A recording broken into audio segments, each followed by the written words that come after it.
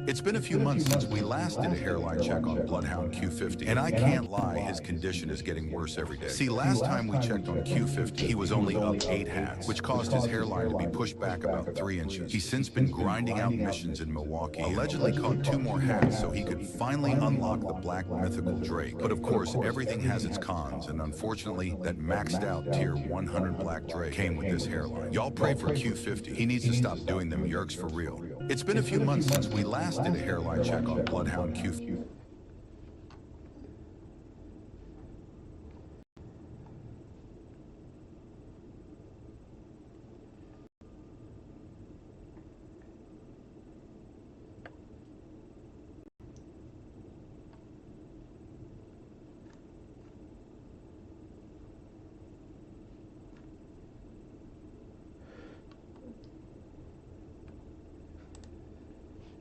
And action.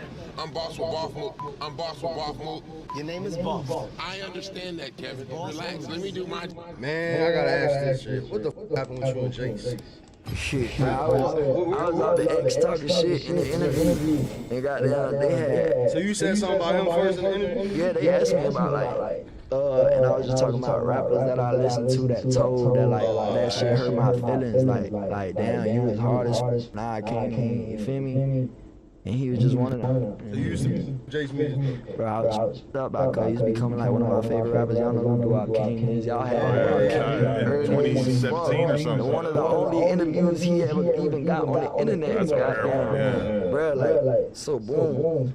Like, I'm about Doo-Wop King and Chief Keef, and like, he right up that lane, you feel me? Like, so.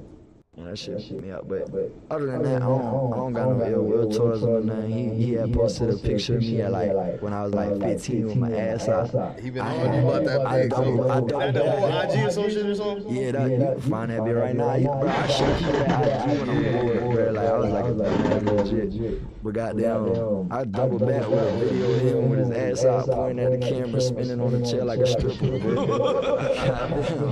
Yo, Jason's a funny one because like I genuinely like his music and I think he's cool and shit. But when we interviewed him, I asked him about the Scissor shit, and like I'm so used to rappers like explaining away and like having a million different reasons and everything, and he was just kind of like, yeah, whatever. Like he didn't even care to explain anything, and I was just like, well, that's kind of valid if you're just gonna say, hey, I did some shit that wasn't great. With me, it's like I fuck with like Summers and heavy, so it's like that's another part of it. Like, I'm genuinely cool with somebody you told on. It's not no like internet like issues, no like this man really don't fuck with you because you told on him. Like you feel me? Like.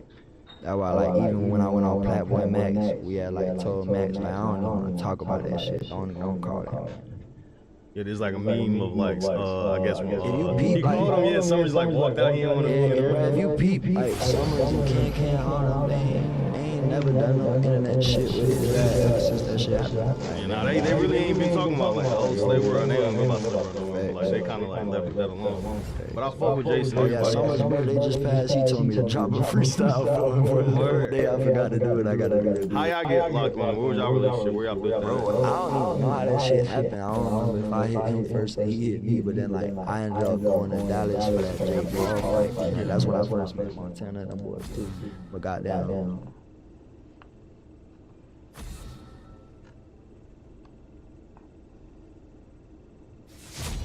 After losing a brutal battle to a twisted copy created by the very magic she was using, Diana realized she might have to end her own life to destroy the twin born from her power. Desperate for answers, she turned to the gods. She chose an ancient sacred site for their final confrontation.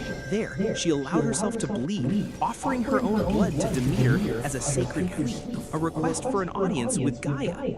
Gaia accepted. As soon as the Earth Goddess appeared, she saw the evil spreading through the world and chose Diana as her champion to fight the darkness. With Gaia's power, Wonder Woman's corrupted counterpart was destroyed, erased from existence. But peace didn't last. As Diana returned home, a transmission from Gotham City came through, and with it, a new warning. The mark of Hecate had appeared. After losing a brutal battle to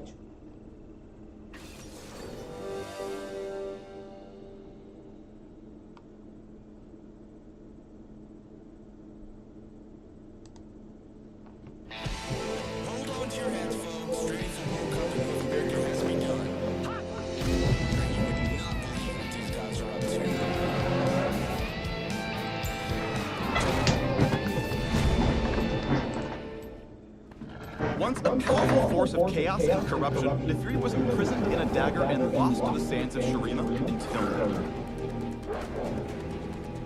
She's found terrifying new freedom in a pack of doom possessing her in a never-ending hunt.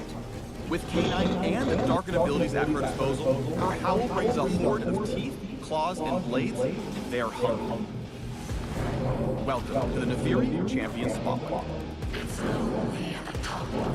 And 47 pence. Ninja halfway to Lord of Destruction Infinite rank. Yeah, $10 nice, yo. $10 American skull tipped £1 and 47 pence. The man you crying again. Supernation behavior. USA emoji. USA emoji. USA. The king is here. The king is hurry.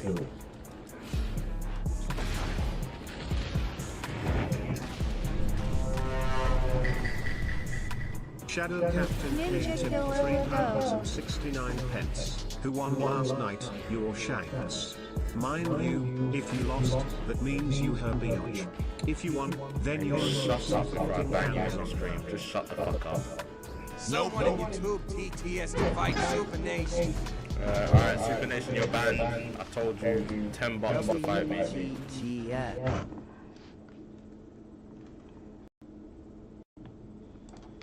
Yuji and Dabura just got compared to a freaking nuke. Yeah, you heard that right. Jujutsu Kaisen's sequel is absolutely insane, shocking everyone with yet another twist no one saw coming. Chapter 14 begins with Japan having to find a solution to Dabura's request for a duel. Humanity has to pick a champion, and they need to find Yuji. However, since he's missing, Yuga is the next best bet, but they'll know she will lose and die, so she has to make a binding vow to power herself up, and there is strong speculation that she has the 10 Shadows technique, meaning, you know what, Mahoraga is coming back. Oh, hell no!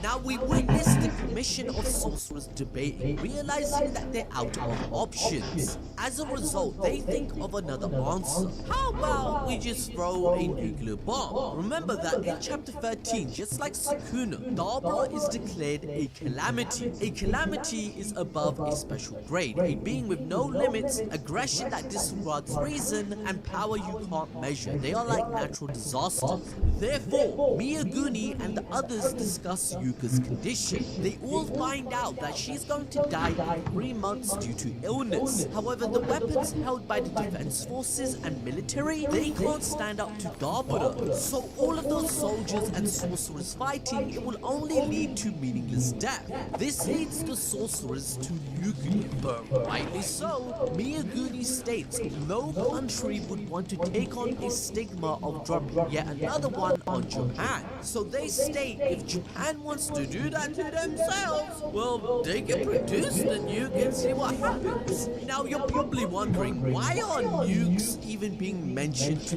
power-skilled characters? Well, it was already established in chapter 6 of the original manga. A grade 2 has the close call with a shotgun, grade 1 even a tank might be insufficient, but for special grades, cluster bombs might work. However, considering that Kenjaku stated that a special grade is able to wipe out an entire country with one hand tied behind your back, I guess comparing Yuji and Dabura, who are now calamities, to a nuke, that makes perfect sense. Even Gojo's hollow purple against Sukuna was like a mini one, and even then it didn't vaporize them from existence. And let's not forget Sukuna's furnace that Yuji survived. It was compared to thermobaric explosives that kill all living things. However, you guys in the comments, shout out to you, you actually dropped one of the craziest hidden connections about Yuji's evolution. And the more I dug into it, the more it actually lines up with the story. What if the Lumerian aliens accepted Yuji because they don't see him as a human anymore? They would see him the same way they see the Kalyan. After all, Yuji can't age anymore thanks to being closer to a cursed object, being half off in half. The entire conflict started because the Lemurians' third eye suddenly began crying, and for their species, when a Kalyan is killed, the brain damage is catastrophic. So to them, cursed spirits aren't monsters. They've interpreted them as deities, the beings who granted them their abilities in the first place. That's why so many of you pointed out something genius. The Lemurians would logically identify Yuji as a Kalyan too. Tengen explained when she failed to merge, her body didn't stop aging, it kept evolving. And after 500 years, she wasn't even human anymore and gained 4 eyes looking like a thumb. She became closer to a cursed spirit, which means even Tengen would be worshipped by the Sumerians just like she was already by the cult known as the Time Vessel Association back in the past, which makes it not even shocking if Yuji ends up in a similar situation, especially since he's become like Tengen. I mean, I wouldn't be shocked if Yuji has evolved past regular humans just like Sukuna. The king's body changed. People always ask me, Guy, why are you so confident? And I tell them, because I shop for a used car with Carfax. Why Carfax? Because I was able to... What kind of facts? Used Carfax. Like which car has been in a reported accident, which ride has the best value, which car will have me feeling so confident that I'll just turn up the radio, and roll down the windows, and belt out show tunes, knowing full well that I cannot sing. Carfax is the answer. Shop the all-new Carfax.com. To make it perfect for Jujutsu, where chapter 252 admits Yuji has the king's potential. This was then displayed when he unleashed his black flashes like it was nothing, and Sukuna got angry that our MC was trying to climb up to his level. So at this point, Yuji becomes a calamity too, and this is exactly where Maru becomes the bridge between both sides. He believes in coexistence from the very beginning of the story, and he was the one that told Yuka that in chapter 1. Then Sugiri understood how he feels about the idea of being neighbors. Now remember, Maru's harmony technique lets anyone he touches become in tune with the world, automatically seeking out their equal counterpart. It can track down a person anywhere on Earth, no matter how well they're hidden. And since the humans can't find Yuji at all, not even Nobara, harmony is the only solution left. This becomes even more important when you realize what chapter 13 is foreshadowing. Nobara, he's getting fed up with the Kalyans. When he states, once again, it's the Kalyans, he's actually grieving. Every major tragedy in his life traces back to them. The ancient beliefs that sparked the first conflict and war that separated the tribes on their original planet. Then later, he was forced to kill his best friend because of them when the Kalyans slaughtered the chief's daughter. And now on Earth, Cross dies indirectly because of them too. But later, when Osugi tells him he wouldn't understand their pain because he's a disgruntled outsider, it shows how isolated Dabra truly feels. All of this mirrors Suguru Geto's downfall in OG JJK. Remember, he crashed out. So if Dabra ever snaps just like Geto would against the Kalyan or humanity or even his own people, the aliens have no choice but to also request the only being capable of stopping it, and that would be Yuji Hitodori. Now don't be afraid to engage in the conversation in the comments because I do read them and I just expanded your thoughts. That's how important you are. And whilst you're down there, make sure to smash the like button and check out Gamer Subs. If you've never tried it before, here's why people actually buy it and love drinking it. It has zero sugar, clean caffeine, low calories, and it genuinely tastes good. Use code ABD for 10% off and get yourself the drink that gives Yuji the energy to use left, right, good night. Now chapter 14 isn't done cooking and being peaked because it drops another bombshell. It is a perfect example of how the story keeps flipping our expectations. Dabra and Jabaloma, they initially looked hostile. We all thought they were villains. We judged them based on their appearance. But guess what? They're the ones trying to avoid war, right? And now the twins get the same treatment. We all assumed Ross was the evil evil, emotional hothead, and Maru was the level-headed one that wanted peace. But it turns out it's the complete opposite. Maru is the aggressive twin, whilst Cross is sensitive and the real crybaby. Suddenly, it makes complete sense why Maru was the first to attack in the flashback. He tried to fight Darbra for holding back against Dola, as he hurt his pride in his duty to be a warrior. Now, in chapter 14, we witness Maru break down when he sees Cross's condition. He hasn't spoken honestly with his brother in so long that it hurts, and now he's confronted with the possibility that he might lose him forever. That's when we get the flashback, the moment the twins discovered the special moon stone that their father left behind. But Maru, he shatters it. He finally admits to himself that it was just an ordinary rock. Their father died protecting a fantasy, and Maru realizes he's been living in that same delusion. He puts all the blame on these stones, and here's the tragedy. Maru is becoming exactly like his father. He didn't want Cross to know the truth about the stone, so he lied to protect it. And now, looking at Cross injured because of the decisions he made, Maru realizes his duty as a warrior is just another obsession that causes harm, pretty much paralleling the life of a sorcerer that a human would have, as they would have to endure pain. His father cherished a worthless stone until he killed it, and Maru nearly repeated the exact same fate with Cross. That's why he wants to apologize, because for the first time, Maru sees the cycle that Cross and Yuka talked about in past chapters that they want to break, and now he refuses to let that cycle claim his brother. But the scene then cuts to Sugiri, who thinks the alien Sumerians arriving on Earth is a little sus and ain't adding up. Sugiri finds it hard to believe that they could develop high-level science or interstellar engineering based on how this society works. There's no way primitive people like them built the spaceship, yet they arrived in a vessel far beyond human technology, which means someone else must have created it. The ship is powered by cursed energy, but even if they somehow had the intelligence or resources, they simply didn't have the time to create something this advanced. So Sugiri concludes that there must have been an irregular event, and that happens to be Maru. The spaceship is made of the special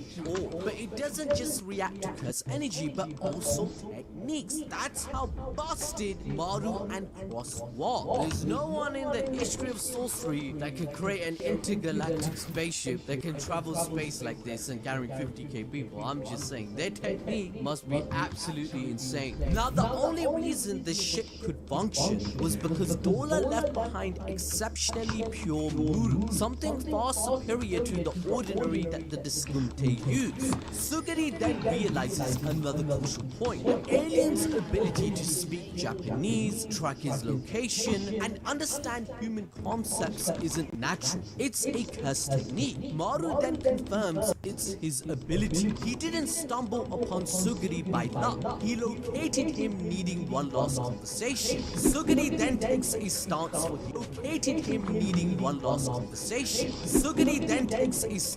humanity, asking Maru to leave the planet with the 50,000 refugees. But Maru says, bro, that's impossible. You really think I can do that right now when we've discovered that Kalyans exist on this planet?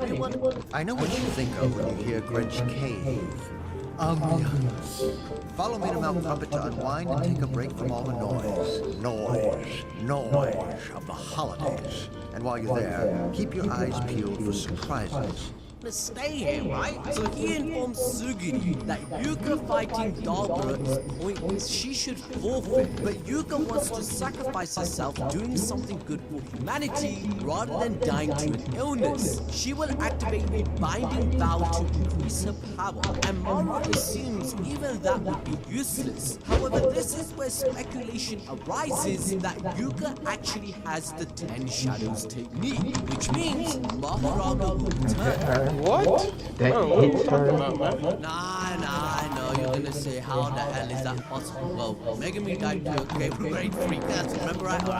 But really, truth, the possibility of Yuka obtaining 10 shadows is dead, since she's part of the Zeni bloodline thanks to Maki. The evidence for this comes for multiple reasons. Mahoraga is the next best thing after Yuji. Even an untamed version of him killed a 6 eyes limitless user 4 years ago, where both sorcerers in the duel annihilated each other with Gojo. Why would they pick Yuka and not any other grade 1 sorcerer to fight him unless she had something really powerful by her side? It just wouldn't make any sense. Secondly, in chapter 1, Yuka uses Savage Jaw Strike, where she makes a hand seal just like Megami would to summon the different animals of 10 shadows. This would be Yuka using the Divine Dog abilities, and since Yuka was the one that trained us in childhood, it isn't surprising that her fighting stance is different to that of previous shadow users. Remember that even when Yuji learned Sukuna's shrine and used it in chapter 257, we are told that the same techniques can be interpreted differently by sorcerers of different era. Unlike Sukuna, Yuji used shrine with the interpretation that it's like a pair of scissors cutting anything he applies it to. Then Sukuna even showed us that with 10 shadows, if the sorcerer is skilled enough, they can manifest Max Elephant's water while summoning it, where he copied the mechanism of blood manipulation. Then Gege left us another clue that Yuka has 10 shadows in chapter 4. Look at the frog in this panel. It's the same type that Megami used, and it's randomly there in this cute moment where Maru waters it to cool it off. I mean, even when she fights in chapter 5, she does a hand sign again to change her fist into a wolf's and calls it Biting Twist, which means against Darwin, Yuka is likely planning to summon Mahoraga and amplifying his power with a binding vow. If Mahoraga adapts to his technique in time, humanity will have a chance to win. Let me know what you think of this theory in the comments. But the story just keeps getting better and better. Suguri just wants his sister to live out her last 3 months in peace. That's what an older brother is for. But life didn't give him mercy either. It gave him a curse. And this is where everything connects, because Suguri's heavenly restriction isn't even fully awakened yet. Remember what Maki taught him in chapter 1? To lose something will become your strength. Maki's entire existence was defined by loss, and the moment Mai died in her arms, it changed her forever. And now Suguri is walking the same path. If this story keeps going, he'll become just as busted as Maki did in the OG series. Deep down, Suguri wants to prove something to his family. He doesn't need Rika's ring. He wants to be seen as the strongest through his own means. So he tells Maru to leave Earth. And Maru hits him back with alien history saying, nah bro, that ain't gonna happen. It took us 2 years to find a habitable planet. Their technique burnt out in the process, and they drifted terrified through space. And Gege Bra, he pulls out one of the most beautiful illustrations of this ship, reduced to a tiny speck against the infinite void. This tells us that's reduced to a heap in the process, and they drifted terrified through space. And Gege Bra, he pulls out one of the most beautiful illustrations of this ship, reduced to a tiny speck against the infinite void. This tells us that Sumerians don't have another choice. They can't waste all that suffering. They can't let 50,000 people's lives die for fame and in the darkness of nothing. Then Suguri, he pulls out his sword like an absolute menace and basically says, my bad, what I meant was, get the hell out of here, ya bitch. And at the same moment, Maru says he has a duty as a warrior. And that's when the meaning of this scene hits even harder, because as these two former friends prepare to clash, the plane carrying Yuka to fight Dabra, it flies overhead between them. It's absolutely peak storytelling. And if you want to enjoy more peak, watch this video about the illusion story in former friends. The meaning, Maru says he has a duty as a warrior. And that's when the meaning of this scene hits even harder, because as these two former friends prepare to clash, the plane carrying Yuka to fight Dabra, it flies overhead between them. It's absolutely peak storytelling. And if you want to enjoy more peak, watch this video about the illusion from Prokias and how he pulled off the zero record by being a genius.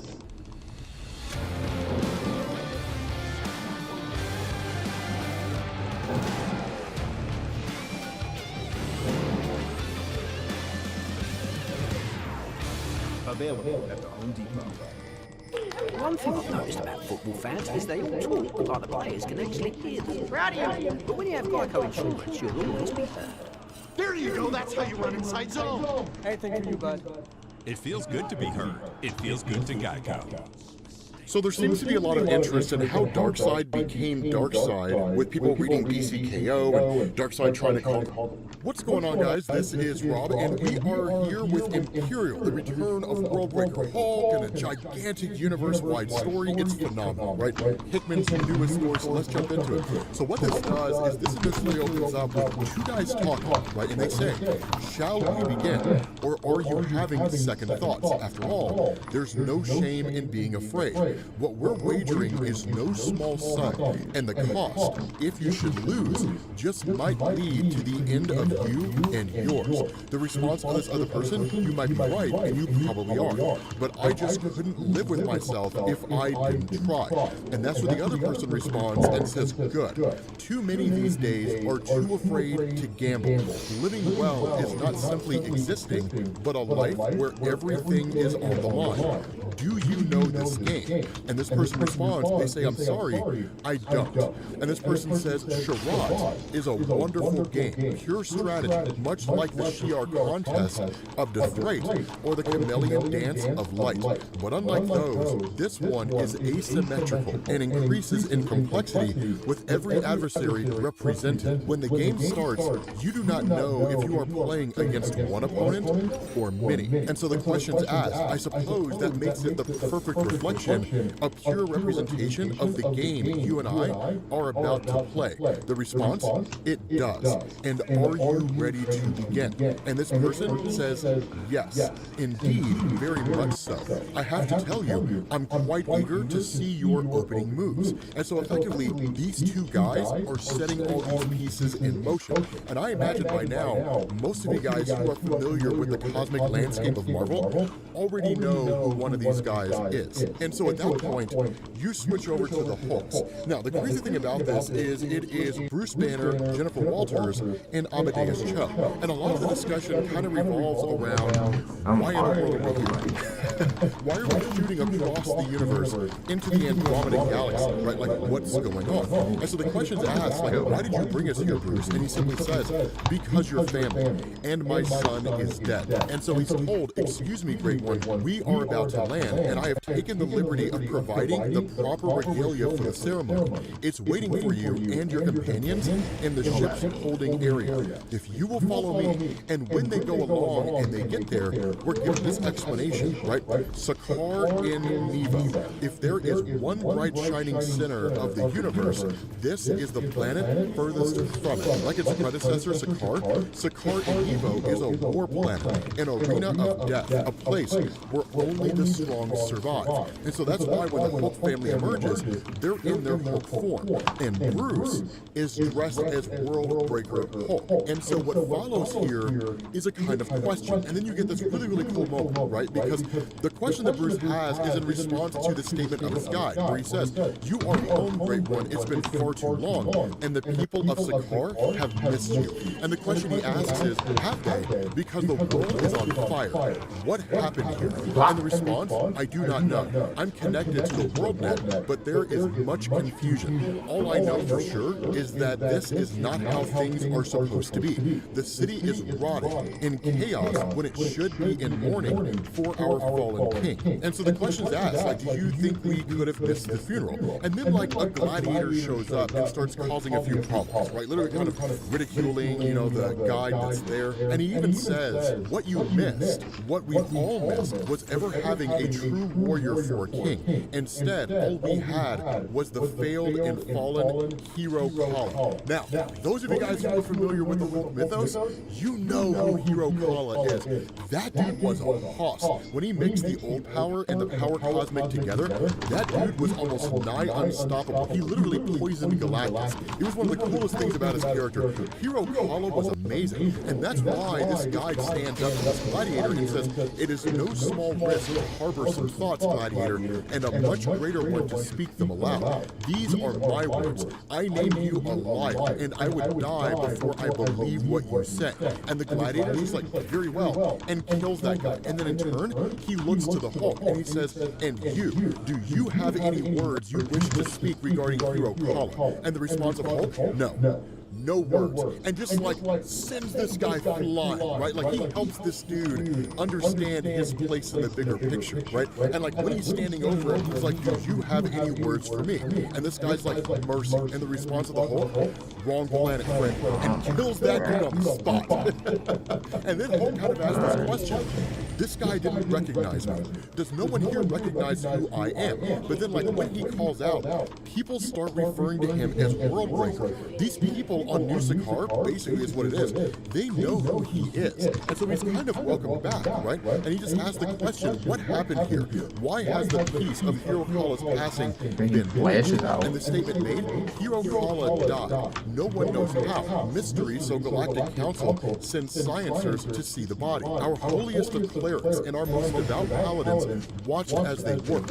What they saw was terrible. And so this, guy who basically been cut in half, he says, I'm listening into the WorldNet chatter. It's one of the last things I can do. And he says, I think I can explain. The forensic team the Galactic Council sent discovered that Hero Kala did not die of natural causes. It appears as if he was poisoned, murdered. And because this is Holy Sakaar in Nevo, being murdered is the same as being defeated.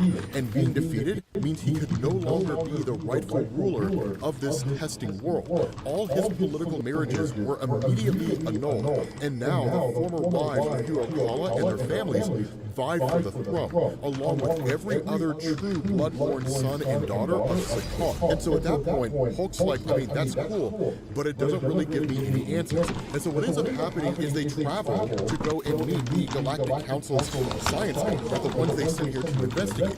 And the only real bit of information the Incredible Hulk gets here is that Hero Kala was poisoned with 2 poisons acting in unison, but there really isn't any other information given as to how this went down. And so the Hulk at that point is like, we need to go investigate. We're going to go see the Galactic Council, see what they know.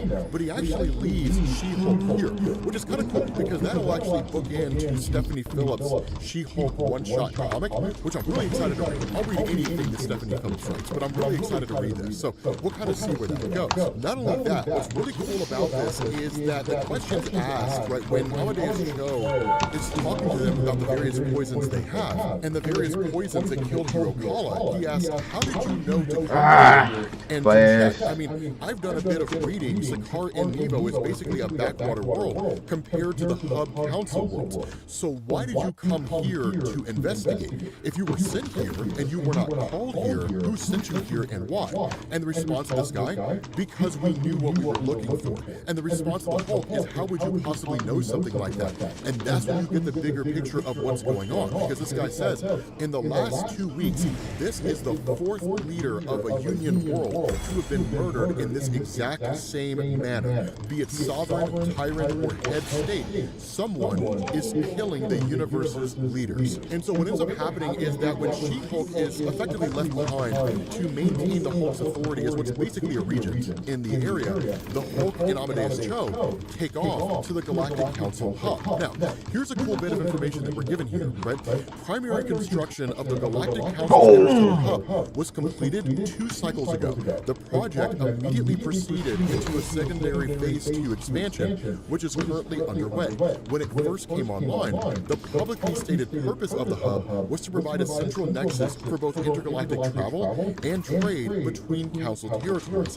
However, some believe the true reason for its existence is the formation of a centralized political power structure and an origin point for what is suspected to be a formalized union of the Galactic Council systems. All Council members have denied such rumors. So this is basically a Jonathan Hickman long-winded way of saying the conspiracy theory is that the Galactic Council, all the empires of the universe, are consolidating power, and that they're going to become a kind of inner circle, all ruled under one ideology. No, those teams here. Jason of Spartax, and you pick up with Peter Quill. Come to find out, Victoria is one of the people who has been poisoned. Now, Victoria is a character you may or may not know about. She was introduced in Legendary Star-Lord, and specifically you get her backstory in issue number 12. But she's an illegitimate daughter of Jason of Spartax, right, the father of Peter Quill. And that there comes a point when she kind of wants to follow in Star-Lord's steps to a degree, where she becomes a captain of Spartoi's Imperial Guard, for lack of a better word. But she's exceedingly capable, and she's kind of the one that had ruled in Jason's stead when he was essentially ousted. Of course, he's now returned to power in the absence of Victoria, right? The fact that she had been defeated. But it's a cool bit of history there. It doesn't really seem like she has a significant role within this story, outside of being the means by which Jason of Spartax retakes power as the Emperor of Spartax, but still, it is a cool little thing that goes on. The other part of this is that as he's talking to Peter, he kind of reveals what he really thinks is going on. Because Peter asks, do you think she's going to be alright? The response of Jason, if she dies, your half-sister will make the fourth leader inside the Galactic Council to mysteriously perish on the eve of our largest meeting in cycles. That this is happening right when we're negotiating the sovereignty, treaties, and laws that will govern this place is a serious problem, Peter. And so that's where Peter's kind of like, so you think there's something more to this than what's initially going on? And the response of Jason, if you're asking me if I believe in coincidences, no, I do not. I will burn an offering and kiss God's feet if it means your sister is somehow saved. But that's beyond my control. What is not is finding out why this is happening and if I can do something about it. And so he says, you need to understand, Peter, as soon as the council is assembled and called into session, I will lose control of the situation. It will become political quickly and involve more than just the Spartoi. So I need someone acting on our behalf outside of that system. Do you understand? And the response of Peter, yeah, I get what you're saying, Pops. So you're saying this is a job for Star-Lord, right? And the response of Jason, no. This is not a job for you. Not by any standard of measurement. Mavericks like you are fine when it comes to gunfights and gambling. What we need is someone with an acute sense of law and order. Now, I imagine you guys know exactly who we're talking about, right? But you'll see who we're referring to here in a second, because at that point, you pick up with Hulk and Amadeus Cho showing up here at the Galactic Council headquarters. And the first thing they say is like, take us to your leader. Right? It is kind of a cool thing. And so then you switch over to the person that Peter has gone to meet, which is Nova. Richard Rider. Now, I know a lot of you guys love Richard Rider. Richard Rider has a very small but incredibly dedicated fan base. So I know that there are folks out there that adore his character. What's going to be kind of interesting here is that if you're anything like me, the kind of time frame here seemed to throw things off momentarily. Because when Peter gets up and starts talking to Nova, that one of the things that happens is we're given a bit of explanation here, where he basically says that he's one of the last two Novas in the universe, the other, of course, being Sam Alexander. And he says the planet Xandar, home of the fabled Nova Corps, was destroyed in the Annihilation Wave. Now, all that remains of Xandarian culture are the two remaining Novas and the long-dormant world line of that society. Now, here's what kind of threw me off here, right? That technically the Nova Corps was reformed, right? The Nova Corps was destroyed in Annihilation Conquest, that kind of thing. But after the events of Thanos Imperative, and kind of up to the events of Thanos Imperative, Richard Rider had tried to reform the Corps. It really wasn't quite as capable as it had been before, but it was reformed. What Jonathan Hickman really seems to be referring to more than anything else is that the Corps did exist in two forms. You had the Corps when Richard Rider first joined, then you had the Nova Corps after Annihilation and Annihilation Conquest. The version after the Annihilation events was like a shell of its former self, right? A shadow. It was nowhere near as capable as it was before. A lot of that was due to the fact that the various worlds out there didn't necessarily trust Richard Rider's ability to lead the Corps, and it hadn't quite proved itself. So they didn't send their best members of their races to join the Corps. They would submit them to like the Imperial Guard or something like that. And so that kind of seems to be the reference that, yes, the Nova Corps kind of returned, but if we're talking about the Corps the way it existed before Annihilation, it's basically dead, and it has been dead ever since. And so again, it's kind of a cool bit of history there. But at the end of the day, Peter approaches Richard Rider with this offer from his father, right? Like someone out Bro, there is can we killing kill this across bitch? the universe. We need someone to look into it. Are you willing to do this? And Richard Rider rejects it. He's like, no. I'm not going to have any part of that whatsoever, right? I've got far more significant things to worry about than that. You are worried about the deaths of leaders, and that's fine. I'm worried about the average person out here struggling and trying to help them as best I can. Not only that, I can't die, right? Because if I do, then that will basically lead to like the Nova Corps not existing in any real capacity whatsoever. He really holds himself as like the last bastion of the Corps, and in a lot of ways he is. But at that point, you switch over to a meeting between Gladiator, Jason the Spartax, and of course, the leader of the Chameleons. And at that point, they're kind of like, okay, I've pulled every string, called in every favor. The council session is scheduled to begin in less than a cycle. How much longer until everybody gets here? And he's told, the Kree Skrull delegation has just arrived, which means everyone that you wanted to be here is here, with one exception, the Wakandans. Now, one of the things that people tend to forget is there is an intergalactic empire of Wakanda. It's not just on Earth anymore. It's been in space for quite some time. And so the question that Jason asks is, why? Like, why aren't they here?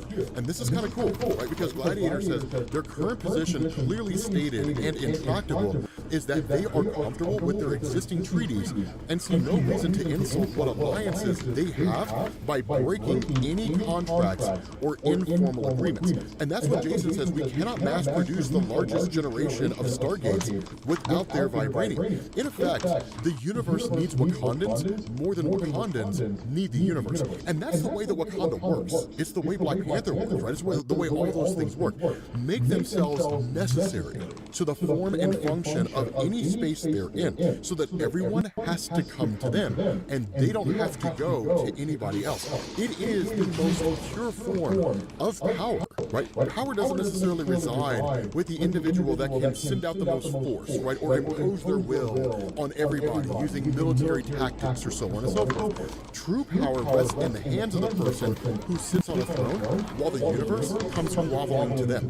That's true power, and that's what Wakandans have always been capable of. It's what they were always best at. And so that's what makes things so awesome here, because in that moment, Jason is told that the delegation of Hero Kala is here, right? And that when Hulk and them show up, because of the fact that Hero Kala's not there, but the Incredible Hulk being Hero Kala's father and having just recently traveled from that world, is basically given an invitation by Jason Spartax to sit in on the Intergalactic Council session. But here's the other part of this, right? These guys both have sons, but specifically, they both have children who are or have been affected by these essentially assassination attempts or successful assassinations. And so that's where Jason tries to kind of find some common ground with the Hulk. And he says, like, it should go without saying, but I'm very sorry about your son. It's an evil thing that happened, and whoever did it must pay. Now, most people who know about Hero Kala are going to be like, yeah, but I mean, like, he hated the Hulk. And that's what Hulk says. He hated me. Right? Jason's like, excuse me? And he's like, he hated me. Right? The circumstances don't matter. All that does is that I failed him in some way. And now I will never be able to fix it.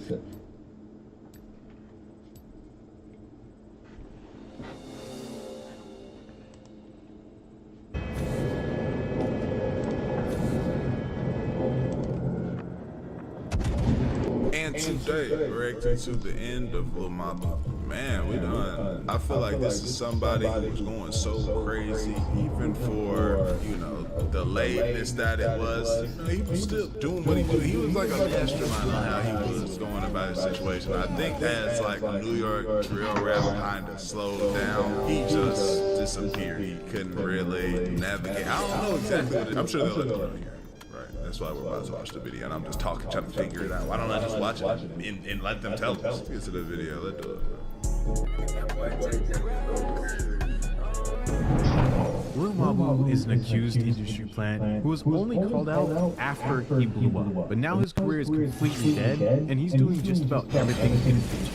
Posting pictures online with Bonnie Blue, and switching up his whole entire style, which is a good indication of someone who is completely falling off. Now before we get into this fake tough guy rapper, Lil Mabu, that's not always true. That's not that they probably felt like they're seeing it. They've either fell off and they're trying to, well, that is kind of true. In his case. Well, it's not always true for everybody's kids. If somebody starts kind of flipping, they're maybe trying to catch it. They like see in the future, like this isn't gonna last. Let me try to start changing, and that's what a lot of people should do. When you're in the industry, or you're in a field, or you're in a niche that is one that you got to be able to be honest with yourself. This probably won't last. Let me start flipping the script a bit. That's a smart individual. So it's not always. I wanted to say thank you for all of your support. I've been gone for a little while, but I'm finally back to posting videos somewhat regularly, so I'll let you know what happened with that later on in the video. But for the second video back, I wanted to try to get 500 likes on this video. So if you could, like the video and also hype it. Also comment. I will see your comment in the next upload. Let me get you the little Lil Mabu's real name is, if you thought it was Matthew, it is, but it's Matthew DeLuca, and he's a 20-year-old drill. I'm using that really loosely, and rapper, also using that word lightly, who grew up in New York. Now, I learned about him on my TikTok For You page when I saw a small snippet of his music video with Dusty Locane called No Snitching. Now, my first impressions of him was a skinny white kid with makeup on, trying to look unhinged and tough, but brother, you're probably 150 pounds, soaking wet, nothing stuff about you. Anyways, the song itself was okay, and on YouTube, it just solidified it being okay because it gained 27 million views. And that was the first viral music video that Matthew posted onto his YouTube channel. He posted a few other videos beforehand, nothing really racking in like so many views, but this was the most viral. This collab with Dusty Locane put Lil Mabu on the map. After this, he was hanging out with other drill rappers who would have some hits with them as well, like with Didi Osama. This was the second song he made with Didi Osama. He was probably paying a nice feature video price. He probably was paying well, very well. I think about it. Probably used Pop's money and was like sending a good advance. And it was a hit, racking in 41 million views as of today. After that, Matthew posted 2 music videos that both gained a lot of attention. One being called Trip to the Hood, and the other being called Mathematical Disrespect, with Mathematical Disrespect gaining over 75 million views as of today, and also charting. Now, the reason why I brought up the song Trip to the Hood was because of the beginning of the music video, where it just shows him portraying a privileged white kid who's living a double life, and his dad, who at the time everybody speculated was the CEO of Empire Music, or something to do with the music label. He was just sitting there. I don't know. It's funny. Just watch it. See, after his song with Dusty Locane and Didi Osama that racked in millions of views and put him on the map, people wanted to know just who Lil Mabu was. Who was this scrawny white kid? Who is he? And his come up in the music industry. But this would become an issue for Matthew because Lil Mabu wasn't this hard drill rapper coming from Hunts Point in New York. It was revealed after the song with Didi Osama that Lil Mabu was just a privileged white kid who grew up in Manhattan, New York. Now, it's not like this little come up story, oh yeah, you know, he lived up in Manhattan and he was on the streets, he had it rough. No, his dad was a funeral director who owned multiple multi-million-dollar properties. So, yeah. Matthew was also a straight A student. That's the thing about him. I think that he kind of was pretty honest about. You know what I'm saying? He went into it with that shtick. A prestigious private school, which is pretty big. Now, this isn't a Disney movie from the early 2000s where I try to bully him for having a high GPA, but I do want to point out the significant differences from his rapper persona and how he actually grew up. Now, this isn't the first time that we have seen a white rapper or singer try to appropriate somebody else's culture and create a persona of which they have never lived. But this is the first time. About when you say it like that, it is pretty nasty. That is pretty nasty. It is pretty nasty. He is definitely appropriating. He definitely pulled up and did that. And then now, if his new little like swag is more poppy, like let me use this up, and then that's a tough. That's bad. That's bad. They allow him, you know what I'm saying? They allow him to go in there and do that. You feel me? But you know, hey, y'all living that life. Y'all is cool with it. Okay, that's one thing. But where we have seen someone who has been exposed make multiple videos and music videos to make it seem like they actually live the life that they rap about. Now, there was a video that came out somewhat recently, not really recently at all, probably like 3 years ago, where Lil Mabu was apparently shot during a music video. It was like this big thing, and of course it was pushed around, but it ended up being fake, like always, and it was just an attempt to get clout. But again, all of these stunts helped him climb in popularity. people shared that video around. So, like everything, even if it's negative publicity, it's still publicity. But again, people started to see through this act. People started to see Lil Mama as a troll and completely unserious. Even on Reddit, people were saying that Lil Mama's career would be dead within a few years, and they were exactly right. But before we get into that, I want to talk about how I believe he or his team were paying reaction YouTubers and TikTokers to say that his songs were actually the best that anybody has ever heard, and actually really, really tough. Their words, not mine. This isn't a secret that companies will pay for good reviews. We see that on Amazon and other things as well, to try to push out the product, and this is the same for the music industry, and we see that even more now. I'm going to play a few snippets of reactions that I saw from some reactors who praised Lil Mama and its lyrics.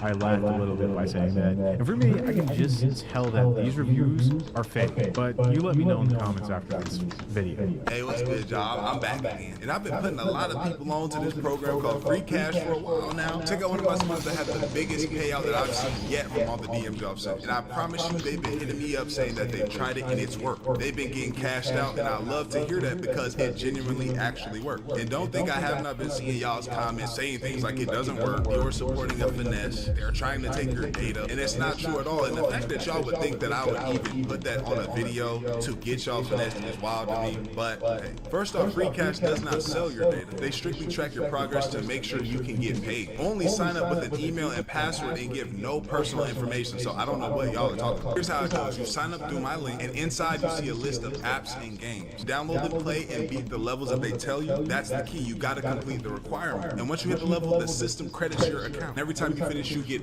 real money. Cash out to your PayPal or get a gift card, while it also being free of charge. The games pay Free Cash to get new players, and Free Cash just shares the money with y'all for trying it out. It may take a little time to get a huge payout, but if you're gonna be on your phone playing games anyway, might as well make $5 to $10 doing the same thing. I don't want to hold y'all any longer, and I hope I've cleared up some things if you've been sitting on the fence. Hit the link, try a few games, and then DM me. Let me know that you've been winning, actually get your money. Like I showed y'all earlier, bro made $1,000 off of Free Cash. I'm not promising that's gonna happen every day for y'all, but the fact that there's a possibility for doing something that y'all already do should really be all the convincing that you need, bro. I speaking Spanish, bro. Well, you know, it's speaking Spanish and English on one track. Well, you know the one. King. I'm not a cop. Yeah, he said I'm not a cop. Yeah, I woke up this morning and put on my fit. On some typical white boy shit. Khakis and white socks, black kicks. I ain't sleeping 1,400 minutes. This nigga really got the khakis and white socks with the black kicks. Boy, that's a typical white boy shit. Look, I rock with bro, right? This the thing though. They definitely paid me. Hey, they paid this nigga. They said, hey, pull what you can pull, say what you can say. They paid this nigga though. Yeah, for sure. No ifs and buts about it, because it's a especially this right here, like damn, like niggas let me fish for something to say. It's a sin. I was up all night studying trick. Took my exam and said bottom my click. I wonder if Mr. Smith knows something lit. I wonder if keep it up. Bro got the white tee with the khaki with the black Air Force, boy, you a menace. Just to let you know. Bro just left school. Where he left, like you say, he took his test, said goodbye to his niggas, and came straight in. I can't take a break till my boy's a household name. I respect the grind. Definitely. Never stop. Ever. Sir, listen, you have something right here. All right? And what you have here is a solid. And yo, what was they paying niggas? Bro, what was they paying niggas? Why you do all of that?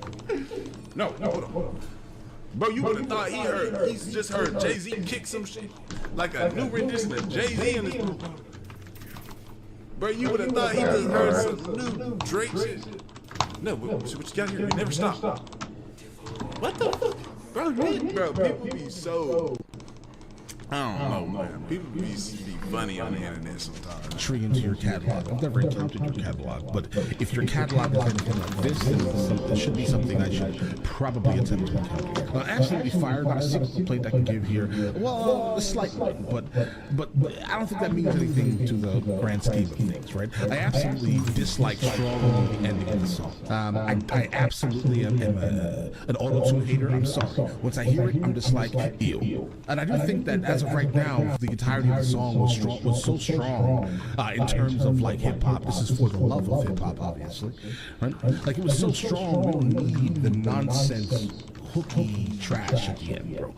No offense, right? You're from New York. You should understand my tone, bro. Right?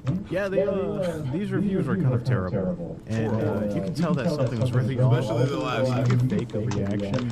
But I think the last one might not have been made. That was a genuine reaction because he said something. I don't think they typically would have paid him to say something like, the last part. They would have wanted to keep it all. So I think that was a genuine reaction. It was just it was almost unbearable. But the emotion behind that reaction, you could tell that's just fake. I don't know, seeing all of these reactions on my TikTok For You page threw me through a loop, and it tried to gaslight me into believing that I was the problem and that his music is actually really good, but I knew that it wasn't. There's no way it could have been that good. Even Mathematical Disrespect, it charted, and I hate that song so much. It makes no sense. And online, one thing I'll say about Lumalu is that the energy when he came on there, it was just lit. Like it was a energy that would make you be like, okay, I hear you. You know what I'm saying? I hear you, white guy, but never have I got in my car. Like never have I got in my car and said, "That little Mabu song." I'm on the internet and I hear a beat and I hear it. Like, oh, okay, I hear you, little bro. You feel me? And I keep going on about my business.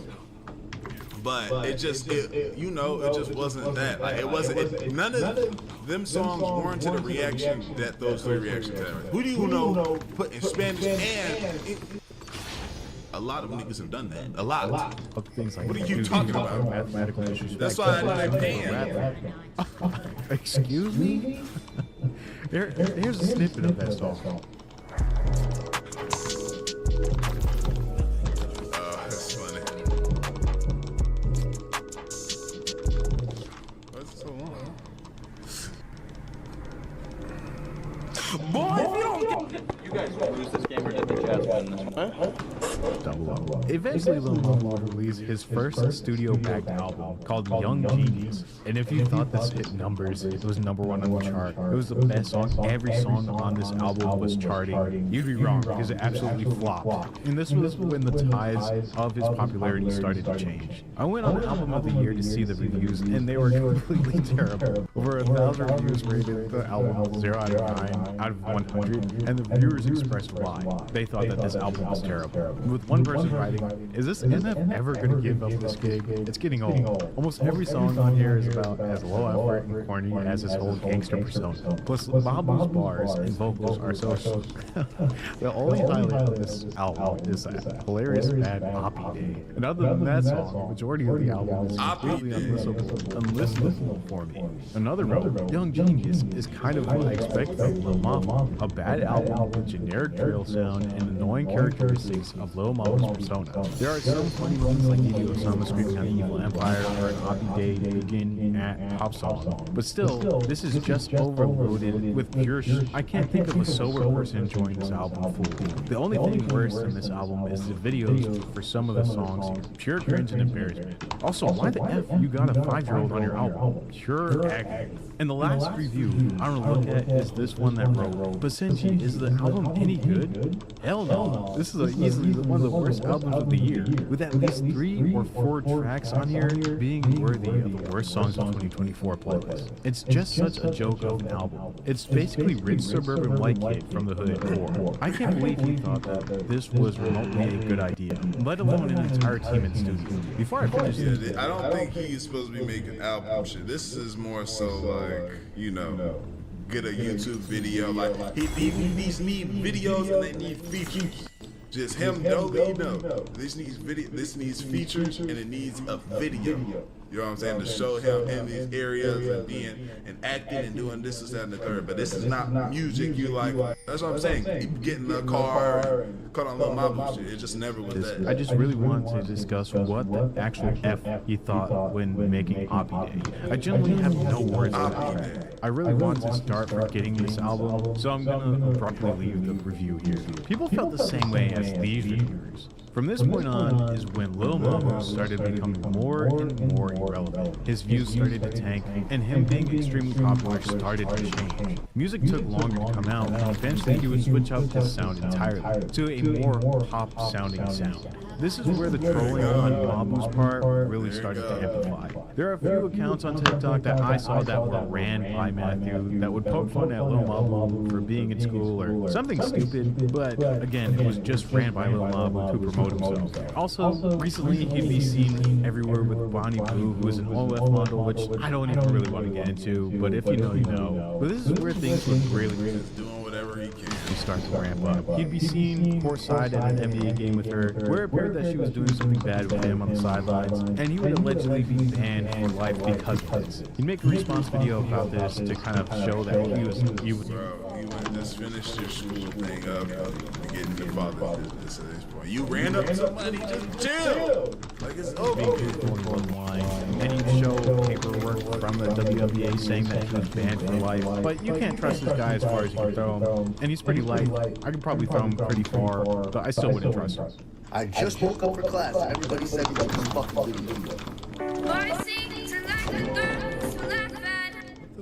He really did this. I can't even look at this, bro. I need to take. I want to take my head off. She was tying my shoe. She was tying my shoe, NBA. Matthew, did you get banned from the NBA? Yup. Sure did.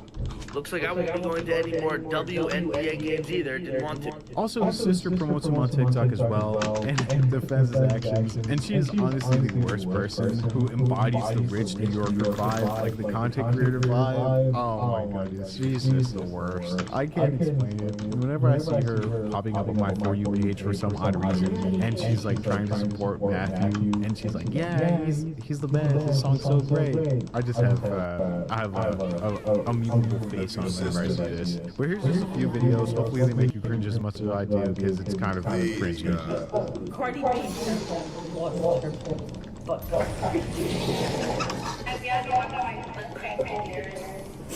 Trust me, I know. I was there.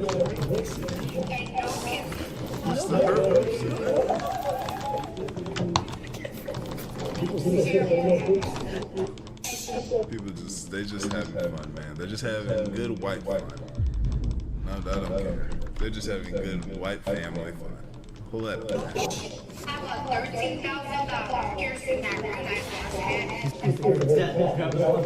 We gotta die down there. We gotta get it.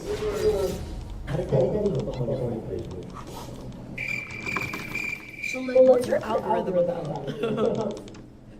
Please do elaborate. Please, we would love to see the rest of your feed. See if I can finish 40 yards in. God, please, let's get this off.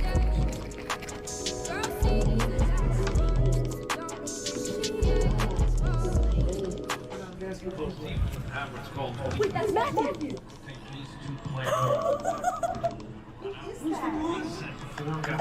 I have a feeling I know who that is. I can't look at this. Can they end this? Skip this.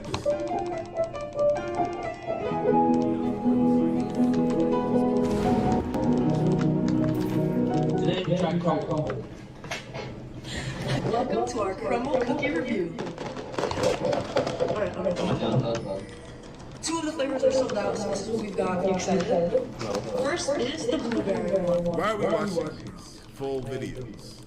Just to cringe more? Oh, we get it. It's fucking dork. All right. Completely forgot to put it in. But supposedly Lil Mabu also scammed a guy named Tommy G out of almost $12,000. On April 3rd, Roadto contacted Tommy G on Instagram about his newly released song, Big Dog Shit, saying, if you want to make the Big Dog Shit your theme song on YouTube, I can whitelist your channel to monetize on it. To which Tommy responds, ooh, that would be badass. Mabu answers back, bet, I got you. And Tommy goes ahead with their agreement. Tommy decided to put that song in a video that he knew would be one of his biggest. A video where he risked his life called The Most Wanted Drivers of New York. I say this just to emphasize that Tommy was doing Mabu a favor here. And at first, everything was cool.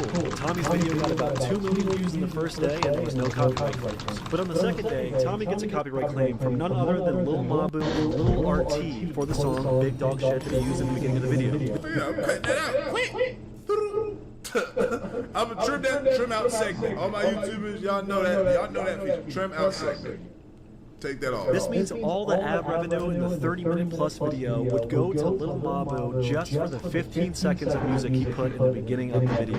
YouTube's copyright system is completely broken and fucked up, but that's not why we're here. Tommy reached out to Lil Mabu and hopped on a phone call with him where he said that he was going to get his label Empire to take care of it immediately, and if worse comes to worse, he would reimburse him out of pocket. The next day, Tommy said, just a heads up, still not cleared. Tommy, who was obviously fed up. I'm cutting that out.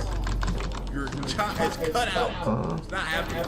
You take it to him. I'm nervous stealing his money on one of his biggest videos ever. Manually removes the song from his video using YouTube's trim function, essentially restoring his monetization. He then reaches out to Lil Mabu's manager saying, I just cut it from the video. I'm not confident that CMG will act on it quickly. I did the math and it's already cost me $11,070. That's fucking crazy, and still, Tommy got no response. This is a chart of Tommy's revenue on YouTube, showing the first day he was making money, and the second day he made literally $0. And then after that, on the third day, he removed the song and he was back to making money. But the money from the second day all went to Lil Mabu and Lil RT. At this point, Tommy wants to be reimbursed from that second day of revenue that was stolen by Lil Mabu and his bullshit copyright claim. So 5 days later, Tommy reaches out to Lil Mabu's manager again, saying, what are our options at this point for recouping what's been lost? Are we able to bill CMG or Empire for a marketing expense? The manager responds, Empire said it's out their hands. They sent an email to them to resolve this matter, but he said if any action is to be taken, it needs to go towards CMG. He said they already have cases that they are dealing with on the same matter. But apparently Lil Mabu ended up donating the money that he owed Tommy G to charity, so I guess he's cleared up. Lil Mabu's persona was huge for a short amount of time, but then he got desperate. He's 20 years old, so maybe he'll outgrow this immaturity, but being rich,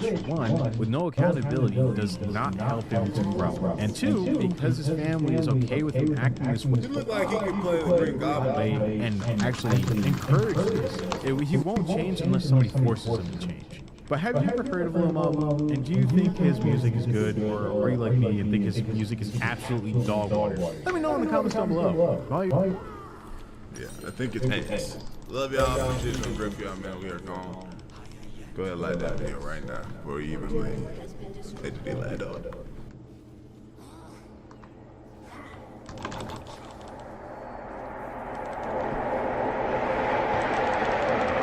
On this episode of Takedown with Chris Hansen, cocky and smug is the name of the game. I mean, that was obvious, but Things for this man are not going to be so fun. At what point did you find out that this was a snake? I'm Chris Hansen.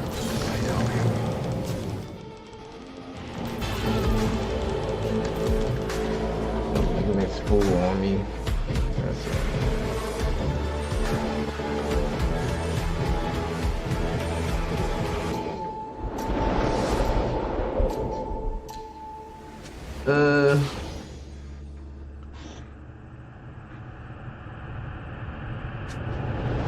I hope you're enjoying this full free episode of Takedown, but there's something else you need to know. Only a small portion of our episodes are on YouTube. There are more than 100 episodes on our streaming service, ad-free and uncensored at watchtrueblue.com. Use the code YouTube24 to watch them all for $2.50 or YouTube Year for $20 off an annual subscription. Also, and this is important, hit the subscribe button below, and we'll see you soon on True Blue. You remember this guy, right? He was looking to have sex with both a woman and her 14-year-old daughter. It sounds like you're trying to keep it feeding, so you can go feed on a 14-year-old girl. But what you didn't see was when John was apprehended in the hotel hallway, the Polk County Sheriff's Office Cyber Guardian team had to whisk John into a room because this guy was hot on his heels to also meet with an underage girl. 39-year-old John thinks he's here to meet with a 14-year-old girl. Oh, I didn't hit all of them? A different story from John himself a little later. The chats never lie. It all begins on a dating site with John looking for a hookup. The Cyber Guardian chatter tells him she's well underage. You're quite the gem. An absolutely one of a kind, unique and intriguing. Massage master with the magic number 11. Are you interested in something local with me? Well, I'm a little younger, so as long as that's okay, I don't want drama. How old are you? Just be honest. I don't mind. You can't tell on me. You can trust me with anything, I promise you. And swear I'm my mother, my best friend. I'll be 15 in a few months, but I'm very mature. Would you be okay with me playing with you and showing you some fun stuff? If you're okay with it. After swearing on his mother, who you'll hear more about later, he sends a very graphic photo of his penis and says he's on his way. What's your address, hon? I'll be coming in my work truck, so nothing to worry about. You sure you're cool with me being only 14? It won't get me in trouble or anything? You're lucky then that you got the most kind and gentle guy. My mother works with the police and missing persons, and dad is FBI. So trust me, you're in good hands. As far as I'm concerned, you are my girlfriend tonight, and will be treated like it. John then exhibits disturbing signs of grooming the underage girl. What's your favorite thing to buy? Makeup? Shoes? Purse? All of the above. Okay, then let me show you my appreciation and get you maybe some Jimmy Choos or a Coach purse so you can see how special and beautiful you are. John then begins to groom the underage girl in a very disturbing way and gets very sexual in his messages. I'd imagine you never have, nor probably aren't excited to try, LOL. I mean, I like trying new things, but I'm afraid it would hurt. Yeah, I don't want to do anything you may hurt from unless you like me, LOL. Do you like me? What? This nigga said. I've done it a lot, so I will like it. Oh boy, this should be fun. Why? You are lucky. You are going to get so much amazing feelings and tingles and all kinds of amazing relaxing emotions. Because once we're both oiled up and I'm massaging you, the intense relaxation from that just makes everything so good. I have magic hands. Before arriving at the hotel, John's next idea is a frightening one. Are there stores near the hotel on the way? Want to come with me? I think there's a gas station or something nearby. You know, you want to take a ride with me? Break the ice and it'll make everything fall into place. Luckily, there was no 14-year-old to take a ride with John. Just the Polk County Sheriff's Office and me ready to take him down.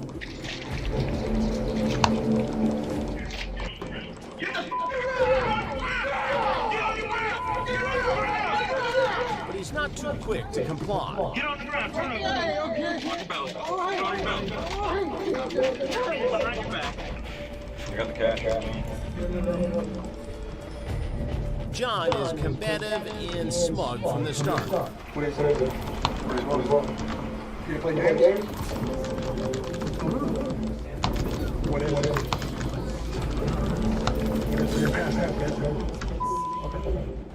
And for a few moments, two Johns are sharing the same hotel room, both in cuffs. Now it's this John's turn to be booked, and his night is about to get a lot worse. After John talks with Polk County detectives, I get a shot at him. And something tells me he's not going to be smiling when he finds himself sitting across from me.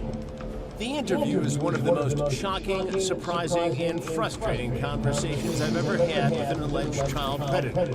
Buckle up. It's going to be a wild ride. Hey, John. How you doing? I need a bit of a fix tonight. Quick, time to choose a meal deal with McValue. The $5 McChicken meal deal, the $6 McDouble meal deal, or the new $7 Daily Double meal deal. Each with its own small fries and drink, and 4-piece McNuggets. This is actually no rush, and I'm just excited for McDonald's. Price and participation be ready. Explain to me how you got here. Nobody really cares here. No, but I want to know. What happened? I just joined that game like a week ago. Yeah. And it was fun. It was no problem. Right. Had you met anybody on the dating site? Yeah, actually, I met a few girls. Did you meet any of them in person? Yeah. And how did that go? That's why I started out. So how many girls do you think you met on the dating app? Maybe like three. Three? And you met them in person too? And how old were the girls you met in person? Oh, they were Very good. Okay, so you're 39 now. Okay. In this girl you're problem with, go ahead.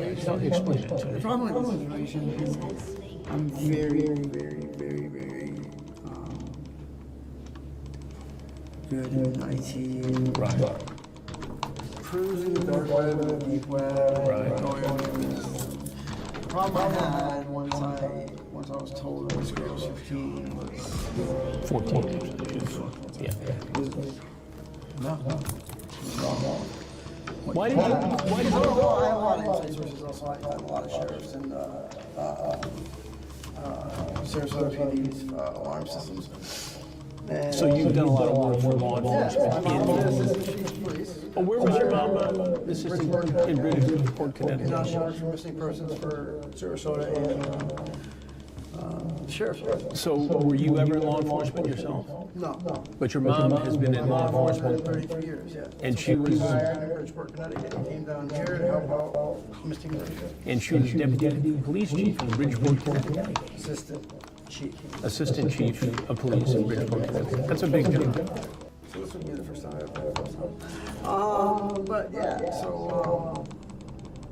so what I was able to find from my source was that I wasn't speaking to a 14-year-old. Okay, I was speaking to a detective behind a mask, pretending to be a woman who actually, through what I found, was actually older than the age of 18. So you knew that this was a sting going in. So I knew it was. You had sources in the... I called my friend, I told him they could hold my call log. Right. I called my buddy, I go, listen, yeah, I got this crazy situation, they're playing this off, this girl's 15, and they're like, just turn around and leave. I'm like, no, you know, that's not my style. Not your style. Not to just walk away from it, I just wanted to prove a point. So you wanted to... He didn't want, whatever you walked in, you never walked in that door. But you walked in the hotel. Yeah. So you had a sexually charged conversation with someone who said she was 14. Check me there. You can use that one. Check, just, so that's true. But the point is this is not. But you're saying, right. I knew the entire. And how did you know that? That's like things that 90% of people can't. So you have the ability to go into secret places on the internet, talk to sources, and you did that See where that computer was, the detective was using, and see where those. And where was the computer that the detective was using? In the hotel.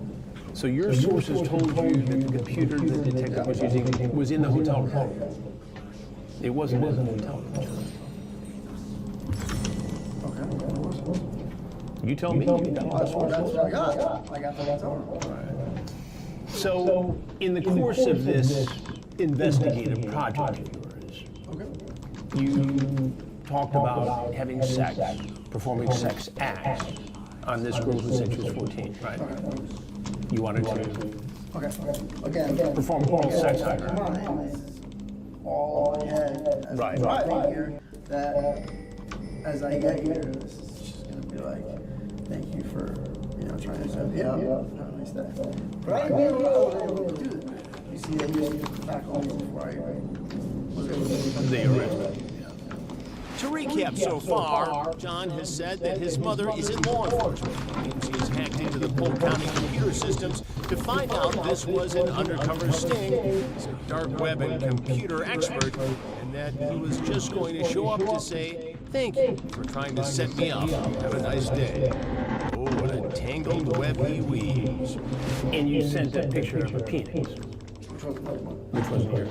Why would you? So why is that? So something that's available to 99 million people on the planet, is that wrong? A lot of people ask me, because I do these investigations.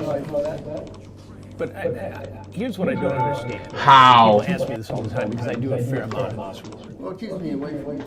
Okay, so why would anybody send a picture of a penis to somebody who said they were 14 years old? Why would you do that? Well, that's not where it was. It was this person saying, send something. Wait a minute.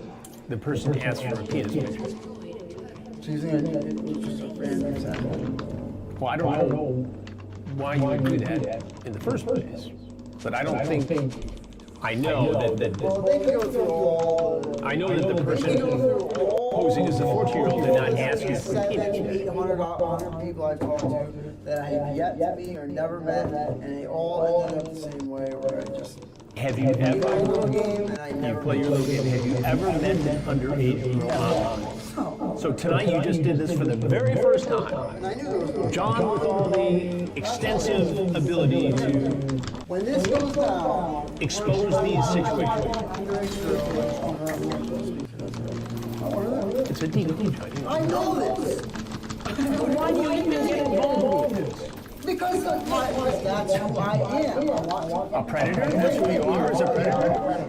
Well, look at you. I'm definitely a predator. I've never been arrested my entire life. I don't have no patterns. I've never spoken to underage girls. Well, then why tonight? Tell me to explain. When I know there's a sting behind it, I can just be like, listen, John, don't know what you're doing. I see you back there, the detective. Have a nice night. How long was the drive for you two? Like an hour and 20 minutes. Hour and 20 minutes? Right. But it doesn't make sense, John, that you would get in a car after a sexually charged conversation.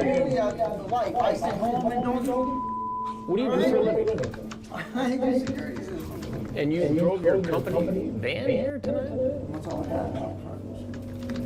How's that going to go over with the company? Obviously not.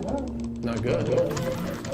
And your mom, John, who was the former assistant chief in Bridgeport, Connecticut, how's she going to react when you tell her about Throw everything we can. She's going to support you? Oh, 100%. Absolutely. We'll pull every little thing off and drop everything. To defend you. You think that your mom will defend you in this case?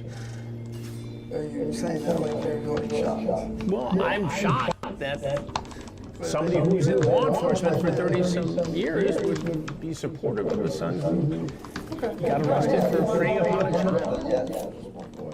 I don't know. I'm asking you. I do. You just walk, no matter what you just walk. That's not what this is about. Sure it is. You just can't be truthful like I am. It's just the way it is. So I can't be truthful? I'm saying, my mother's not going to walk away and be like, oh, I don't think I'm the one not being truthful here, John. And do you want to know why? Because I'm Chris Hansen. And I do stories on adults. Hey, gonna help me? Teaching kids on time. Guys, y'all gotta walk up and help. And this is wrong. Whoa, where's the child? That's my question. You want to run it back? But it doesn't matter. It doesn't matter. There was somebody posing as a child. That's imaginary. That's why we all things are real. It's true. Okay. So take it to the bank. What do you think would have happened, John, had the sheriff's office not been there, had my crew's not been there, and there was a 14-year-old girl in that hotel room? What would you have done? Actually, right there. No, that's not my point. The point was to show up and say, listen. So you're just going to give this girl a good talking to? Okay. If I had known there would be a 14-year-old girl there 100% alone, no, I would have spun around. Okay. So but you would have gone in the hotel room and seen that it was a 14-year-old girl. To go there was to know that the detective was there as well. That was the other thing. So you, the son of a longtime law enforcement official, decides all of a sudden tonight that you're going to go confront a detective who's doing a sting operation in Polk County. Is that right? Do I have that right? I mean, in the beginning, did I know that? No. But So you just made this up along the way? I mean, once I found out. And at what point did you find out that this was a sting? Once I started seeing People tell you to get on the ground. When you were arrested. I'm not the one here. So when I found out through my computer, You think I'm having keeping up? packets and all. What is a packet, John? Look it up. You can't tell me what packet is. So you're a computer expert. Dark web. You can't tell me what a packet is. You tell me. Educate me. Help me out. You can check it out. Okay, you know, I've talked to a lot of guys in your situation, and I hear the same excuses over and over again. Can you see why I wouldn't believe what you're saying, John? Can you see it from my side of the table there? So all the ones you've done have always been exactly the same? No, they're different guys. Some are older, some are younger. I'm saying they've all been the same exact scenario I went through. It's pretty close. So There's a sex chat online. Okay. There's an acknowledgement that the person chatting says they're underage, and then the guy shows up after a sexually charged conversation. I saw a guy coming to have sex with a girl who thought was 14. Okay. Is there anything else? I know you're relying on a thinly veiled. Oh, let's be honest, because when this goes to where it goes, it's going to go to a point where it's. What do you think is going to imaginary 12-year-old? It's really. Well, if you're so knowledgeable of the law and so knowledgeable I didn't say I'm knowledgeable of the law. I you just seem like it. You sound like. Have you gone to law school, John? So what? If there is no person there and I have not stepped inside. You had a sexually charged chat with someone who said she was 14 years old. Right. And then you showed up. Chat is chat, John, but showing up is showing up. Yeah. Are you with me? Is that not wrong? If you're going to meet a 14-year-old girl, it's wrong. Only because you got stopped by a detective. No, I watched it, John. So when I went forward, back, it didn't touch anything. You were looking for the room. No, I wasn't. Okay, why? Then why are you in the hotel in the first place? I mean, all right. John, is there a point to prove a point? And what was that point, just so I have it? Just to show them, listen, I understand you think, that I believe that there really was a 14-year-old girl, but really, she was like. But John, it doesn't make sense to me, especially coming from a kid, a man whose mother's in law enforcement. What is going on? Well, you said you grew up around police stations and cops. You helped cops. This is not something that. You see how this looks. You see how this looks, John. All right. John, is there anything else you want people to know about your situation? Yeah, just have them know it's an imaginary person in the behind the computer that really actually wasn't a underage person. She actually was over 18. After digging through her picture and finding out actually who she was, said detective pretended to be a underage girl, and I had explicit chat with a pretend 12-year-old. Well, John, thanks for calling. Guys, come on. This is a beautiful fight for me. I just wish I would fight. Fellas, I'll be out of share. I just want to see it. I mean, you can move it. There's no mystery. Thanks, John. I appreciate it. John clearly gave me the impression that he was hyped up, maybe a little withdrawal from something, not quite sure what. John's demeanor made sense once the Polk County detective searched his vehicle. Part of a glass pipe was found, which tested positive for cocaine, and a pill bottle with residue that tested positive for heroin. Ultimately, John was charged with multiple felonies, including traveling to meet a child after using a computer, transmission of harmful material to a minor, unlawful use of a two-way communication device, and attempted lewd battery. We don't know if his mother bailed him out, but he is required to wear a GPS monitor, not to leave the state of Florida, be subjected to random drug testing, have no contact with anyone under the age of 18, and is under modified house arrest. John has pleaded not guilty to the charges, and his next court appearance is slated for March 21st. Sheriff Grady Judd has taken an oath to serve and protect citizens of Polk County, Florida, especially the children. He knows that a child predator's desires to commit harm to children outweigh any logic. It's why the Cyber Guardian Task Force is so important. 39-year-old John traveled all the way to Polk County from Venice, Florida. What struck me about this guy, besides that his story was all over the board and didn't make sense, and that I picked it apart, as did your detectives in their interviews, was that he is the son of a retired deputy assistant police chief in Bridgeport, Connecticut, a pretty good-sized town. And if anybody should know better, it's the child of somebody who's dedicated their lives to law enforcement. And he threw down the "my mother was a former assistant police chief" card as if that would get him out of trouble. That didn't work, did it? No, it did not. He claimed that he knew all along, this was a sting, that there was a law enforcement officer in a hotel room on a computer. He said he had it all figured out through his sources. Why didn't you show up? Why didn't you testify? Because that's a story after this call. And it's all the same persona. They all have their own story. They all have their own fantasy. They just focusing me. I took 3 hours. They all have their own desires. He worked as a security alarm technician. Installing alarms to protect people from people like him. He showed up in his company vehicle, which, by the way, had heroin and cocaine and drug paraphernalia in it. Well, you never know. You might need something to calm you down, right? Or speed you up. And he's the one installing alarms to protect people from that. How dangerous is a guy like that? Remarkably dangerous. Heroin, cocaine, and a drive and desire to have sex with a child. That's right. And that's the kind of person that comes into your home. This case is disturbing for a lot of reasons, but as a sheriff, you got to shake your head that in fact he's the child of a ranking law enforcement officer.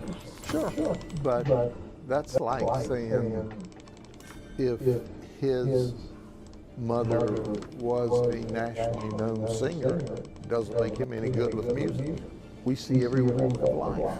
I can't remember off the top of my head now, but way back in the day, they asked one of the famous bank robbers, "Well, why do you rob banks?" And he looked at him and said, "Well, because that's where the money is." "Well, why do they go on children's catwalks?" "Well, that's what they do all the time." "Why do they attack children?" "Because that's what I want." You rob a bank, you get money. You go to a chat room to have sex with a child, and you don't care that your mom or dad was in law enforcement, or was a public official, or was a doctor or a lawyer. You don't care, and that's what we see. They care about their personal sexual desires, and they don't care about anybody else's. They don't care that they're wrecking children's lives forever, psychologically, if nothing else. New episodes of Takedown air every Thursday. Meantime, check out the full library of true crime shows and documentaries at WatchTrueBlue.com, your premier destination for true crime.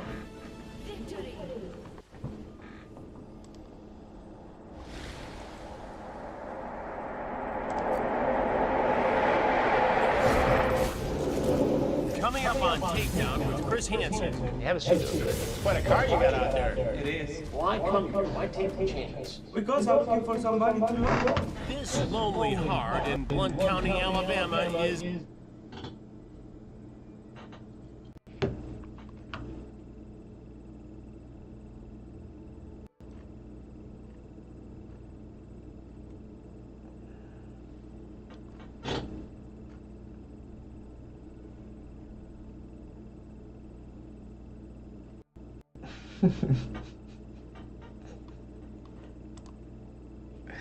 Hey players, you know a lot of you have been asking about the winter map and why we haven't been able to do it, and I'll tell you, it's really difficult. Our tech and tools need some work. Hand-painting everything in the map itself is whatever, and not to mention there's gameplay clarity.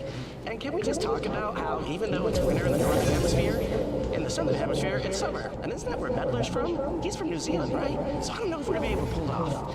But you know what? Because you really asked for it, we're just gonna do it anyways. Winter map is coming back every...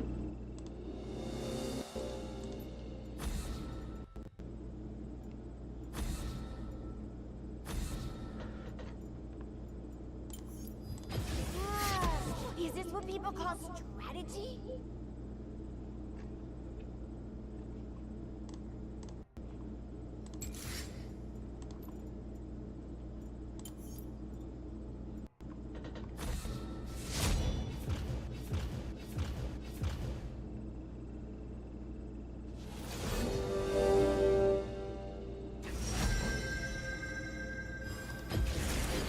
Fight against the fool.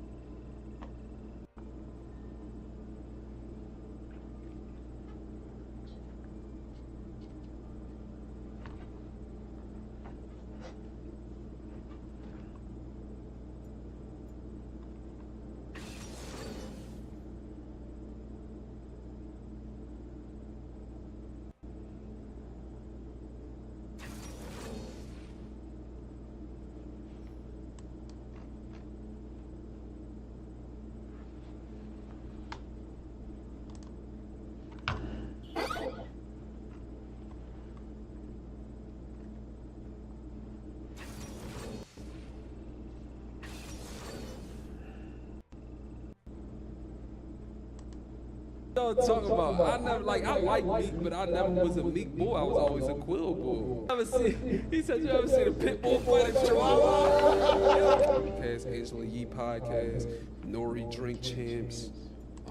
There's anybody in front of a microphone talking to just release that stress and that depression. And I met Tasha Mack. Shout out to her. She put the battery on. I don't know if you know her. Tasha Mack was a content creator, but for that shit was a word, nigga. They was running around doing it on YouTube. Yeah, Tasha Mack with the rack, nigga. Yeah, everybody wanted the Tasha Mack back in the day, nigga. Yeah, that was his crush back in the day. Yeah. He probably jerked this chicken to her. Yeah, first thing that popped in my mind, man. Tasha Mack with the big rack. Shout out to Mac. She like, Rob, just do it. We gonna do our own joint. She started the joint. Shout out to BB. BB be doing the podcast with Dom Dukes. So she started the joint. We did it, bro. If you watch that episode, I was so shy. But you need certain people. That's why it's good to expand your horizon and meet people who want to do things that you want to do. Because if I would have stayed on 35th Street and just listened to them niggas that just set in one way and marginalized themselves, I would have never started doing this. We'll talk about because it's definitely different. Like step outside that that box from just regular life to You gotta know who you are as a man, because people gonna shame you, especially when you're the first one to do something. People tend to they support when it's popular to support it. when niggas probably saying you with a camera, man, come on with that federal ass camera, nigga. Yo, niggas, yo, man, we on the block, young boy, come on with the camera and all that. Now everybody want the camera. Yo, bro, take my picture. Yo, bro, can I come up on that joint? Gangsters and killers pick up cameras, so-called whatever. Yeah, bro, but you gotta really be confident in what you're doing. You gotta be confident in what you're doing and believe in what you're doing and believe that this is gonna take you to another place. And you can't just be trying to do shit for money. I wasn't doing it for money, nigga. It was for my mental, for my sanity, bro. It makes me happy. That's why I did this shit. And it just transpired into this, and I happen to be good at it. Listen, talk about the when you was in a state of depression, you feel me? If it ain't too personal, talk about like what was going on, and then what was you able to do to transfer out of that.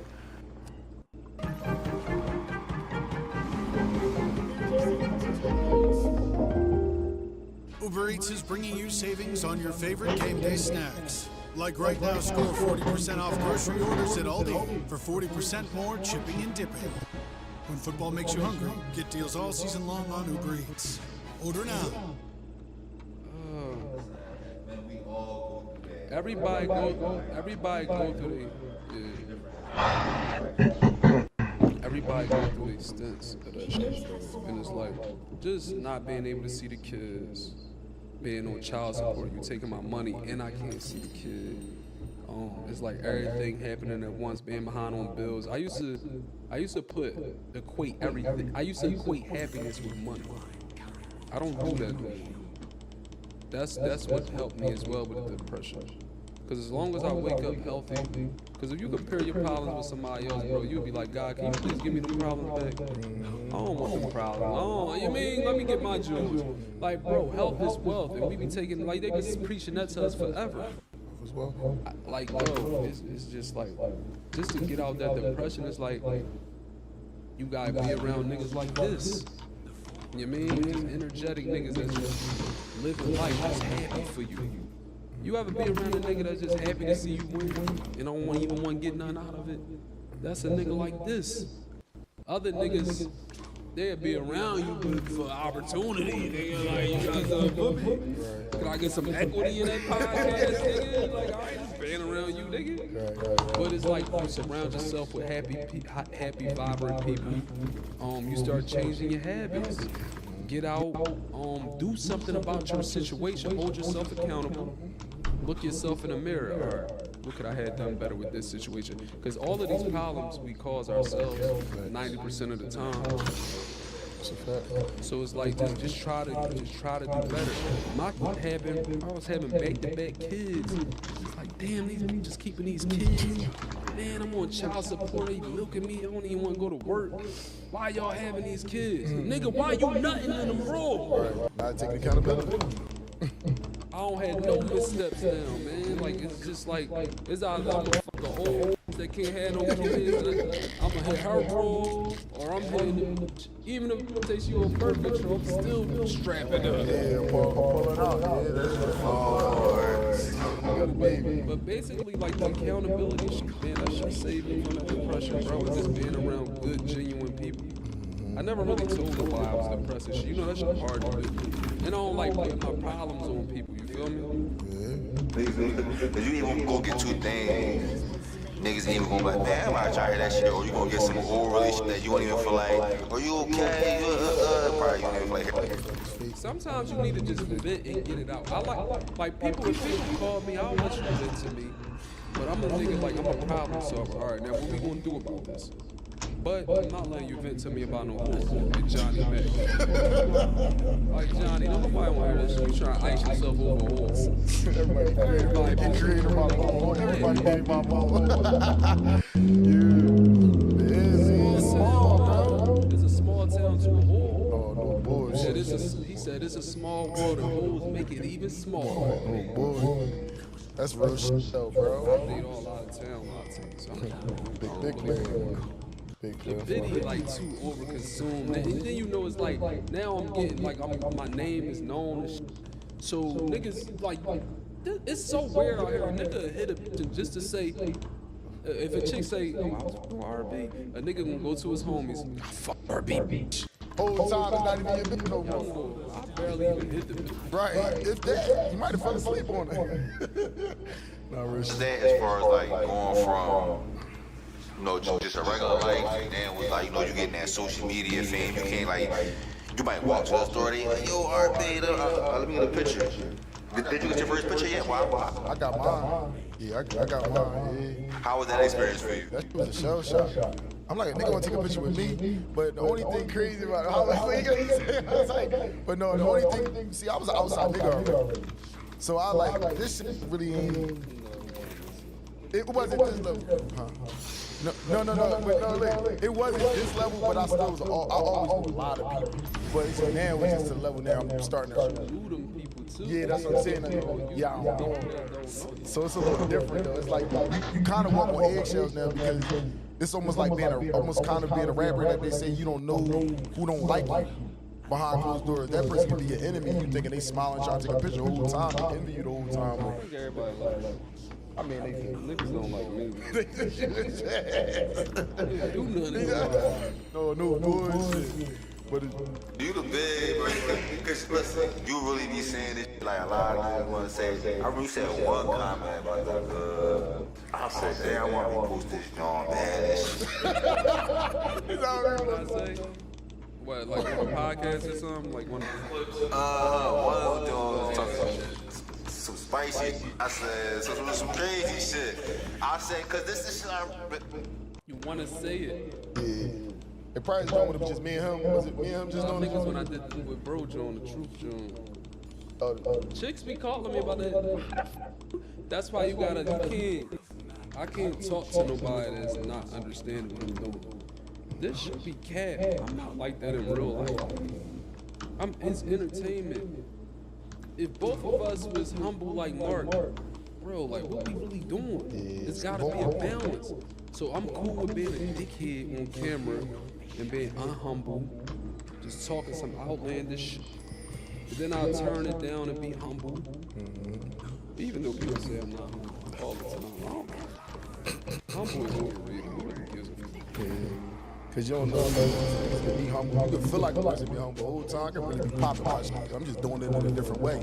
I ain't gotta say it. I don't gotta say it to put it in your face. I can just show you. I'm running away. Somebody's like, man, you giving them heat all week. Bro, I give them heat. And I ain't say nothing. I ain't pop no shit. I ain't get on no joint. I just posting pictures and just showing how I was living. Like, so, you know, people still can see it. You can be humble. You can be humble in a certain way. You gotta always say it. On cups, so they might see you going on all these islands and be like, oh, Mark shit on me. Yeah, whole time I'm not paying no mind. Johnny think we been on the news how we came up and we smelling good. We smell like Dilly foaming in the mouth. Yeah, we fly. Johnny's so far gone. I'm just gonna take it there. Johnny's so far gone. He don't even take perks no more. He banging them. Up his nose. He banging them. His nose running, his eyes. Did you hear his voice start cracking up? He was like, man, don't fucking this up. Yeah. He's thinking about the cry. Cry to call. Oh, man.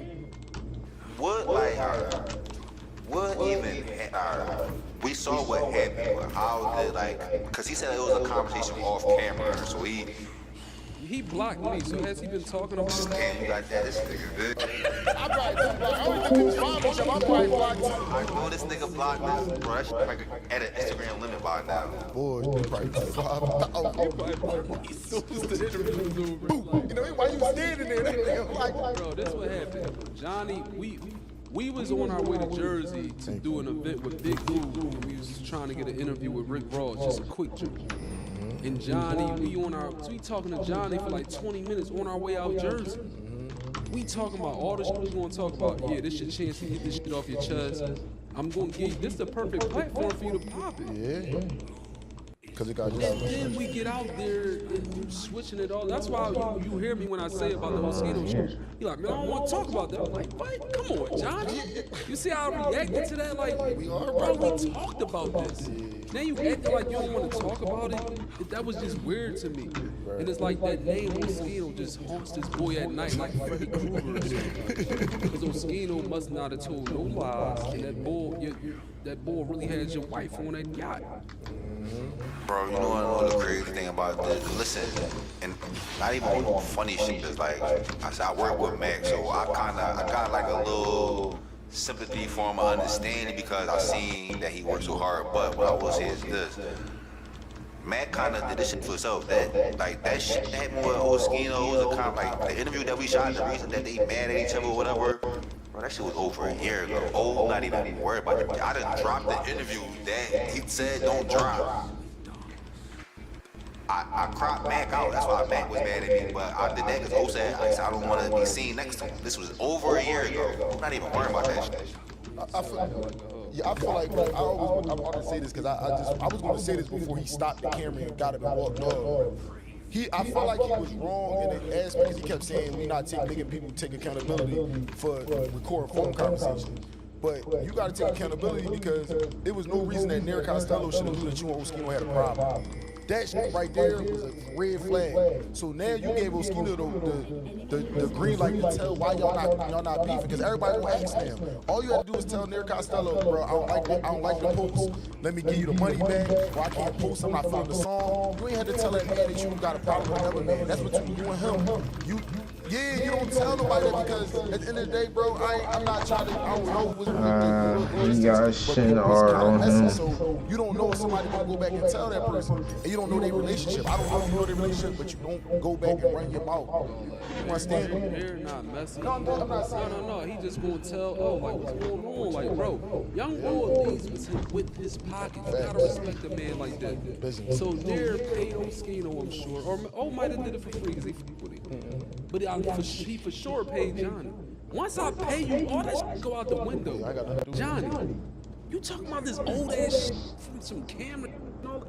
Bro, post a fucking video and get it over with. That's it. Are you serious? You would have thought Oskino shot at this boy door. No bullshit. Yeah, we got a problem. What problem? Right. Y'all, he owe you money? People don't know how to separate this shit from real life. That's my problem with this shit. I don't take none of this stuff personally. All of this stuff is a joke to me. Once I log off, I'm back to my regular life. Like, I don't care. Like, I'm really somebody in real life. So, I don't care about this. I come here like right now. This is fun for me. I get to talk about Fat Johnny and just get to give our backstory and you mean all this shit gonna manifest into dollars and more subscribers and just we all gonna eat off of it. That's what I like to do, and I like for us to conduct ourselves as mature men. And I like the podcast scene. You a blogger more so, right? So I mean, you do a bit of everything, but I just like that young black men can come together and do something positive. What I was saying, this is why I even like work with Mac and really, it's like when I really put together everything, like the city gonna really understand the story a little more, like my story, especially when it comes like this media game inside the city. But I see all that to say, like this is not like the streets, bro. YouTube's not like the streets, so yes, you can pop. I'm not gonna lose money. Whereas like if we hustling, the customers, you know what I'm saying, if you're popping, then you take on my customers. It's not like that. So niggas gonna sit on YouTube all day and sit and just watch this and go to the next channel for real. I got something to cheer you up, Jack. I go the other way.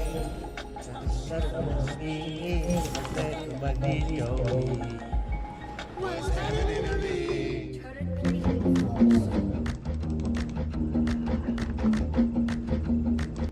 And what you do might not gravitate, but what I might gravitate. It's not gonna change, and we can both make the same. We can meet in the middle now, and just like man, we can put it together and probably make a bunch of more money. Like we took the work, and you gotta put the work in. So it's like every time you come on YouTube, you see one of your videos. You put the work in. Yeah. Not real, bro. People gotta understand, and people gotta understand the influence too.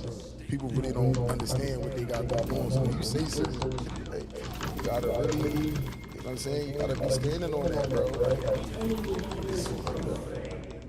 Did you think he was going? Did you think that he was really gonna steal you or swing you? No, that's why I was so calm. I peeped this whole body language. First of all, when somebody voice cracking up like that, you wanna cry, you really wanna retreat. you really don't want to resort to violence, but it's like you just all over the place, so you don't know what to do. And I'm not a nigga that niggas feel like they can swing on. I feel like so. I just hope that. I just really wish that he wouldn't. I'm just glad he did swing on me, bro. Because people be asking me, I'm so calm and what would I do? And I don't know what I would do. I don't know, bro. But I didn't think Johnny was gonna swing on me. His fist wasn't balled up, but his fat ass did walk up on me. He big as shit. He like 250. He said you ever seen a pit bull fight a chihuahua? Yo, nigga foaming at the mouth, full cups, ain't got nothing to lose. That nigga bro bit me. He look like he got rabies. That big ass cat. Nigga, I ain't fighting you, nigga. My fault to cut you off, but it's crazy to see like, cause it was a point in time like, well, we all seen like the lives as far as him drawing. It's like, then when the table is turned, it's just crazy to see like him not put up a better fight. You know, I was kind of disappointed when I heard him say I quit in 20 years. No. This nigga 50 Cent, man.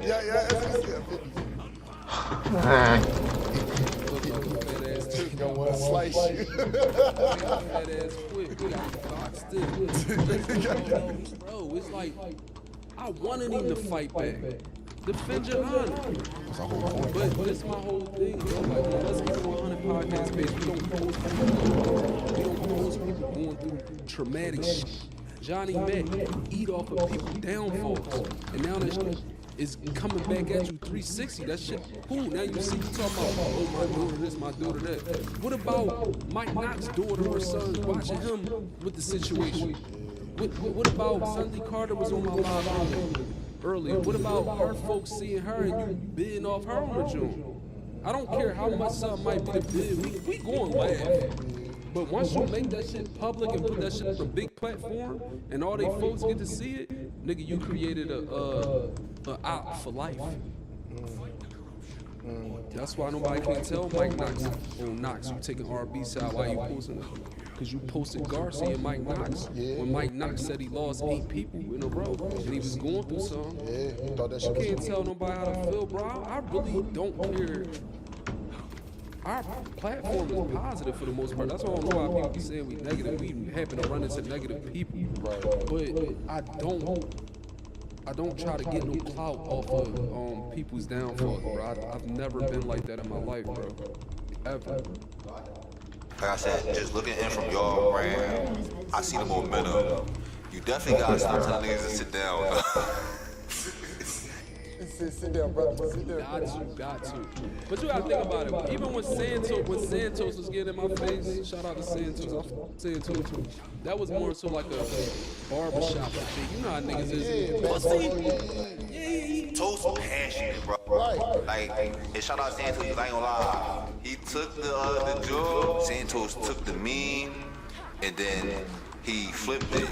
He did like a little skit of it as far as talking to himself with Sanchez versus Johnny Storm and all, like, you feel me? So y'all made like viral moments for real. Bro, we got Santos back in the game, and when Johnny said when Max said on the interview, he's like, you ain't gonna hold these niggas accountable for what they said, bro. We let Santos came up here, him and RB got into their debate. RB did a good talk, Quill said what he said or whatever, he ain't say too much. We brought Santos back on to reiterate what he had to say and all this and all that, bro. So we giving people the platform to get their off. So even if we gave Santos and Quill, we put Quill. Same way, so it's like, bro, you still gotta understand that. Like, don't ever say we're not doing that. Pay attention to what we doing, bro. Doing it because I ain't gonna lie, Toast was ducking me for y'all. See?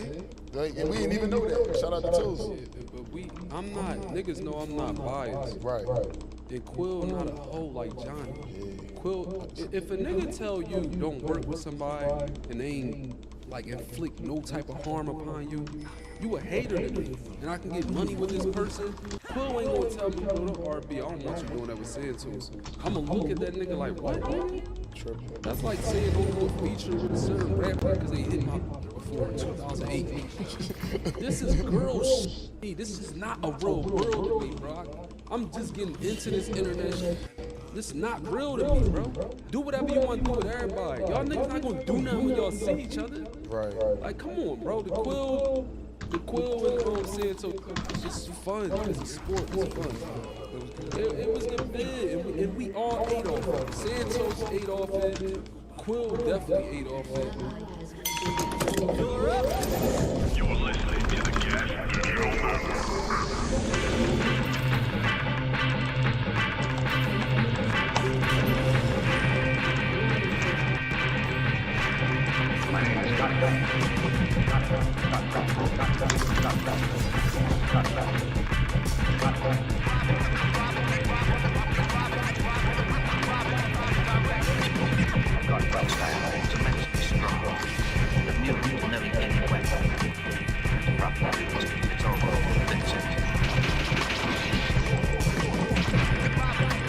Yo, we are here. Guess what? Another episode of the Got People Trust. Sorry about the fucking delay. Fucking up my damn flights, Delta. Sup? Had to get my shit straight. What you know about Willie Nelson, huh? Willie Nelson. Willie on the road again. I can't wait to get on the road again. I didn't know that was him. I didn't know it was him. Yeah, you knew it though. I knew the song. I didn't know it was him. Oh, yeah, that's Willie Nelson. I thought it was a fly ass shirt. Willie Nelson, man. That's, he was in Half-Baked and shit. He's 90, what, 5? Shit, that Urban's coming out. Smoking with Snoop Dogg. Smoke Man. Always been a good dude, too. You ever met him? No. I mean, but he was always like an activist. He always, remember he was in We Are the World. He was like, he always was involved in that. Just Willie Nelson, man. You know, I never had a problem with Willie. Oh, Willie Nelson. He's 95, 96. He's up there. He gonna hit 100. He gonna hit 100. He gonna hit 100. Yeah. Oh, man, yo. Hey, man, I'm gonna tell you something real quick. I've been having a good ass time and shit, you know what I'm saying? I'm keeping 100, you know what I'm saying? Been on the road and shit, you know what I'm saying? The DC shit was fire and shit. My God. What? Tell me what's Sacramento. I oversold that bitch. How you like them apples? Fuckers? What? That shit was fire as hell. No, it's good. Because you know what? Social media, which I'm trying to tell these dummies, social media, I'm trying to tell these idiots that, just relax. I try to tell them, social media, it is our pathway. It's our pathway. It's our pathway. It is our pathway. What happened? It's all I know what happened. What happened? Because you said something funny. You said okay. Good. I love that Ty Jones is ready. Ty Jones, are you smart? He put on his bulletproof vest. Audition for SWAT. SWAT 2.0. Yo. I'm telling you, it is our pathway. That's how I feel, man. It's like the only. I'm telling y'all that social media, you're fucking dumb if you're not doing it. Okay, so I'm just curious. Got a question for you. How are you getting your health care? I am sad. Oh, so screen actors. Screen actors, I pay every quarter. You pay every quarter, so you hit a certain threshold. Yeah. But your social media has nothing to do with the screen actors, right? So in other words, healthcare. No, it's about healthcare, right? Yeah, I know. So yeah, I mean, you can do all the social media and make the So, but as much as you want to, grind and do that, you got to think about things like, healthcare. So you don't think I think about healthcare? No, I was asking you about it. Oh, so you're saying you pay every quarter because of the screen actors? Screen actors, in other words, you hit a certain threshold. Yes, it allows you. It allows me, which is great. And then you got to pay on time. Glad you said Late day, like, I'm able to. Thank goodness. It's not like I'm on a gang of shows at all. I'm just like some residual stuff that you there. Just like, thank goodness. I went to Care Family 5. Yeah, I got that. Right at Writer's Guild. And so it's like, oh my God, my dental school. Oh, vision, great, shit. I got regular medical shit, but like surgery stuff, you know what I mean? No, I don't, but you got help. Yeah, and I pay every quarter, which is great. I pay every quarter, you know what I mean? Make sure, because if you're late on it, they'll take you off that shit. Yeah. You gotta get reinstated with things, So I've been, thank goodness. But I'm glad you mentioned that. So ladies and gentlemen, Ty Jones is here, goddammit. Ty Jones is in this bitch. You know how Ty does it, but we don't care about that. What about healthcare? Okay. And we have the usual suspects. Eva Evans in here. We got Keith Woods. And we got, in the back of the bus. All the colors in the back. All the colors in the back. We have Vishnu Baka in the back right there. But this is okay in India. All this shit's crowded. That shit. The little buses and shit. And then we got the pimp himself with his motherfucking, what is that? That's wolf. What you wearing? Wolf? Coyote and shit. Oh. 7 coyotes for that jacket. Yeah, we got Dante Dill in the building, you know what I'm saying? Man, School 202, we got the pimp shit on. We went all out pimp today. We got shit to talk about. We got so much shit. There's like stuff. There's stuff, man. Wait, can I talk about my new dog? Can you? Oh, yeah, bring up your new dog. Please. Okay, so I got a rescue. Yeah, no, this is the thing. So I met this girl through a mutual friend. Her baby father got deported by ICE. I'm not laughing. No, it's like She's funny as fuck because she got a dog out of it. yeah. That's what the whole baby father. The dog was okay. The dog had his Yeah, the dog was born here. The dog was Yo, Mike, go ahead, clip that 544. That was awesome. That was the dog was born here. Because ICE questioned the dog, not fair. I was born here. You can tell by the bark. Is it American? Okay, motherfucker. If he was like roof, like Mexican dog, rufo, el rufo, el rufo, el rufo, rufo, el rufo, el rufo, el perro, el rufo, rufo, el rufo, rufo. Wait a minute, where are you going? El rufo, el rufo. Okay, take the dog. He's Mexican. El rufo, rufo, rufo, rufo. You know this shit is tight. Shut up. El rufo, el mi perro grande, el rufo. But yeah, So you got what kind of dog is this? A multi-cool. Cute as fuck. Can you think there's a photo we can see the dog? It's on your Instagram. Can you show? There she go right there. Oh wait, what just happened? Whoa, That's the ice. oh now we got fucking flyers. What just happened? I don't know what happened. It was like he went to. There she go. Oh, that's me. Hold on. Okay. That's her right there. I see. Yeah, dogs. A lot of people get those same kind of dogs. They're just kind of there. Okay, that's my first daughter. That's my firstborn. Oh shit, you got two. Yeah. Shih Tzu. Got the first one's a Yorkie. Yorkie, that's right. How old's the Yorkie? 5. She do have two. Oh, okay. How about the dogs? I met the two. So you got 2 dogs. Yeah. You're like, y'all are children. And the first dog I got because of some other shit too. Cause What? How are you? I know. Trauma dogs. You're like trauma dogs. That's what it This is. girl I was friends with in 2020. She was fucking with this guy. Try to play me. No, she was fucking with this guy. You know, like girls, like we'll send each other pages. Like, oh, this is his ex. She sent, she's like, oh, this is baby mom's. I went on the page, and the baby mother was selling the dogs. So that's how I got the first dog. You get your dogs out of trauma. Yeah. Like all some fucked up shit. Oh my God. So I got a cat. Guess what? A bad drug deal gone bad.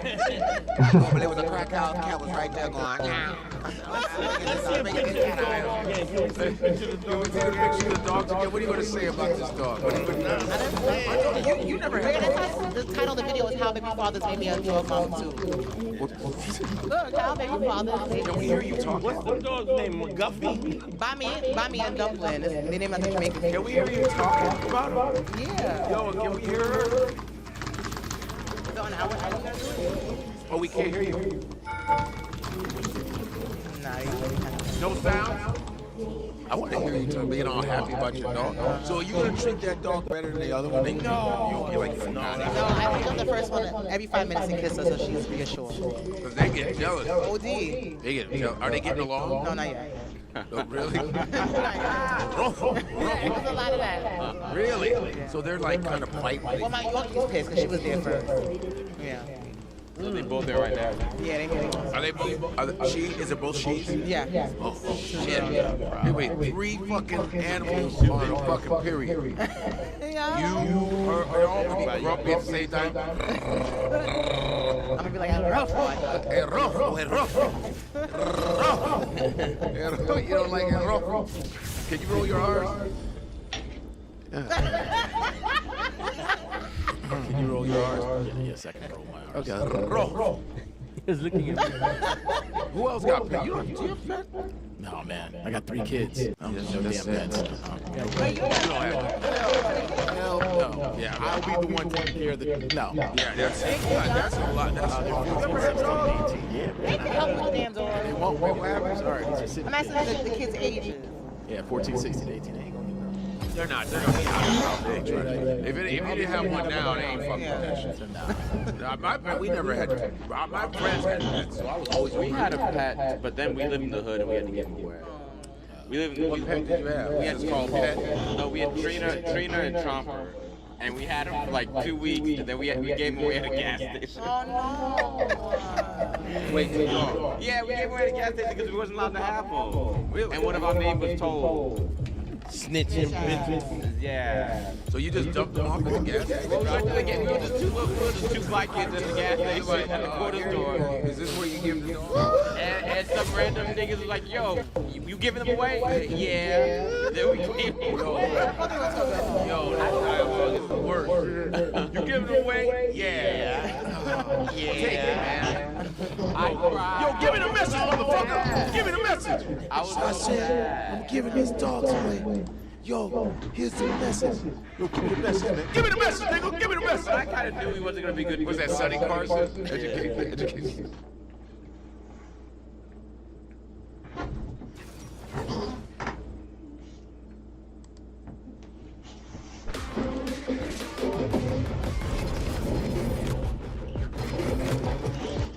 Greetings dear viewer. In this game we can go for the Cosmic Drive build which I've been testing recently. I'm gonna go for a grasp chop on you, ready? Beautiful. There's some missing things. I think Shaco is invading our top side. I'm gonna move here to like a couple of ward here, just in case he's actually not there and then he's doing some weird stuff. Okay, then we find the Shaco. I'm gonna E here through the... Oh, I got scared. Okay, I'm gonna hit.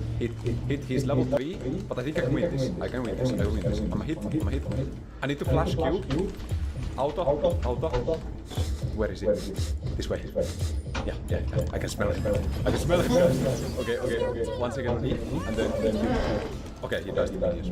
Beautiful. So if you didn't know, when Shaco presses Q, it's really important to start smelling the environment. Just sniff presses Q. I can smell Auto. Where is it? This way. Yeah. I can smell him, guys. Okay. 1 second E, and then Q.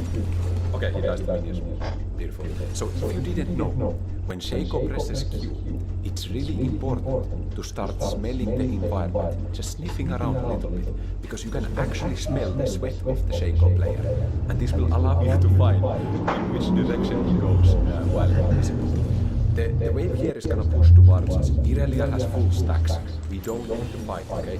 All I need to do is I need to survive, I need to pick up the wave, I need to reset, use my money, and then we're gonna be stronger than Irelia. This is a classic mistake that I see people do versus Irelia, okay? Because you're stronger than them, like in the early game if you played correctly, but then when Irelia starts pushing the wave towards you, I'm just W here so that they can't punish me anymore, and I'm always keeping that threat of backwards E into tower, so he cannot just Q onto me because I can pull him into the tower.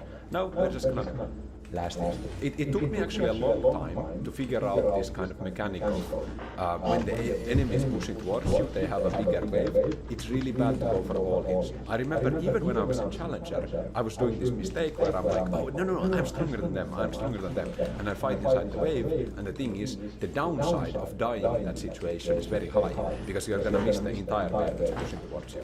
There's a big play going on in the mid lane, but we're just gonna chillax here a little bit, farm our minions, and then I can explain a little bit about the game that we are in here. So there's like a 5-man play going on there. I don't know what's going on. This is a Grandmaster / Challenger level lobby on the European West server. I'm currently... maybe... Irelia's kind of trying to freeze this, so... I mean, I could channel the recall, I could TP back. I don't know, maybe it's greedy to stay here. But because I have the red buff, at least for a little bit still, I can still fight this. But I think it might have been a mistake to go back here, okay? She's going in. I need to get level 5. It's so awkward. I don't want to miss the cannon, right? I don't want to miss the cannon. If I had just recalled and TP'd back, then I would have lost maybe 1 melee minion. It would have been completely fine. But now we're stuck in lane longer, so this is not a good idea. This comes from my inadequacy of playing teleport because I've played with ignites for so long. So when you're in that kind of situation with ignite, you obviously have to stop the freeze from Irelia, right? Because otherwise like you're just gonna lose all those minions, right? But the thing is that even though this looks fine right now, it looks fine in the sense that I didn't. What is this? Irelia is going for something.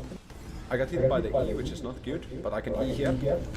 Found it, QW to protect the Nocturne so he can't die. Okay, that's another kill. Everything is good here. Now we're gonna challenge Recall. No, we're gonna go away. I'm gonna keep making the same mistake until it's too late, bro. We could get no, like okay, whatever. I wanna get level 6. Okay. So then we have ultimate ready so that we can play. I'm gonna keep hitting the minions here. The last range minion will get me level 6. It's the next. Oh, actually, did I miss a minion? I don't know if this fits me. Yeah, I did miss a minion because I was going for the shake of play as well as the Irelia play. So I'm gonna keep pushing here. Listen up, football fans. You won't want to miss this. Right now, new Bet365 customers bet $5 and get $150 in bonus bets. Win or lose. So you can turn that $150 into something bigger when you bet on money line, spread, total, player props. $150 in bonus bets when new customers bet $5. I know where I'm going to bet from now on. Download the app today and see why it's never ordinary at Bet365. The holidays can be a lot, but with your new Dell PC with Intel inside, you can handle a lot. From taking care of holiday to-dos to taking care of Aunt Jean, even if she can be a lot. Come on inside Xfinity Mobile Arena. It has already been a busy day. We had some hockey here this afternoon. The crew doing work, putting in the old school throwback court to go along with the iconic black jerseys tonight for the renewal of one of the oldest rivalries in this sport, Sixers-Lakers from South Philly. Tyrese Maxey leading away for the Sixers this season. Career highs almost across the board. Points, rebounds, and assists. And of course, on that one chase down block against the Warriors the other night that has put him in the conversation with this guy, the legend, LeBron James. 23rd season in the association, 40 years young and still going strong. In other words, buckle up, Hoops fans. We are in for some fun tonight. Yeah, come on down on the Hoover Drone. Join us courtside for Sixers-Lakers on a Sunday night. The end of a 3-game road trip for the Lakers. They beat Toronto in a thriller on Thursday, then fell to the Celtics in Boston on Friday. Sixers with that thrilling win over the Warriors here on Thursday. And then following up with that Friday win in Milwaukee. Luka Doncic with it for the Lakers. Andre Ayton signed in the offseason for Portland. This, of course, the guy, the straw that stirs the drink for LA. Luka, just back from the birth of his second daughter in Slovenia. Congratulations to Luka and his fiancée. Right back on the score sheet. Yeah, that's not like going to a local hospital in the LA area. That's a continent and a half away. Tyrese Maxey with the first bucket tonight for the Sixers. But J.J. Redick, coach of the Lakers, said hope to have him back this week. BJ Edgecombe for 3. Unguarded as an afterthought to the knockdown shot. And here's the legends. LeBron James did not play Friday in Boston, did not play in the second half of back-to-back since. This is the 5th game in 7 days for your Sixers. Tyrese Maxey kissing it off the window for 2. High off the glass, too, with a soft touch, give it a chance to drop. So, this guy may be tired from the travel of the Sixers as he hits the bucket after the foul by Maxey. That's what allowed Maxey to slap that away. Maxey's got 5 so far. Doncic with 5 for LA. Nice fake from Joel Embiid.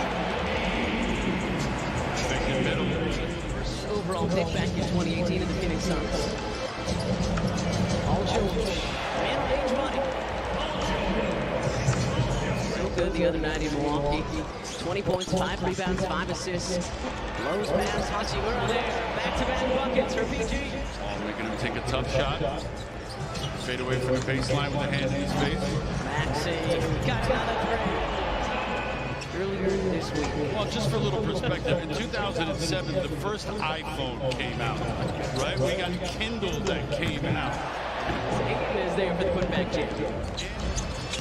Maxey third right now in points per game in the NBA. A lot of contact. Tyrese gets the roll.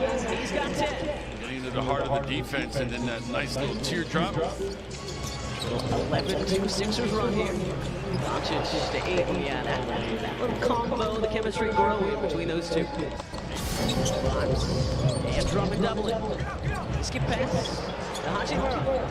And that is exactly where he had his game winner in Toronto on Thursday. The dish was from LeBron in that one. So a little 6-0 response here from the Lakers. Maxey past everybody. And it's tapped up again. You love to see young guys building off of that, right? Not having an up and down performance. Luka able to answer back after some space. Walker. Off the heel. Rebound picked up by Hayes. Quickly to James. Tied up by Grimes. And lays it up and in. Shot clock. Winding down. Hachimura. Rattles in the mid-range. We said that before that one, this guy had the fence. James with the jam there. Part of the game that the Sixers have struggled with in the past, which is bench production. Already Doncic here. The skip. Hachimura gets it back to BJ. Finished him with a dozen in Milwaukee on Friday. Good look at mid-range. Jay. Rebound to Walker. Good help coming over to make that shot by Reeves a lot tougher. Lead on the trail. Bounce to Jared McCain for three.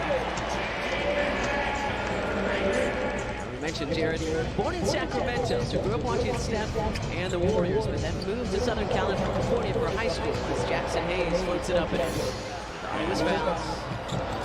Not gonna get that whistle just yet. LeBron from outside. Doesn't get him yet. Job of not fouling, contesting but not fouling. J-Mac downhill, up and in. A great drive by Jared McCain. Justified? You can decide for yourself. Depends on who you're cheering for. Exactly. Jared McCain, straight on triple. And he rattles it home. I also remember that game was on tape delay, so the NBA has come a long way. Count it, and the foul. Turn the corner. 12 for Tyrese, 12 for Luka. 8-point Sixers lead. Doncic hits the roll. Doncic too high for Hachimura. Picked up by George. Maxey to quick Grimes with a circus shot. More to go in this first half. The round 4 minutes played brought to you by Toyota. Austin Reeves finally gets a field goal to go. Hook shot is on. Doncic leading on the scores with 14. Reeves from the wing. Vincent all over Jared McCain. Maxey up the NBA screen. Count it. For Tyrese Maxey. Turns that corner. Off of that screen. Shoulder square. Pretty release. Maxey 3 of 4 from 3. And there is a foul. Get everybody on the same page. Well, good defenders relish the competition. That's the bottom line. They don't like to lose in any scenario. Made the offensive rebounds. And the tap in. Vincent spinning away from James. Back to him. LeBron with some space. And that is erased by Embiid. This is the biggest lead of the night for the Sixers. Have had one 10-point lead already. Back to it on this 10-2 run. Hitting the brakes and hitting the three.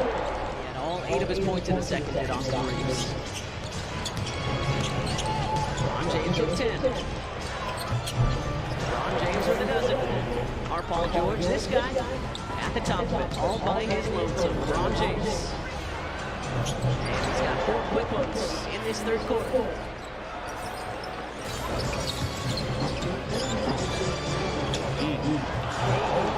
Somehow able to reach back and grab that Doncic pass. That's what makes him so special. You see him boarding in there.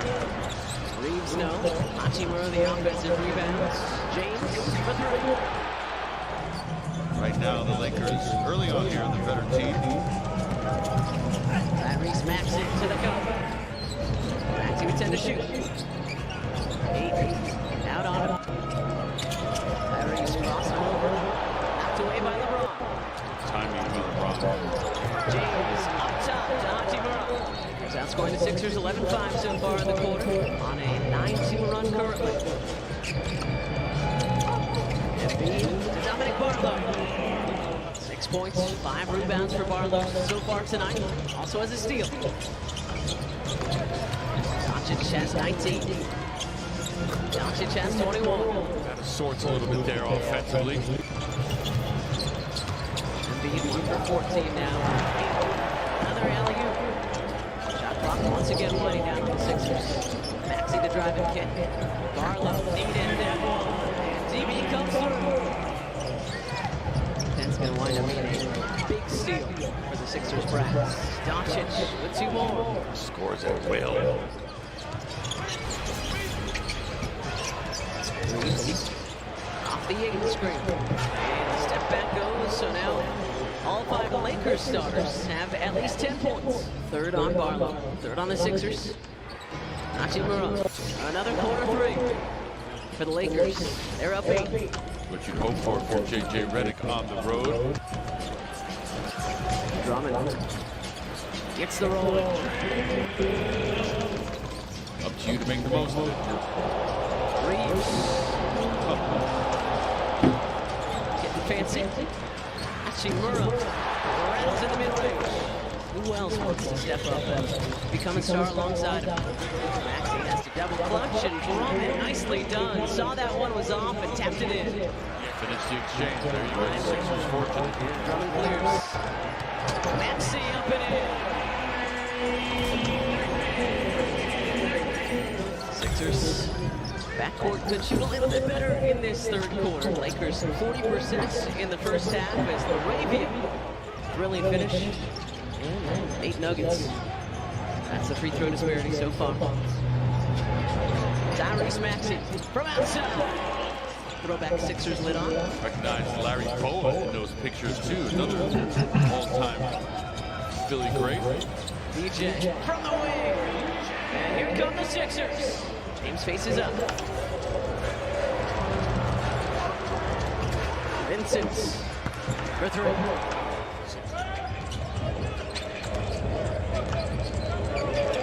Walker, McCain, Bronze, and Edgecombe. 5 Sixers out there. Throws up the arm like it is about time. Maxey at the scores table sets check in. James up top to 8. He has really found a home in LA. That's Rui Hachimura. Give and go between Reeves and James. Reeves still with 11. 19 for LeBron. Hachimura off another great pass from James. That's another feather in Maxey's cap this season. It is not easy to stand there when you've got LeBron James bearing down on you. VJ, the lefty scoop and score. Maxey. And maybe more importantly, just 3 turnovers tonight for the Sixers. Guiding Ayton to the cup again. Well, you can see why DeAndre Ayton is very happy to be a Los Angeles Laker. Grimes blown past Luka. Fakes the 3, takes the pass. Andre Drummond with a jam. Grimes on Doncic. Lucas got 29. I was just going to say that's good defense without fouling. 198 Lakers. James for 3. He gets streaky. 21 tonight for James. George, the bounce pass to Andre Drummond. Doubling Doncic up near the timeline. James launching from the wing. And LeBron's got another. Blocked out there by VJ on 8. Maxey the drive and kick. Quentin Grimes. It's good.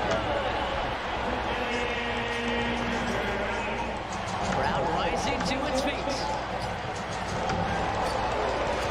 Embiid ties us at 105. 80 seconds to play. Grimes on Doncic. James.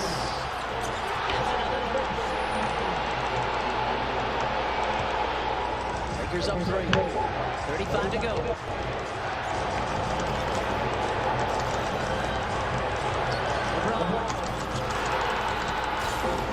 Grimes.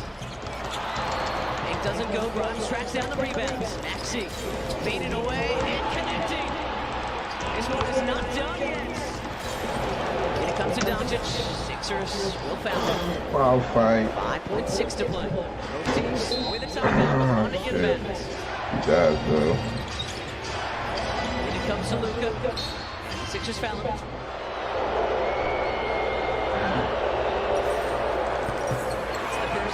Make it a 3-point game. Sixers have a timeout.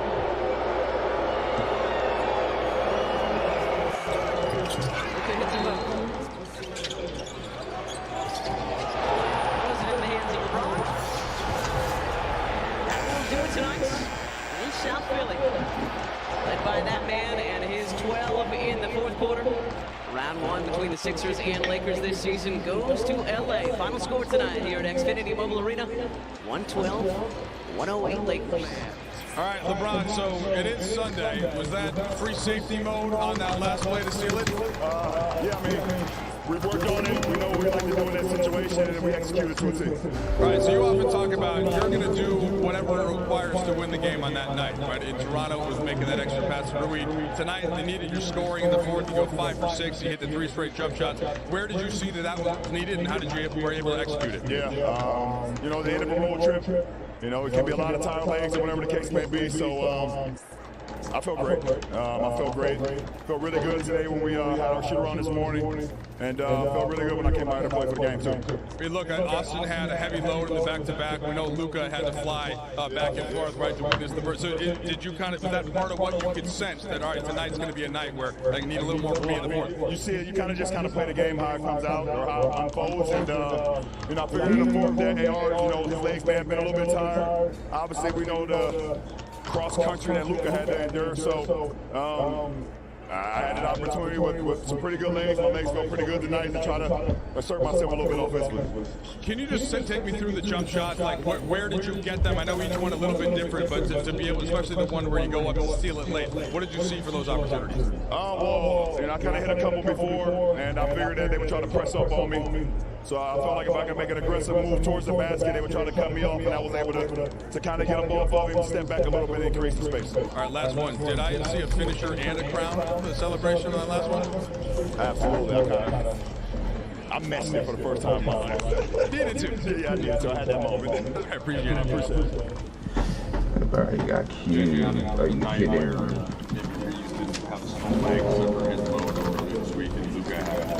Going on to see LeBron's like that fourth quarter. What did that mean? Well, I really thought his play throughout the game gave us such a lift.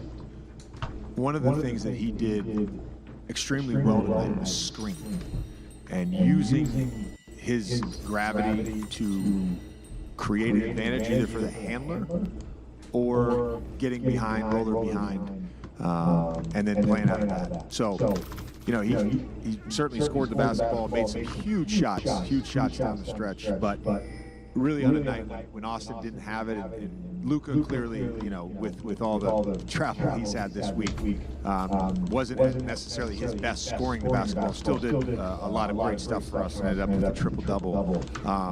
You know, LeBron was like our connector tonight. The second action stuff was huge. All around defensively, scheme and everything else, was that one of your better defensive efforts? You feel like Yeah, I felt like we did a decent job of executing schemes outside of some fouls with Embiid. and not the ISO fouls. We did a fairly good job there. We do close out twice with Jackson on the greens, where we just got our hands in there, and that's just something that we had emphasized. But the ISO stuff we did well, and then the 2 times in the first half where we didn't execute our pick and roll coverage with Max and hits 2 threes. The other one was off like a scramble situation. So to then, you know, we gave up 60 points in the first half, and then to come back in the second half and defend the way we did was awesome. I thought DA in particular led on that end of the floor for us. I mean, we just talked about it in the locker room. He did a ton of stuff. You know, he was in drop, being disruptive. He was getting loose balls. He was blocking shots. He was switching on to Maxi. Just whatever we needed him to do on that end of the floor in the second half, he was great. JJ, this is a good example of the luxury that you guys have offensively when it comes to sort of that, like, to your point earlier, it's just sort of, it's okay. It's not Austin's night. It's okay. Yeah. And I think the growth that we've had and we can still get better with is we want you to play your game. We want you to recognize that. But some nights, you know, we played through LeBron a lot in the second half tonight. Down the stretch, we played through him. And so, why this shit on me? The unselfishness to just, hey, the ball swings to me and I got to close out, the ball swings to me and I can shoot it, great, but there's no need to force it. I thought AR did a good job of touching the paint tonight and just some shots, those, you know, non-paint twos that he's really good at.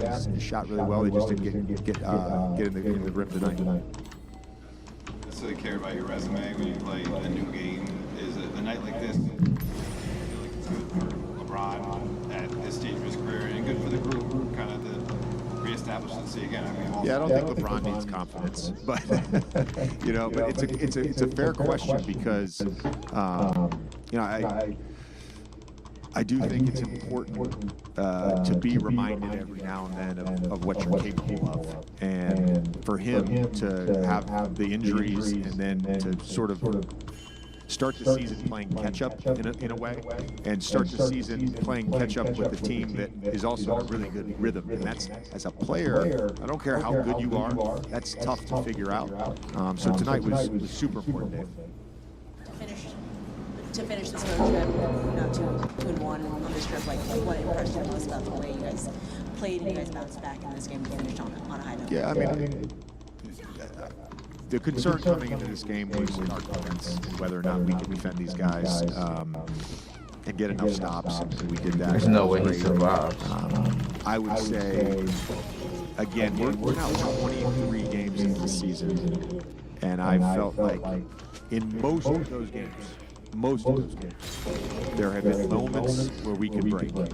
And we talk about bending but not breaking all the time. And that was another example tonight where we're down in the first half, we're down by 10, right?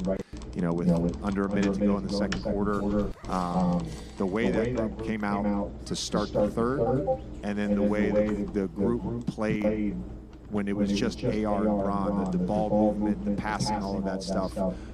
There's a lot that we can build on with that. First time in 8 years that the Lakers win a game in this arena, and it was under your command. How do you feel right now about this win, and what do you think was the main thing that made this win possible? Well, yeah, they reminded me of that loss. I'm not going to throw anybody under the bus, but we did not do a good job with our shell principles on that play. And Brandon Ingram hit a wide open game-winning three. I didn't realize that it had been that long since the Lakers had won. And I don't, you know, for me, it's more about, you know, establishing what we're trying to do as a group. And we talked about it pre-game in our meeting right before they went out for the warm-ups. You know, this is really the first time the whole group's been together.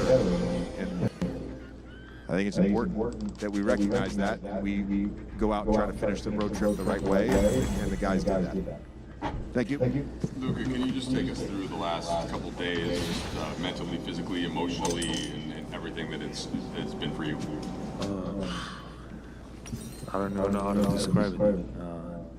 was a lot. You know, I was there for.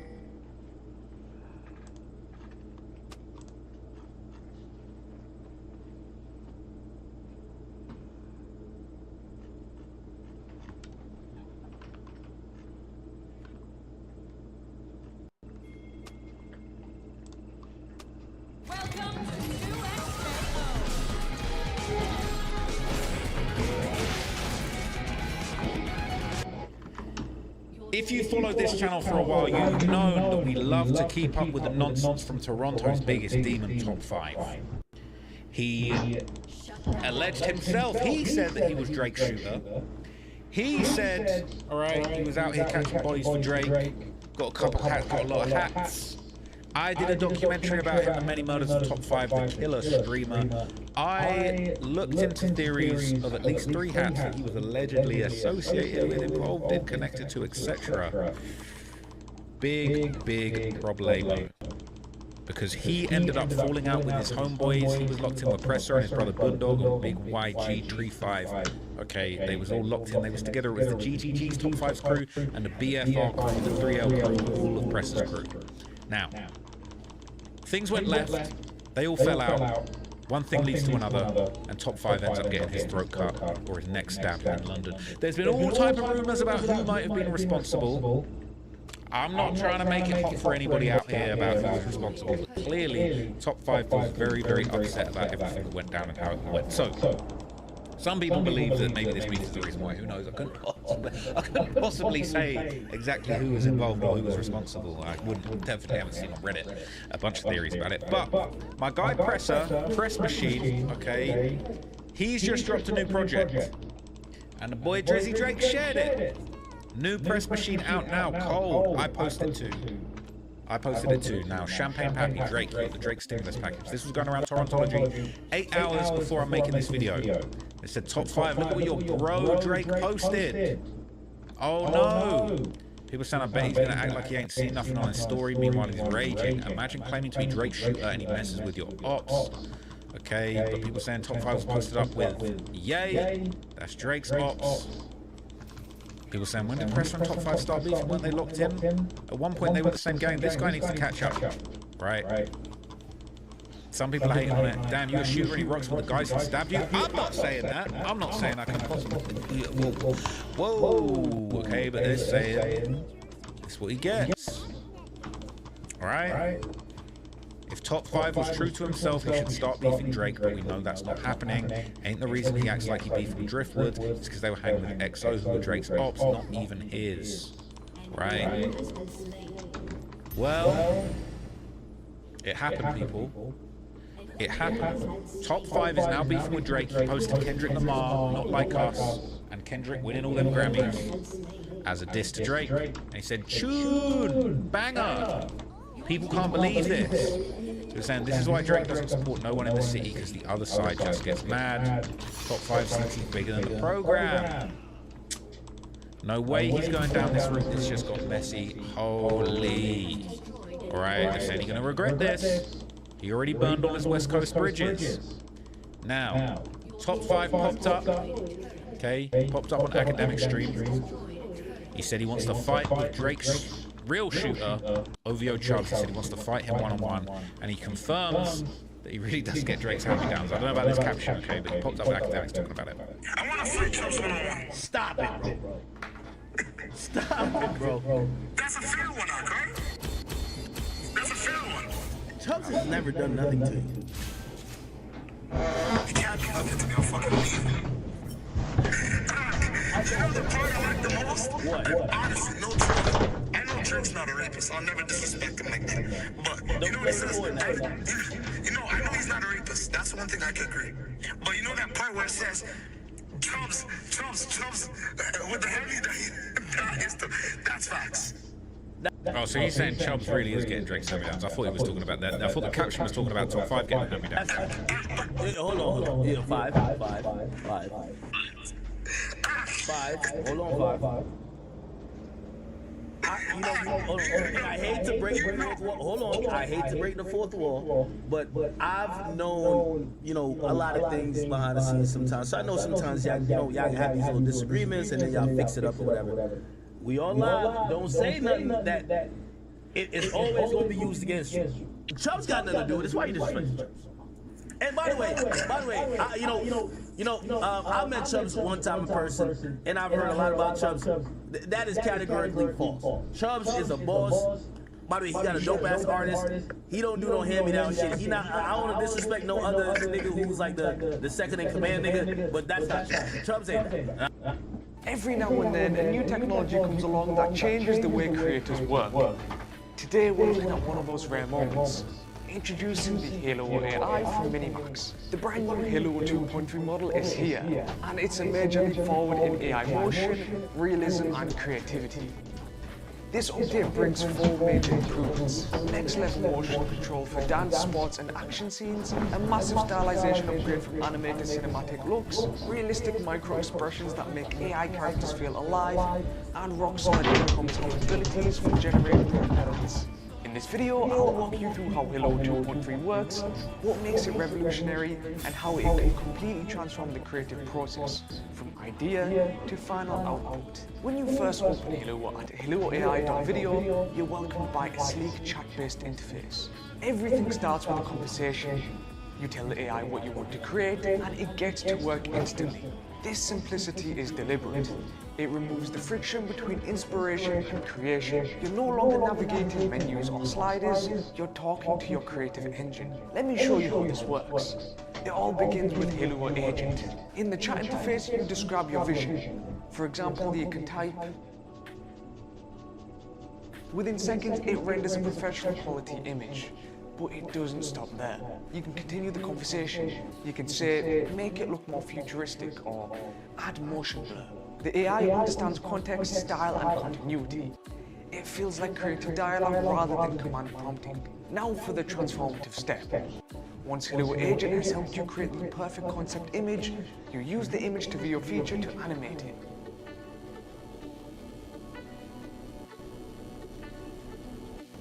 What you're seeing here is more than just movement. It's motion with meaning. You describe the action, and Halo 2.3 brings it to life with a sense of weight and momentum. This is a game changer for performance content. Whether it's the fluid grace of ballet, the powerful energy of K-pop, or the dynamic moves of cheerleading, Halo will create smooth, realistic motion with true cinematic energy. The days of stiff and unnatural movement for AI are over. Next up is the massive stylization upgrade. Think of Halo 2.3 as your entire art department. You can define the entire visual language of your video with just words. Let's use this scene. A samurai duel in a bamboo forest. First, we apply an anime style.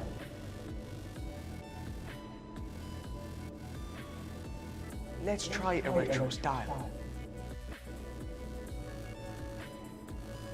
From anime and cinematic looks to retro and fantasy, the AI applies styles with deep understanding of light and composition. This allows you to create visually striking and unique content that stands out immediately. This is where the realism gets truly uncanny.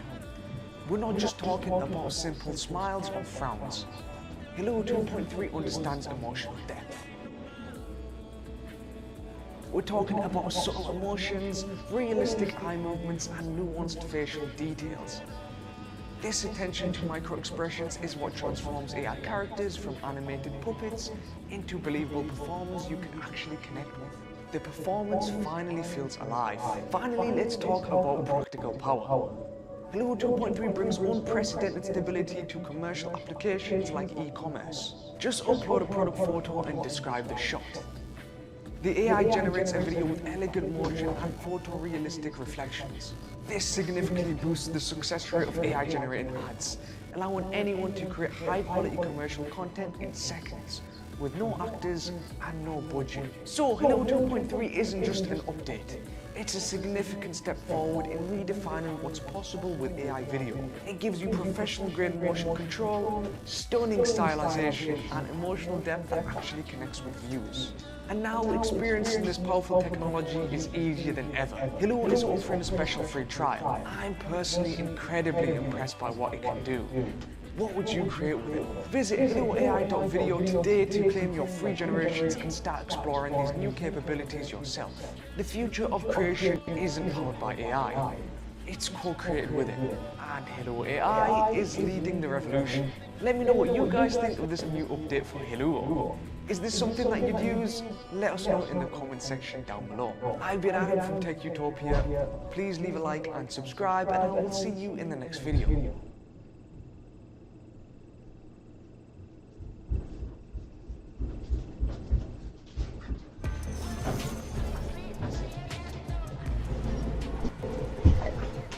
Whoa,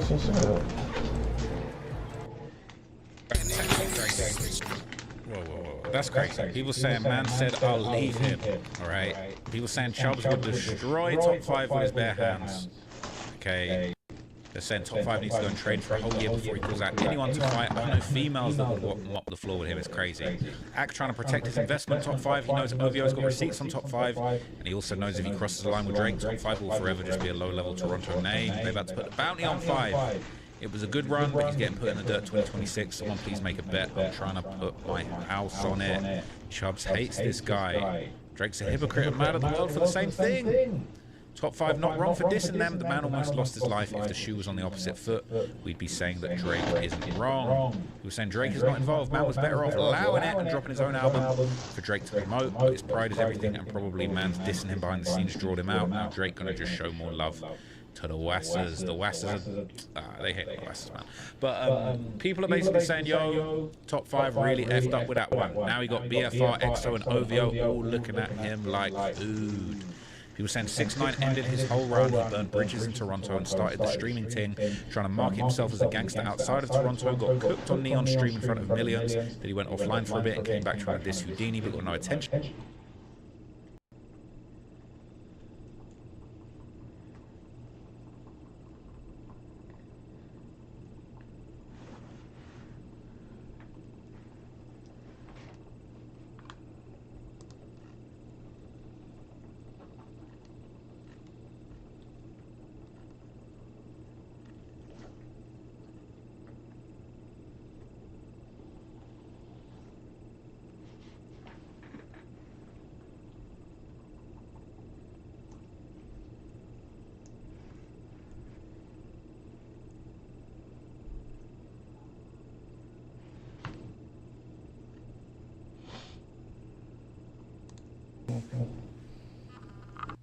Your pipe and smoke. You think about that? I've been popping since 1999. Straight through it. I want a person to get out, pop again.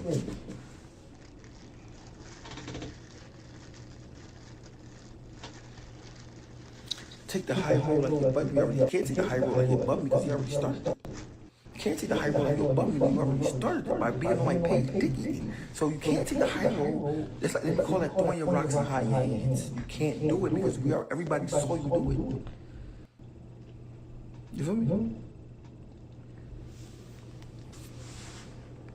The city can get along. Listen, they say the city. 5 niggas beefing is not the city. The city has millions of people in it. Don't keep saying why the city can't get along when 5 or 10 niggas beefing. I only beef with 87 niggas. I'm beefing with 87 niggas. It's still 2,999,000 people in Philadelphia. Don't let me beef with 87 niggas say the city can't come along. The city is fine. We got nail technicians, we got trash men, we got septic drivers, they're getting along quite well. The only people that get along is me with my be drawings. I don't let shit slide. I gotta know how to be the bigger person. Let me tell you something. I did about 13 years in prison. defeat, but I like defeat. I'm used to something bad about me. I get mad, maybe because I have a wrong upbringing. Whatever you want to say about me, I don't like when you talk bad about me. I want to retaliate and say something bad, and I should learn how to not defeat, but I don't know how to do that yet. So you gotta excuse me for being my honest self. Don't got time to be fake like these niggas are trying to make y'all have a narrative for y'all to like me. I don't give a fuck if y'all like me or not. I give a fuck if I like me, and I love me very well. That's why I like to eat lamb chops and big tomahawk steaks and things like that. So if you don't understand me, you don't like me, that's fine. I don't like you either. Did that kind of, if you don't like me, I don't like you either. But listen, I'm not perfect. No. Do I care? No. Can I be better? Yes. Am I damaged because I'm being raised wrong? Yes. But guess what? Do you ever hear me diss a girl on here? No. No, I don't diss females. You know why? Y'all the best thing in the world ever. I diss all bitch ass niggas that act like females. That's why I say Happy Mother's Day to all these bitch ass niggas. Happy Mother's Day to these bitch ass niggas. So some people want to, let me be cool. I get money, like me. Bitch, fuck out of here, nigga. I'm regular. I'm a regular nigga. I have no problem. Listen, bro, if I was fucked up, I'd be on the bus talking the same shit I'm talking now about Gilly and everybody else, but not a dime. So you say, okay, somebody, money has nothing to do with you being thorough. We're gonna die penniless. Dude, money don't make you thorough. And trust me, I get money. I get money. I don't brag about money. I'm trying to talk about money. How much money you get? You're trying to cover up the shit that you lack in. You lack in areas. So you gotta talk. I get money. Nigga, you are lacking in all the areas you trying to say money because you know black people poor. So when you say money, that nigga, we worship money. No, see, I got a different pie. I've been around money since I was 21. I was at Jay-Z house in 1999, 76th floor penthouse. When you was probably dirty as shit trying to get a lunch. You know what I mean? I got a fucking deal in 1999, August 21st. Big bank was $100 bills like this. But that shit don't. And I see some niggas that got money. Like, look at Puff, he has money. He a fucking nigga in the ass too. Like, you slip you something in your drink. So to him having money to make him thorough. I fuck Puff. Because the niggas he fucking in the ass, they let him and they do nothing about it. That's on them. He saw Sweet Vic, he saw Boogie Butt, and he did what he had to do. That's it. You feel what I'm saying? So when they say something about me, listen, some stuff they say about me might be true. Oh, you see my little baby. Why you all so mad? I lost my son, he's in the world. Never could talk to him again. You think I give a fuck about this world? No. I have a granddaughter. He's got a son in Georgia. You want to see the Georgia? She got this beautiful pink Jordan bars. Go dancing around. I have a daughter. She's my daughter. I don't care what anybody think about me. I just care about people like her. That's it. Everybody trying to be this and trying to be tough and trying to be something. I'm just trying to be real Georgia. Let me change.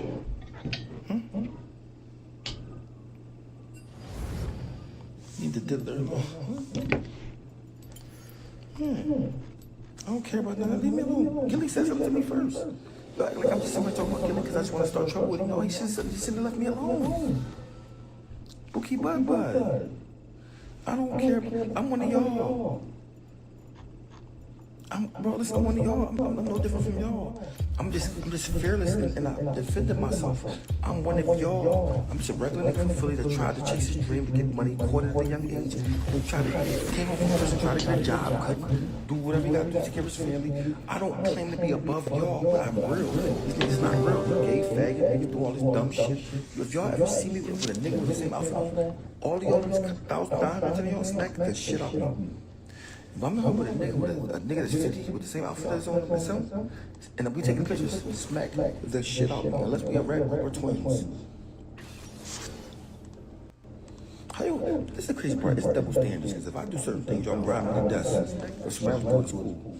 If y'all see me with Diddy with the same outfit on, taking a picture like this, and it's silk, it's black silk, y'all gonna smack the shit out of me. Y'all gonna say, oh, Skip, remember you did this, remember you did that.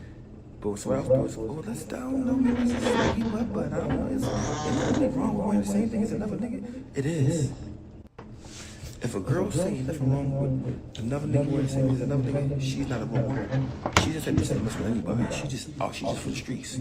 A real woman do not want her man wearing the same outfit as another nigga. Then she found out another nigga that he got the outfit on the same as, rub the sperm on his nipples, and mess with men, and do all these diabolical things that's back page, got niggas peeing in his girl wife's mouth.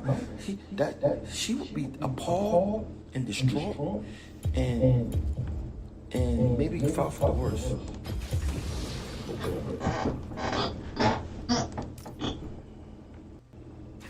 No, this is I got this bad picture because I had it before I saw the documentary. I had this. I've been had this, right? And furthermore, it's close for me. I'm not representing Puff Daddy, but it's nice. I don't blow black today. It matched. You mean, I'm not throwing my bad boy. Plus, Biggie Smalls is bad boy. Rest in peace to Biggie Smalls. I'm not taking this off. You crazy? This is a nice, beautiful, nice, quality made jersey with a beautiful patch. You mean? And so I love y'all. I hope y'all don't take offense to it. I hope y'all not mad at me. I mean, I ain't got no money. I mean, no, I'm not too old to do anything. I can do whatever I want. This is America. When you say I'm too old to do anything, you can suck my old dick and get the fuck off my page. Easy. Listen, bro, you don't know what's going on. It's an X right there. You push it, and it takes you off the page, and you just surf the web. They call it the web. You know the web, you do whatever you want. Just push this X right there. So you don't have to worry about being old explaining anything. Just push the X and get the fuck out of here. It's so easy. Nobody didn't know. You push the X right there, you just get it easy.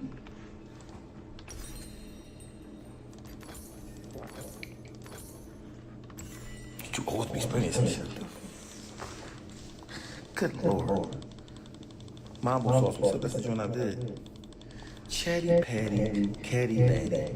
Whatever I am, that's what. You ain't gonna do nothing about it, so stop complaining. You worse than me. You want to call me Chatty Patty, you worse than me. You on my Chatty Patty page, man, Chatty Patty. That's like a nigga gay saying, look at this faggots. It's like a gay saying, look at these faggots. Nigga, you shut the fuck up, bro. Shut the fuck up. God damn, you watch my baby moms. The best way, you go through all my...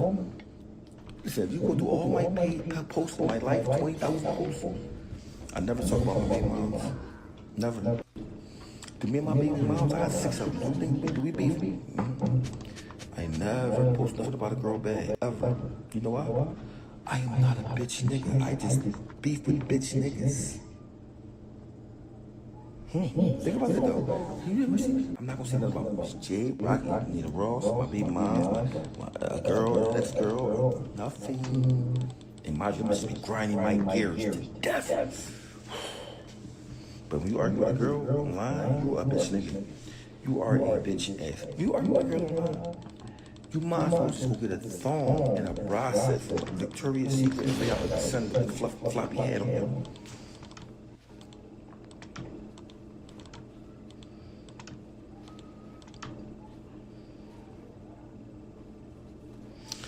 Act like a baby mom? What is it? Are you a girl or a man? Trey Hampton, are you gay?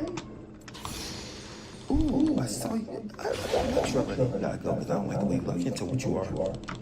You look like you identify as something that you're not. I hate when people keep I hate when these niggas identifying as being real. Block you. Thank you. Man, right back to the end of the world, but guess what? It was me play to the end, right? Man, quickly talk on the phone though. Listen, I hate people that identify as things that they're not. Right? You identify as something that you're. That's like, imagine you on the court, right? You got a court date for March the 15th. You don't come. You get a bench warrant. They book you. You come back to court. The judge said, how the fuck was you at court? Yeah, I identify as invisible. I was there. He said identify as invisible. I was there. Fucking jail, nigga. You can't just pick and choose who you identify as something. You gotta be what you are. I talk about whatever I want on my page, guys. It's like, I don't know. I'm not today. Let's see. I'm blocking you. I'm not gonna say no bad things. You gotta go. I don't like your face. I don't like your lip gloss. I don't like your forehead. I don't like you ask certain people you don't like asking questions because you don't like you look at it like, I don't think you have the right to ask questions looking like that. You look like Cleon off the Star Trek. You don't really have the, you mean, I don't have to answer you. This is my page. But, you know, it's almost like a fat girl. You got a bitch that's 500 pounds, right? And she actually read like, bitch, you're lucky I ain't go with you. Bitch, I was out all like a bitch that was regular size. I'm lucky I'm here today to do these cheese fries. Bitch, stay out here. These cheese fries. I mean, I imagine having a fat bitch that's like 600 pounds telling you where you was at last night. Bitch, well, if bitch probably was at last night, but ain't you 595?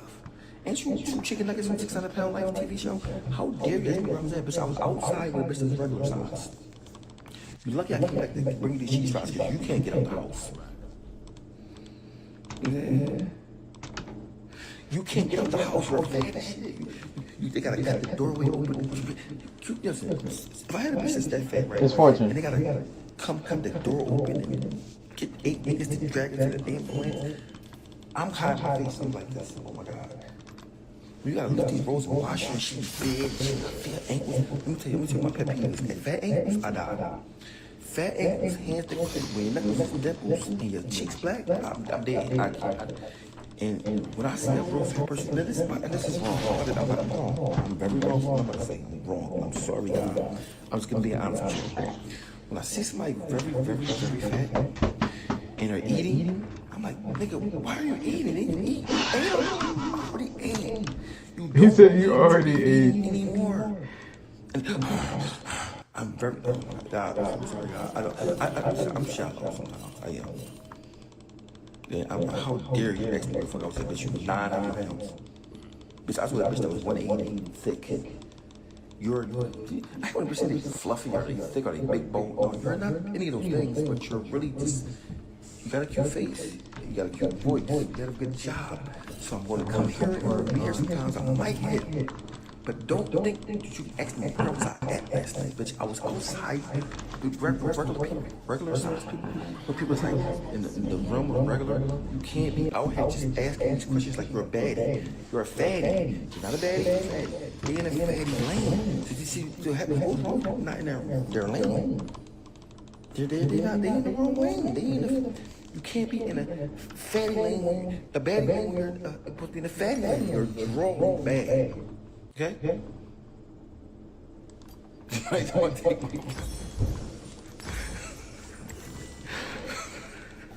No, I'm saying, I just don't like it. I'm wrong. I know I'm wrong. If I offended anybody, I'm very sorry. I was not trying to offend anybody, okay? I really love y'all. And just, we all can do better. Kill me and Gilly, fuck you today. Tomorrow I might like you again. Might talk about like today, fuck you, Gilly the kid. Wallow, get him. Tell him he's wrong. I'm just gonna clear this whole thing up. Oh, we can go back and forth and I get this money off you. Okay? Fat women are very beautiful, but they can't be asking questions like a regular girl can. Now if you see no fat, it's different sizes and that is like.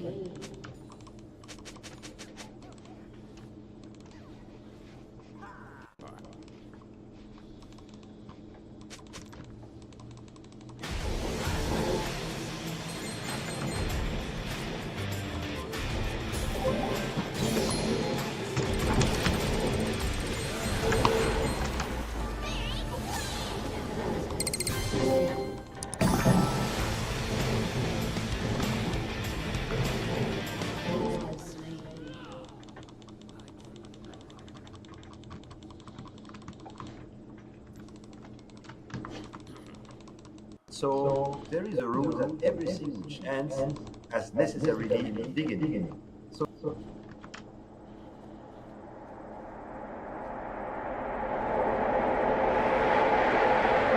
Coming up on Takedown with Chris Hansen.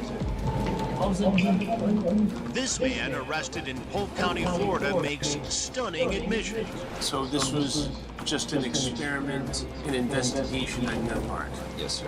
And how many times have you gone through this cycle? Twice. And my interview with him is one you don't want to miss. I'm Chris Hansen. I'm not one of these people. But you have it on your phone. That's true. Do you know that's a crime?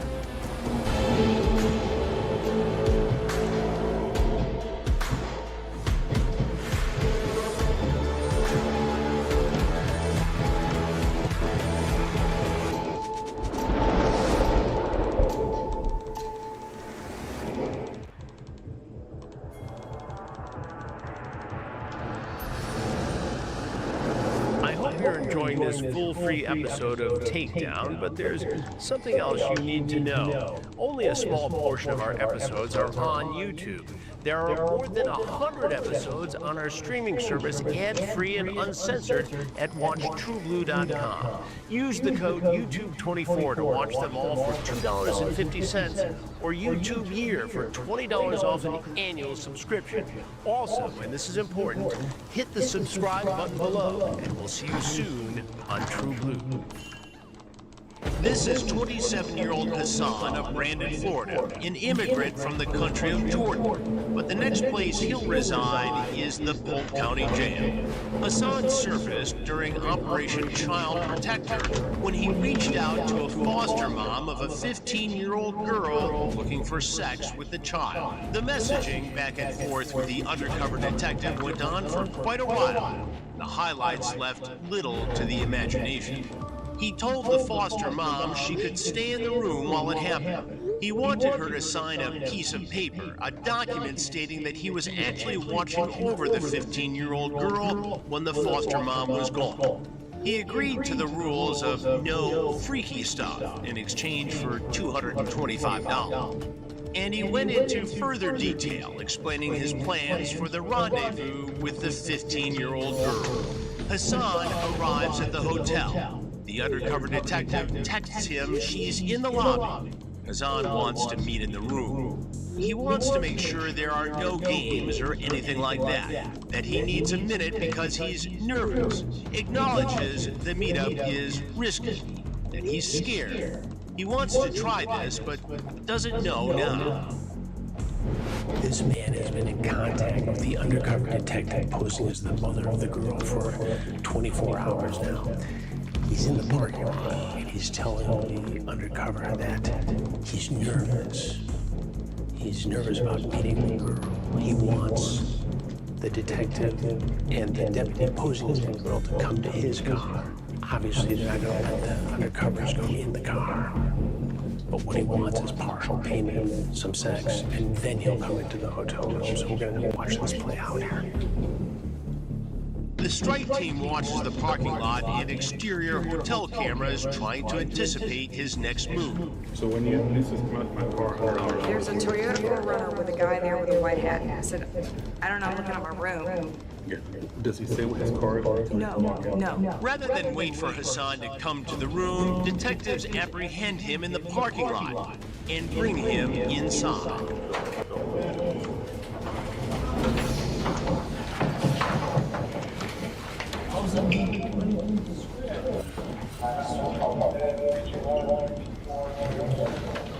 Stand up. Hey. Listen. Stop talking. Just stand up and relax. Stand up. There's water by his thing or No, I'm talking to somebody else. All right, I'm gonna advise you your rights, okay? He's read his rights and searched. A despondent Hassan is taken to the mobile command center, where his night is about to get even worse. Hey, Hassan. How you doing? I've got some questions for you. Is that okay? Okay. Why did you come to the hotel tonight? I was just trying to discover if what was happening is true or not. You were trying to discover if what was happening was true or not. And what was happening, Hassan? What did you think was happening? Someone selling their minors or requesting money for minors. Somebody was selling their child for sex? Yes, sir. In exchange for money. Hassan, what do you think would have happened had that child gone to your car and gotten into your car? Would you have had sex with that child? No. That was not my intention. I just, like I told him, I was trying to, it's wrong, but I was trying to see if that was happening for real or not. And then when it was confirmed that it's right, I stopped texting and replying, and I wanted to just get away from that site. You were texting for 24 hours, basically. That's true. And how did you find this woman who was trying to sell her daughter for sex? It was just an ad. An ad? And where was the ad? On a website. On a website? Yes, sir. And what were you doing on that website, Hassan? I heard people who work for us talk about this website and, you know, what can you do there? All I know is for adults.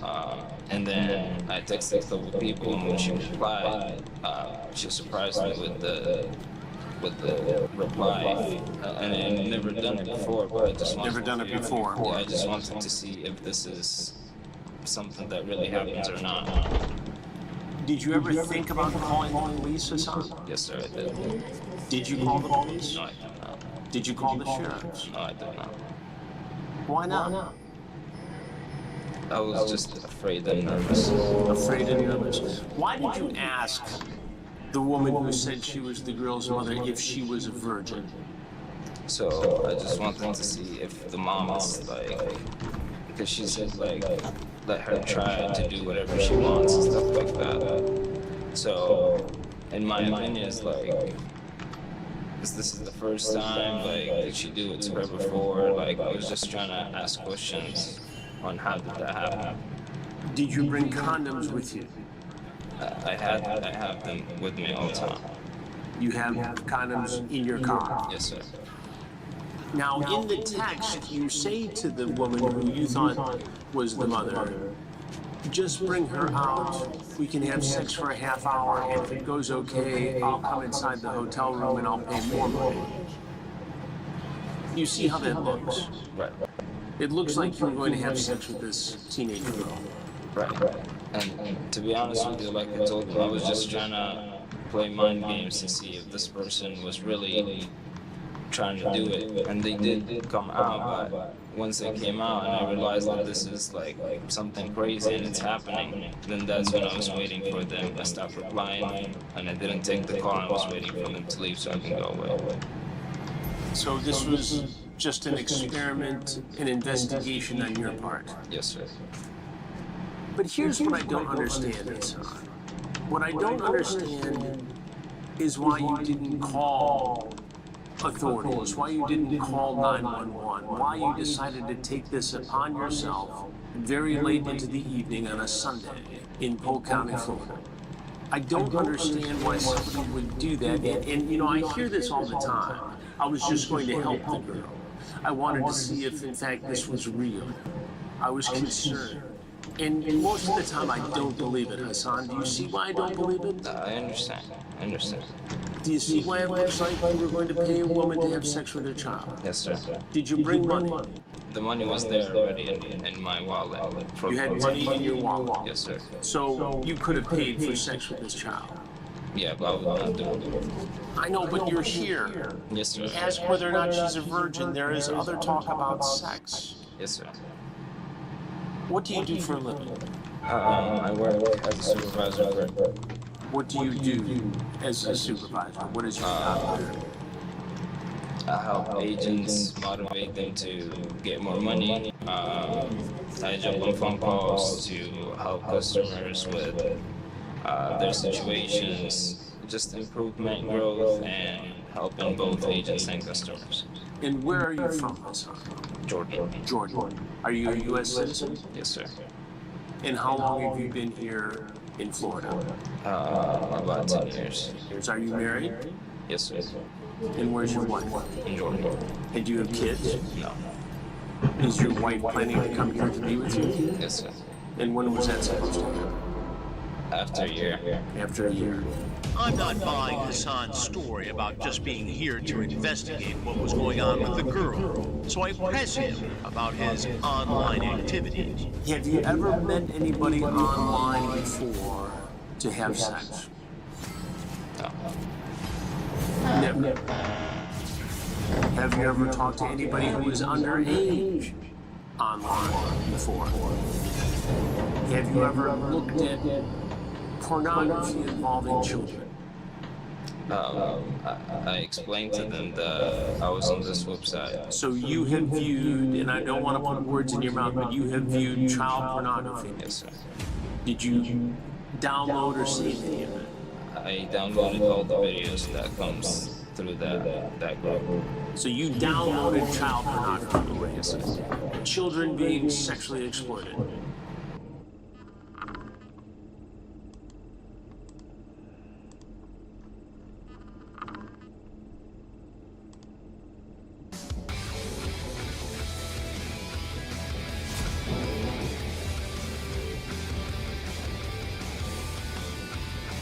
Guys, for today's video, I'm playing Timo, and the top laner up against his hand with the new season 16 setup. I'm probably just gonna shove Zahen in early. That way he can use the bush to kind of own me. Once I hit level 6 and I get my shrooms, I'm able to shroom up the bushes so you can't use the bush to drop vision. But yeah, so we're gonna be going with a on-hit Timo setup, Nashor's Tooth, and then instead of going into maybe like Landers or Malignance or anything like that, and the usual Timo items, we're gonna be going the new item Dusk and Dawn to double up on our on-hit effects. So basically we can auto Q and double up on our E and our Nashor's Tooth. Can provide us a ton of damage. Oops. Actually, I autoed Q to me. I have bone plating. Copy as I got a ton of damage on him there, actually. Oh my goodness. It is a Fizz jungle, so maybe you could do like a crazy level 3 gank.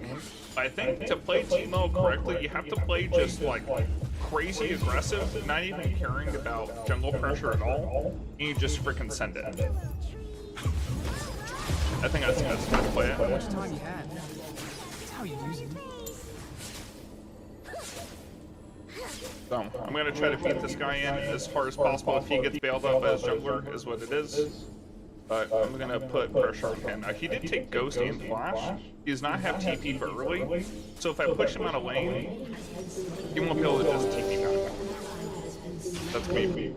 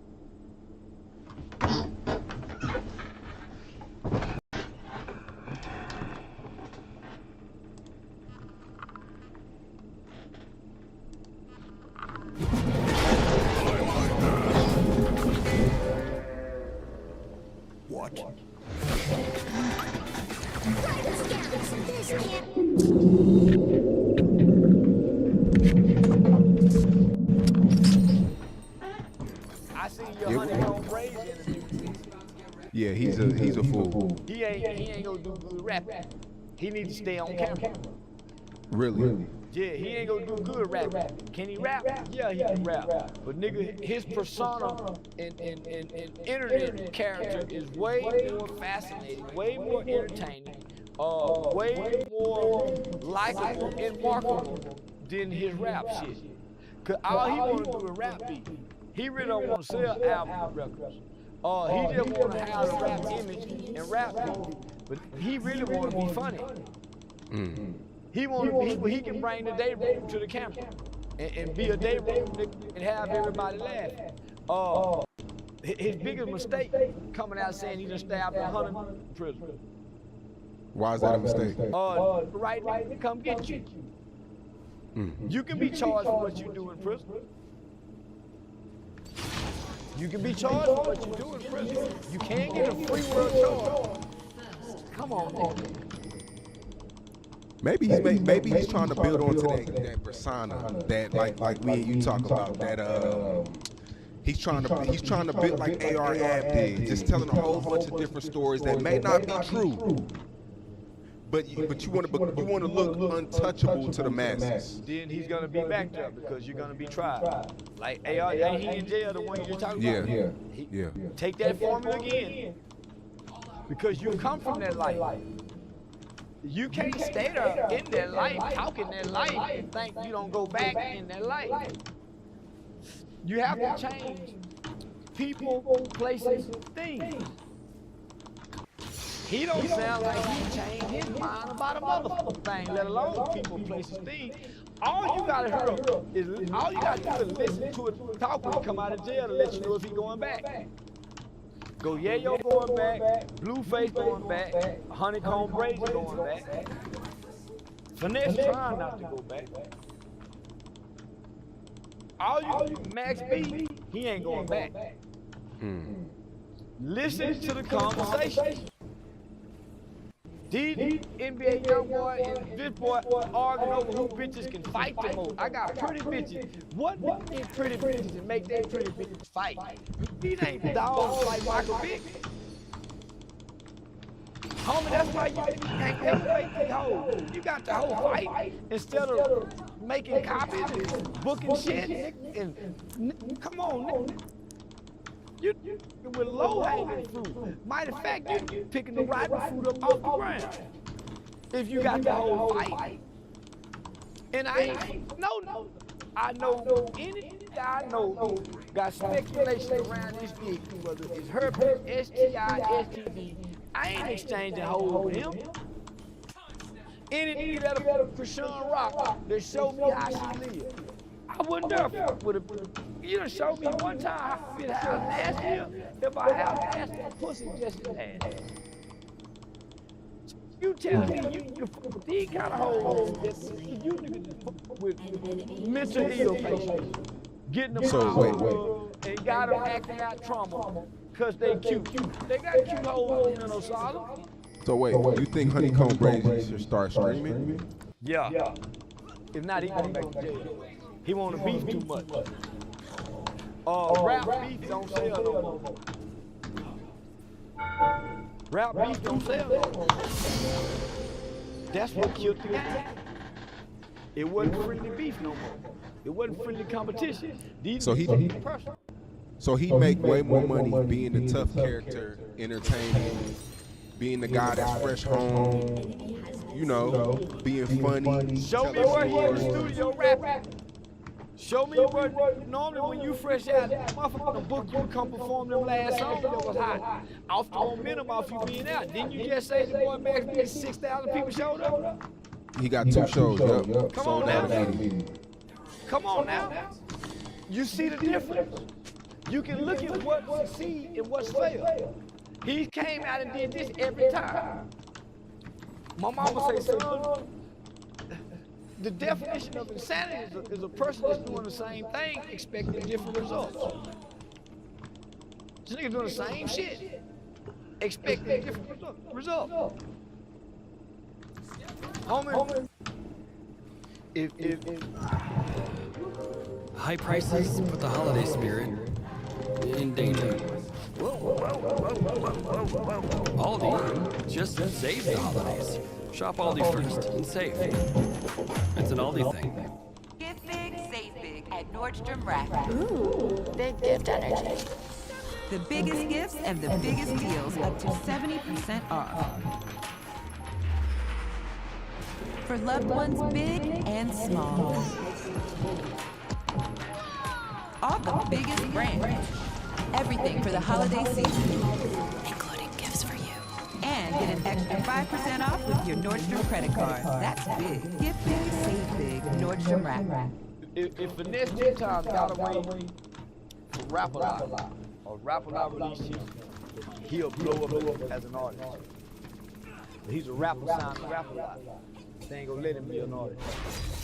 They're gonna strain him, choke him, and drain him. Same with Honeycomb Brazy. We don't watch Jay Prince and the Rap-A-Lot Mafia family try to put together all the beats and sit everybody down from T.I. to Lil Flip. Why can't he take his 2 artists, sit down, and make some music that'll make this motherfucker rock if them 2 niggas came together? What happened to the big homie talk over there? But everybody get it. Every man for himself, but sign, they chain to the dog. Every Rap-A-Lot got a dog out they chain to, and they can't go nowhere. So now, homie, that's probably one of the most disappointing things about Rap-A-Lot. Got access to these 2 niggas, homie. What the hell are we going to come together and put some game down together and sort of perform together? Like Starlito and Don Triple. Ain't no more player type like that. Everybody on some gangster beef shit and can't get past the beef. And the beef don't be no misunderstanding. It ain't no blood shit. Yeah, it ain't no blood. So, I'm finna bring rap back. I've been telling y'all for years I'm finna change the game. I done already killed drill rap. I got these niggas talking to these niggas. I'm finna bring it back. And I don't know how to rap. I'm just You feel like you feel like you killed drill rap? Yeah, you know I did. Nigga, everybody know I did. Nigga, who came out to kill it other than me? Yeah, nigga, yeah, I came at the right time, disrespected everything about drill rap and the rappers. Nobody had ever done that before me. That's why I'm such a pushback with it. Man, he's saying fuck King Von. Nigga, I was hated for that. I was hated by the black rap for saying fuck King Von.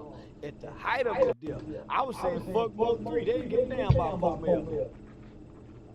They ain't give a damn about Mel. I said fuck Nip. Nigga, they ain't give a damn about Nip. I said fuck DMX. They ain't give a damn about DMX. It was that serial killer that the FBI had documented, who had just recently been released from jail because 5 of the victims had come up and killed. They killed all the witnesses to the murder. That's the only way you believe it. But they love that nigga. So yeah, nigga, I came attacking that demon. And I think I succeeded. Confucius said he who controls images controls mind. So that demonic tool was a mind controlling tool that controlled the minds of young people by way of gangster imagery. And his storytelling was prolific. He talked about the people he killed, and we knew it was real. And the way that he would tell the story made him a rising star in the rap game. Oh my God, he goes in. He talked about how men Can't hit him. like Slick Rick. That's a power. That's what pushed him to tell the story about real murder. Oh no, your girlfriend's Can't dad doesn't target like his him. gift. Maybe they're starting to get a deal on something else. Wait. Hey, you might just make it to New Year's after all. Want to keep your hairline where it is? Through Hims.com, you can explore a range of options.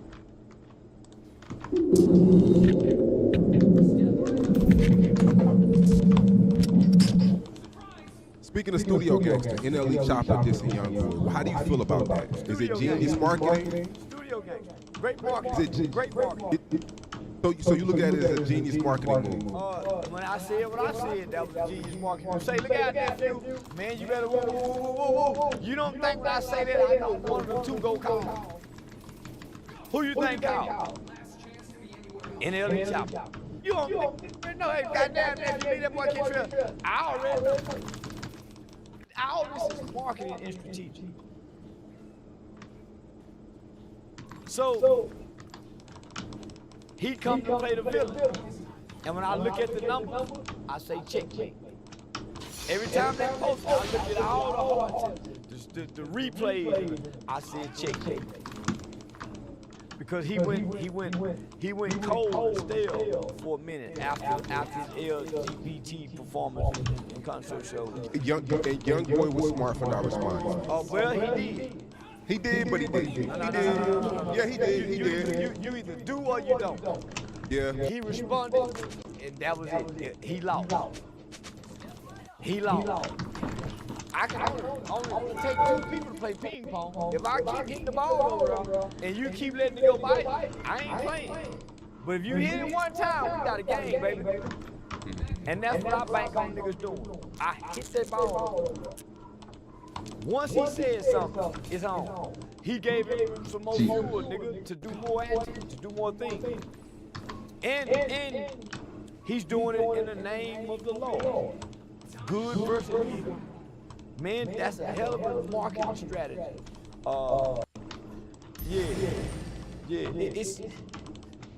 It puts him and NBA Youngboy in the algorithm on the same level.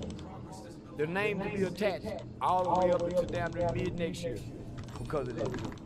So what's that gonna do? Increase ticket sales, increase engagements, increase impression. That too makes money outside of concert ticket sales on the internet. Yeah, but I mean, you know what I know. Young boy people not playing. Well, we know what I know. They don't have nothing on this thing that'll cause anything. Just as much as we're watching those schools, law enforcement is too. Why you think everything around him keeps being arrested? Why you think everything around him that's close to him keeps some kind of way ended up in the hands of law enforcement? So just they gotta. It's like being on the FBI surveillance 24/7. Phone calls. Do you think these people finna let this kid, who still has potential for violence, anger issues, and a flip at the switch of a light, you think they're not monitoring him? He just come out the feds. You think they ain't listening to every phone call? No. Any of these choppers say. Right now, anybody in the spotlight would be safe. Anybody. So wait, we did an interview, did 1 million views. You talked about Young Boy. The next day, you show up to the tour day. What would take us through that night? Like, I mean, did you expect any heat? Did you think they, what would take us through that Remember, I night? told you the team that reached out to us. I asked them on the real Discord, so they personally reached out. So I already know once I done the interview that I ain't know he traveled with a team of young people. So no matter what I say, NBA YoungBoy cool with it. He don't take no disrespect. His manager will be like, man, I'm talking shit. Them young, they feel it. Lil Tim shouldn't be in his feelings. I was Lil Tim, but nobody embracing Lil Tim while he was gone. I got you. So I got you on the documentary. Remember the councilman reached out to me. I went to the city, met the mama. So I'm saying, if anything, they know that's my boy, Lil Tim.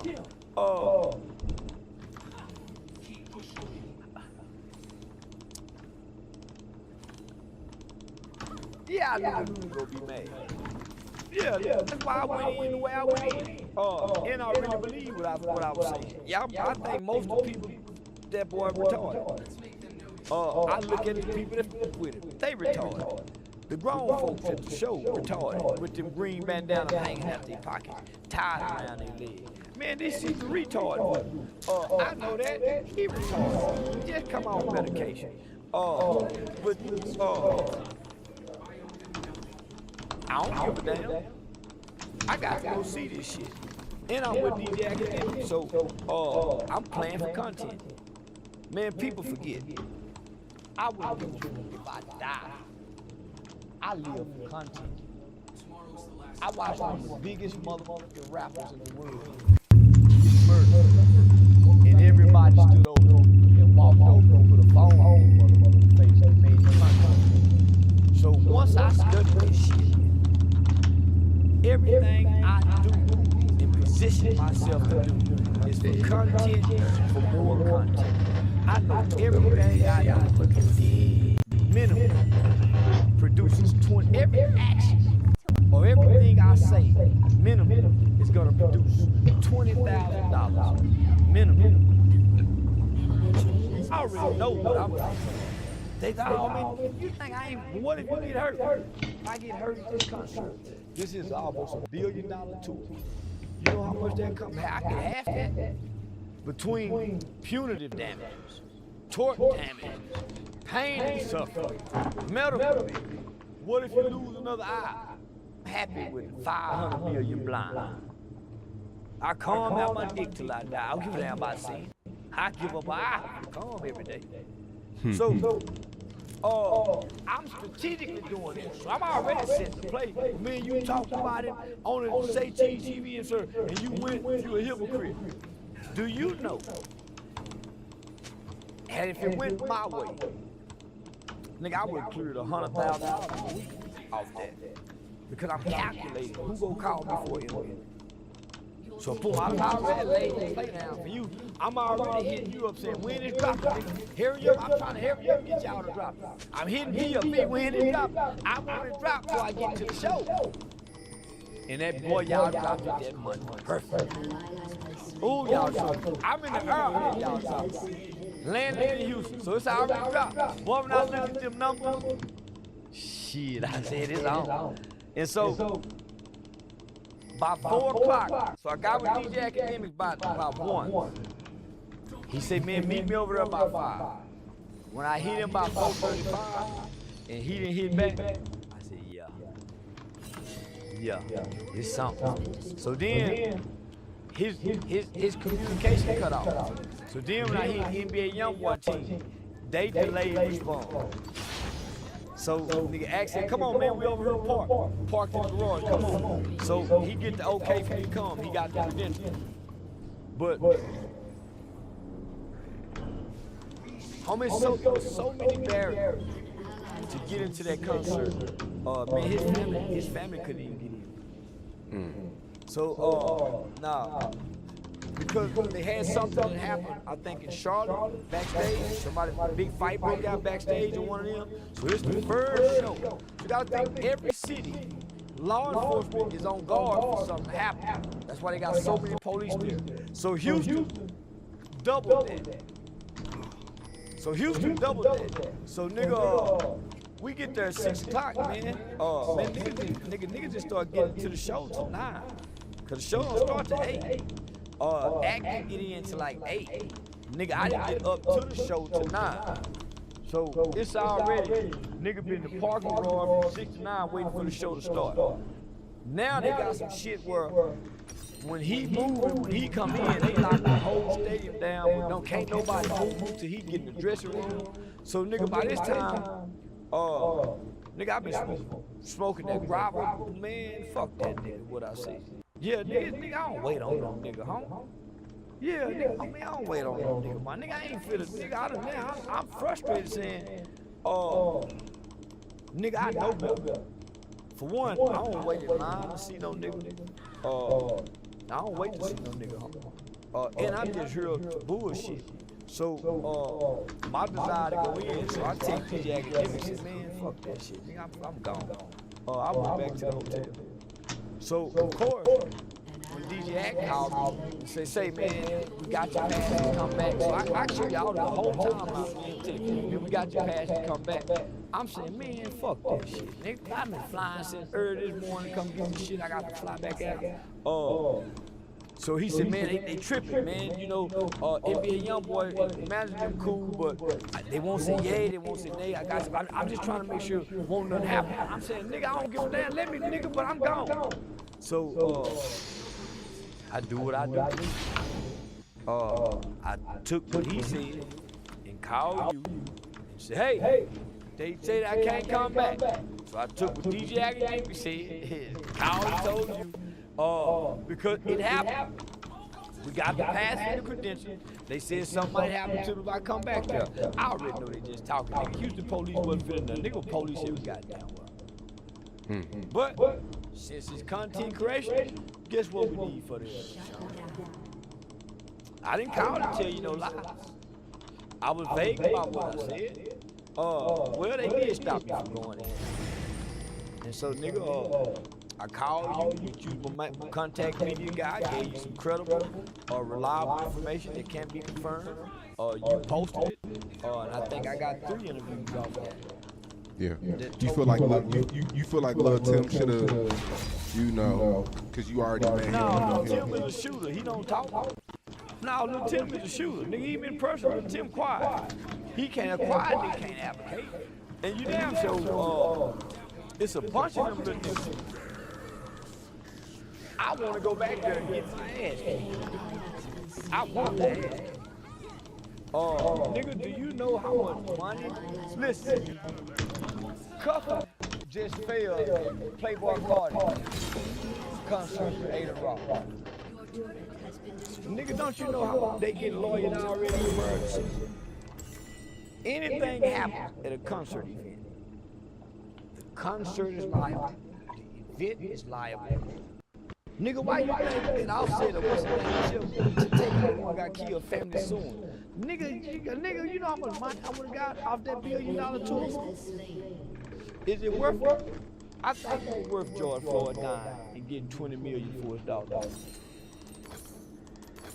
That's what a man make sacrifices like that, nigga. Do you know how? You talking about 500, 600, 700 million, knowing his violence, sitting around it.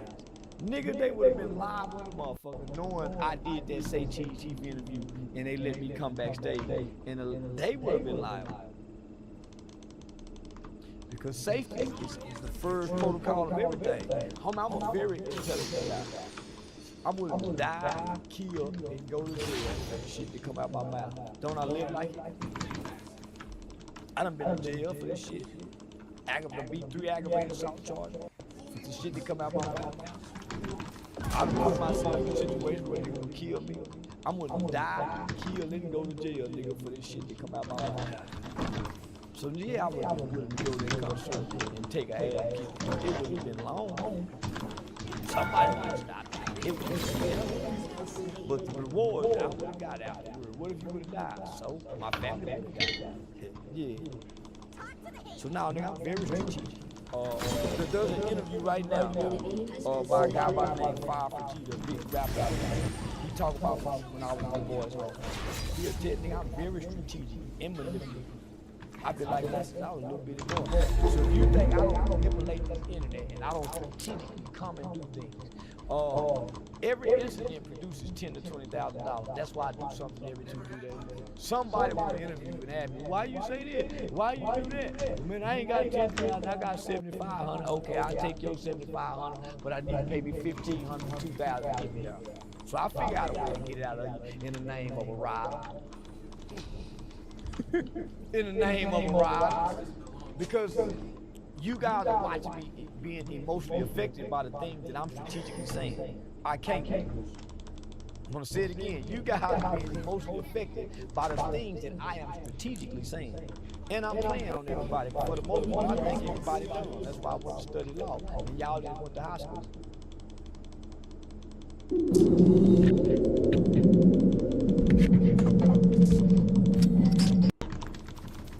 Charleston White. What you got on, man? You a doctor? You a nurse? What you wearing today? Yeah, I relieve pressure. Yeah, I'm Dr. Pressure Relieving. Yeah. Now I'm on this shit when I go to the airport. If you don't know me, I lie. You just say whatever I come to mind. Wow. Like, what's the benefit? I wake up playing. I thank everybody for it. I think when everybody come out of their house and get off the shitter, they playing. They playing on the people in their house. I think everybody playing, so I wake up and play. Yeah, I play on everybody, especially if you're in my face. Yeah, I play on everybody in my face. I started doing that with my mama when I was a little bitty boy. I learned to play on them. They emotions, yeah, they concepts, they beliefs. So I wake up to play. Just throw random stuff on one day. Man, I wake up to play. When I get clean and put my cologne on, I'm trying to play on the bit. Yeah. When I'm sagging my pants and I got my gun tucked in my waistband and you can see my gun, I'm playing on. I wake up to play. I come outside playing. This is just life of the game to me. So nigga, I'm full of game. So yeah, anything in my face, I'm playing on. Cause I think it's playing on me. So that's my perception of life. I think everybody playing. I got a hat that says that. So nigga, I play on it. Yeah, that's a well-known slogan that you popularized. Yeah, and I believe that wholeheartedly. I think everybody plays. I think they on the series when you naked and on the ship by yourself with whatever you pulling out your ass. Did you come up with that saying, or is that something that you got? No, I came up with that. I've been saying that since I was a kid. I think everybody plays. And they been saying, boy, you think life ain't. Life won't teach you. Life still ain't talking. Your life still ain't talking. I still do what I want to do and just accept the consequences. The other day we posted I guess you posted a screenshot of your bank account. One of my bank accounts. You can see that another money. One of my bank accounts. Yeah, and we posted it on Say Cheese, and It's amazing how everybody claims 300,000 is not a lot of money. The average American do not have $300,000 in one bank account. I have one bank account. The average American do not have 6 months worth of rent saved up in a savings account. So that's just one of my accounts. I probably spent $300,000 in the strip club just not even touching pussy. I probably spent another $300,000 buying cars for my mama, my sister, putting them in the house. I probably spent another $100,000 just in apartments and condos in different states. So you ain't touching this kind of money. You done paid me $1 million by yourself. Facts. Nigga, I say Cheese TV alone. Say Cheese TV. I done made $1 million. That don't even include my comedy tours, my residency in Vegas, my men, my merch. I done been paid $40,000 for a 2-day interview. So man, they looking at that, but I know people with high bank accounts don't respond to other people's bank accounts in the country sector. But let me say this how I know watching and paying attention. My South Parker sent me $400,000 check and said, I make this month slanging that dick. Get what I thought? I start slanging dick too. Nigga, you can't show me a stream of revenue. I'm finna join that OnlyFans with that dick. You got me beat up. Shout out to South Park. Yeah, my nigga sent me a check, make $400,000 a month. So, I did that because I got family and friends who call me out the blue. And now, and everybody who asks you for money, is to take your money that you done saved for them to go give it away to a bill that they couldn't pay people who are struggling. They want you, so everybody has the title. So this is why the Democrats feed off a liberal mindset. They think you're supposed to tax the rich and give to the poor. The poor still getting high. The poor still come fucking sucking dick. All that money monetized. But yeah, I seen all them comments, homie, but nigga, I did that to talk to them motherfuckers. That's coming out the woodwork. If you ain't gave me no pussy, or you don't expect to give me no pussy, don't come trying to play friend, sister, cousin, or nothing. Ask me for no motherfucking money. And you didn't grow up in a household with me and mama and them. If you ain't done that, man, but see, yeah, and then don't text me asking me for no money. So yeah, I want the cap. 100% what break was on. I ain't got no record company. I ain't got nobody behind me. Nigga, this all off me learning the internet. How often do you ask you for money? I get at least 10 times a day. Yeah, I get a sad story about 10 times a day. I know you're a giving person, but I don't give it back. I give on the spot. I move by spirit. You can't come ask me because I think you're playing on me. I gotta be moving throughout life and see something, feel something throughout life, unexpected. Get to my mama, my kids, my immediate family. But a motherfucker outside of that got to be willing to give me something to get something. Perform a service. Running errands, washing clothes, cleaning up. I feel like he's a bad matchup for Sahan too. Performing a service. Maybe. No. And I ride everywhere I go. So every club I go to, I tip the nigga in the parking lot, I tip the chick at the door, I tip everybody that work as the establishment. So I grease palms, as the old people say. So everybody make sure I'm taking care of and try to treat it special. But you can't know you can ask me. Because what if I didn't have the money? What was you doing when I didn't have the money? Who was you going to then? That's why I fuck with hoes and prostitutes. Yeah, $300,000 is a lot of money. Shit, $10,000 is a lot of money. Only on the internet, everybody's rich. Everybody's rich on the internet. But when you look at the American economy, it says different. Exactly. Homie, I'm like the politician. I got wasteful spending too. I got wasteful spending. Every night, because I I'm a gentleman, and I like being in the gentleman's area, just like the old Western movies. At the end of the day, the cowboy like going to the saloon where they playing cards, poker, drinking cigar, and it's a whole house upstairs, and this whole serving drinks. I live for that. I don't want to go home and be in the house with the woman and the kids, and me and my woman holding hand watching. I don't want to do that. I think I'm a real prophet, and no prophet in the Bible, no prophet in no religious book had a wife and kids. That's the peasant.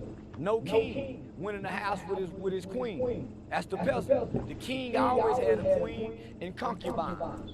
So we talk that king and queen talk, but a nigga only got one woman. Ain't no real king. King has concubines. So I want to Hey, son. with plenty of hoes and a queen. And you cannot do that poor and remote. What's Depending the on your difference? woman's This sleep. is the same thing. Ride on What your the woman's fuck? taxes. Ride on her being the breadwinner. You cannot be a king and your woman sits higher than you financially. You can she's only you compromise. That's AP. There's a difference. What? Matrix. This campsite ain't big enough for 4 of us. I ain't a compromised black man in America. And everything and everybody around me benefits from me. So I can do what the fuck I want to do. And feelings don't move me. I'm a real king. First time Lee sin or he smurfing. Your feelings don't move me as a woman. So nigga, I operate as a nigga with money with a keen mindset. I think another thing too is when we posted it, it was funny to see how invested people are into how much money other people have. It's been like that, nigga. See, since we've been putting posters on the wall since the Word Up magazines. We have always been invested because we idol and we worship these small gods. Celebrities are gods to poor people. Poor people I think live their life rich people. he's a That's why they got tempo. lifestyle Nah, of rich and I think famous. this That's is why they got fine. BET, How I'm Living. That's why MTV, How I'm Conqueror, Living. I can That's why just fight him for days. the barbershop argue Jay-Z got more money than Nas. That's why you argue over other people's lives. That's why people follow. That's why a motherfucker have 0 posts, 200 followers, but be following 10,000 people, and they in everybody's comment section. You have to live through these people. This is where you get your hope from. This is why you play the lottery. Hoping one day you can live like this. Where else could you see it? If you didn't peak in celebrity lives, where would you see success and affluence? You don't drive through rich neighborhoods. I used to sit from that position and point of view. I used to watch all the how I'm living MTV crib till I find out them people bullshitting with lease cars and wasn't they house. When I find that out, shit. So then when I find out the average person that we watching, that we think got the money, ain't got the money. Because they don't show us their lifestyle. They do photo ops and props.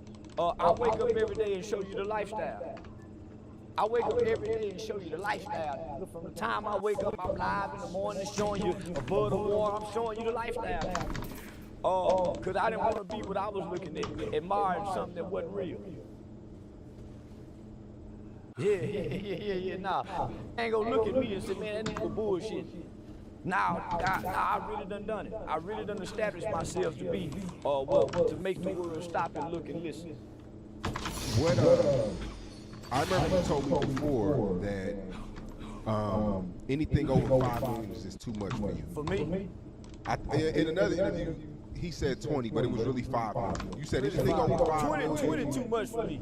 Yeah, 20 million, I'm gonna corrupt. Yeah, I'm gonna think I'm God on earth. I'm gonna be like David Koresh. See, Puffy went freaky.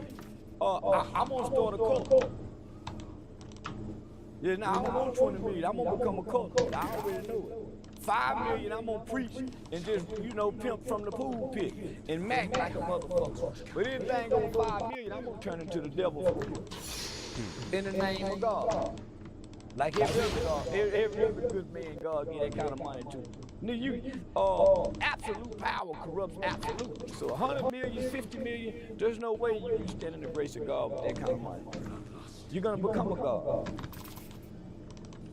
Yeah, I just want to be a dirty motherfucking man, prophet, you know, like Dr. King. I don't want to be a God. I want to be a rebel like Dr. King. Preach, and y'all honor me, and I done fucked all the hoes, don't nobody say nothing bad about me. Just like the rebel, good rebel Dr. King.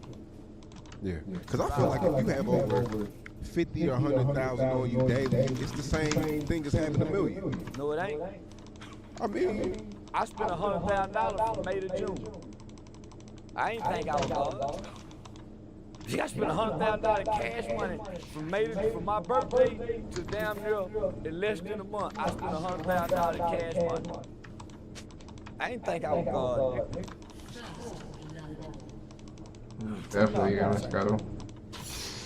No, I feel like though, if you can have 100,000 consistently, I feel like it's the same as having $1 million. No, it ain't.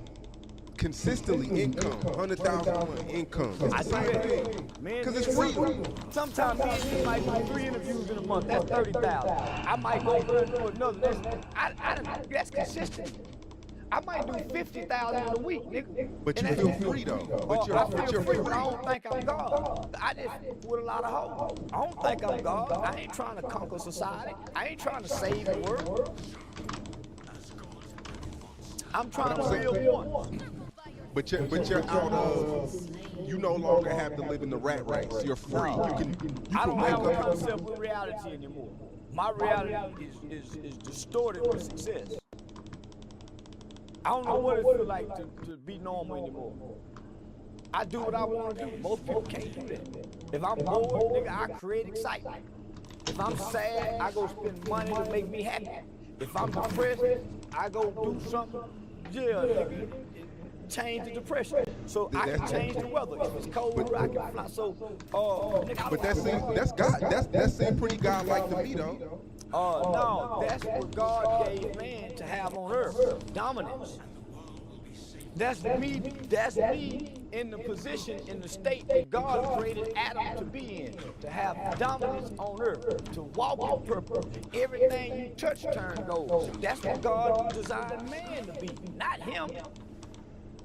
Nigga, I'm what God designed man to be, dominance on earth. Be fruitful and multiply. I had 2 kids by 1 woman. I sow into people. I don't buy stocks. I don't invest in real estate. I invest in people. Preferably whole. Half-naked hoes. The least of those, as the Bible describes. Do you feel successful? Do you feel like you've made it? Every time my mama called me and put me on the phone with a doctor, my mama worked for Bank of America, so every time she called me and say one of her executives, feel very successful. Every time I sell out a comedy show, or every time I get a new booking, every time they cancel me and say I can't perform at this comedy show, he called me 2 weeks later and say, hey, we want to put Charles on. I feel very successful. I'm excelling at everything I do. I haven't failed yet in 5 years. Anything I've done, even doing a nonprofit, I haven't failed yet. So I feel very successful. My daughter, the results of my children, how their life are. My mother don't have to worry about nothing. Yeah, I feel very successful.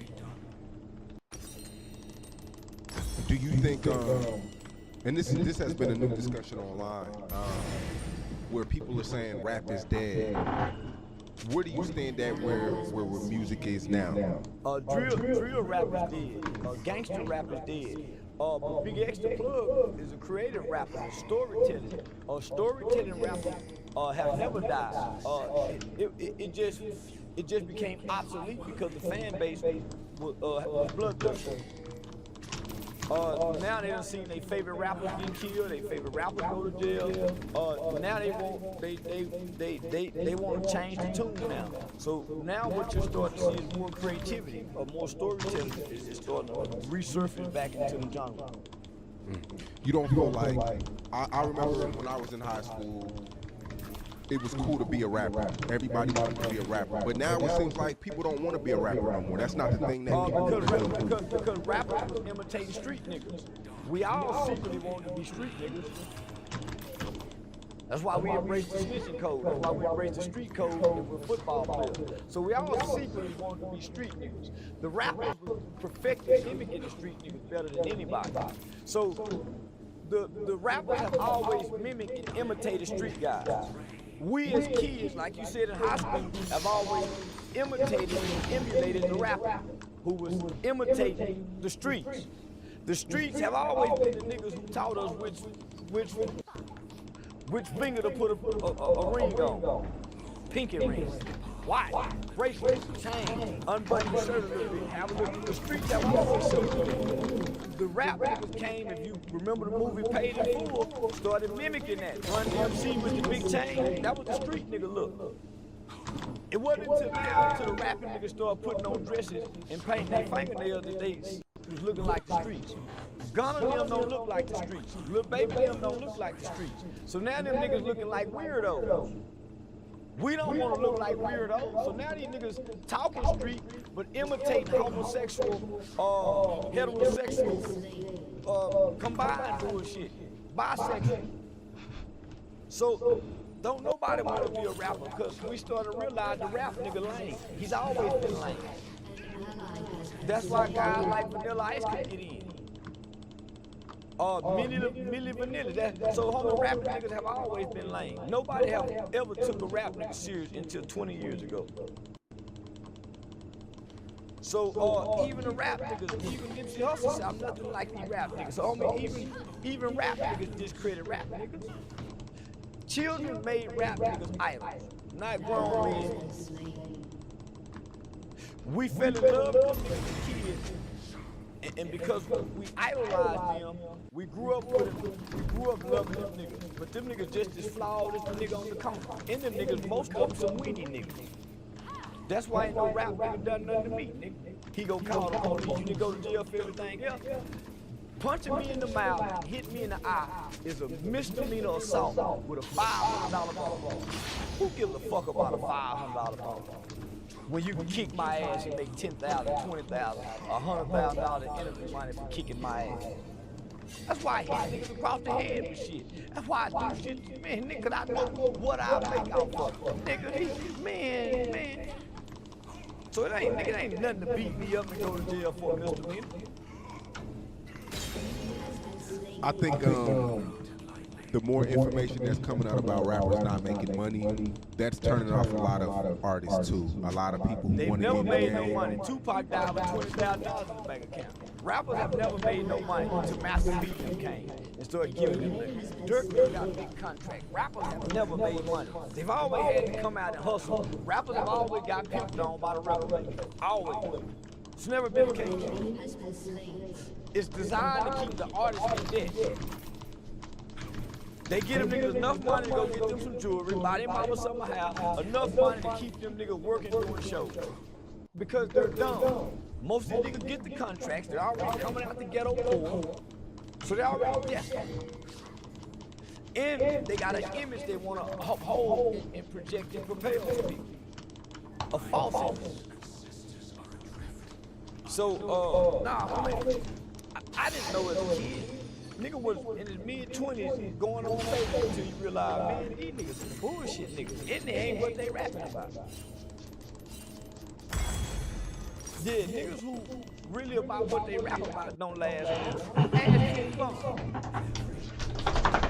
King Von. Add King Von. Very few of them niggas really with that shit. Yeah, so now, nigga, Gigi was rapping BMF. So I can't rap it. Hit the brakes while live in the trunk, do tricks. That was Big Meech and them tricks to pop the trunk open, nigga, that he put in the rap song that we thought he did. So now, nigga, they been tricking us. So now, everything's being exposed because we live in an information age. You can't hide that. Yeah, and there's less stars than ever before. I mean, now you got Young Boy. I mean, the Baby's not who he was. Lil Baby really's not who he. not who he was. Playboy Cardi's a star. It's not too many stars in the game how it used to be. I don't know one Playboy Cardi song. I don't know how he came up. I ain't never seen a video. Nigga, I don't even know what he look like. How he a star? He's a star. He a star among white people. He's a star in his world. Yeah, so he's a star in his world. So because of we now have a new world. It's called Metaverse world. We all stars. Yeah, everybody has their niche audience. You're right. There you go. So talking to a motherfucker who got 5, 6, 7 million followers, you can't tell them they ain't a star in the Metaverse world because they are. If you got millions of followers in the Metaverse world, you're a star. Most people don't live in the real world to know who's a star in the real world. So it don't matter who's a star in the real world. We're bigger stars in the Metaverse world. Charles White is a bigger star in the Metaverse world than Playboy Cardi. Charles White is a bigger star in the Metaverse world than Lil Baby. You cannot put a rapper up to Charles White in the Metaverse world. I'm bigger. They don't go viral every other day. But if you bring them out here in the real world, I'm equally, if not bigger. Because I'm a bigger star in the Metaverse world. And people live on here, not on a rap chart. Do you think people care about music as much as they used to? Because I don't feel like they do. No, you can be great in music, you can be good in music, but if you don't have a gimmick or a story or a niche to put your music in that vehicle, your music won't go nowhere. Your niche, the gimmick or the story is what's gonna move your gift and for music. The music is not the vehicle no more. Nobody cares about it. Everybody's good at music. You better have a gimmick or a niche or a hell of a story to push this. And I learned that from watching American Idol and shows like America's Got Talent and The Voice. They go get all these people that's great at music, talented and with a gift for a talent. Once they get down to the top 15, top 12 contestants, they give you a story about each person and take you back to their home life, their town, and say, okay, America, it's your time. And based off that story, continue to vote for just this one person. It's a get you, so they finally, so you ain't got that, then nigga, you just sang it for a hobby. Rapping. I tell rappers that all the time. They're always saying, I'm better than that person. I'm better than this guy. I'm better than this guy. I rap better. That don't mean shit if people can't relate to your story. You have to have if you're not relatable, it's a waste of time. So that's what rappers lose it. They don't know how to sit the rap character to the side and come out and tell the story to attach to the rapper and push it. What you went through? What hurdles you overcame? What struggle? Nigga, you gotta have a backstory. Damn near violin. Or you have to have a story from a good guy that was bad guy was good, a redemption. It has to be a story with a niche or a gimmick. A nigga, you just out here in the crowd with good talent, like everybody has.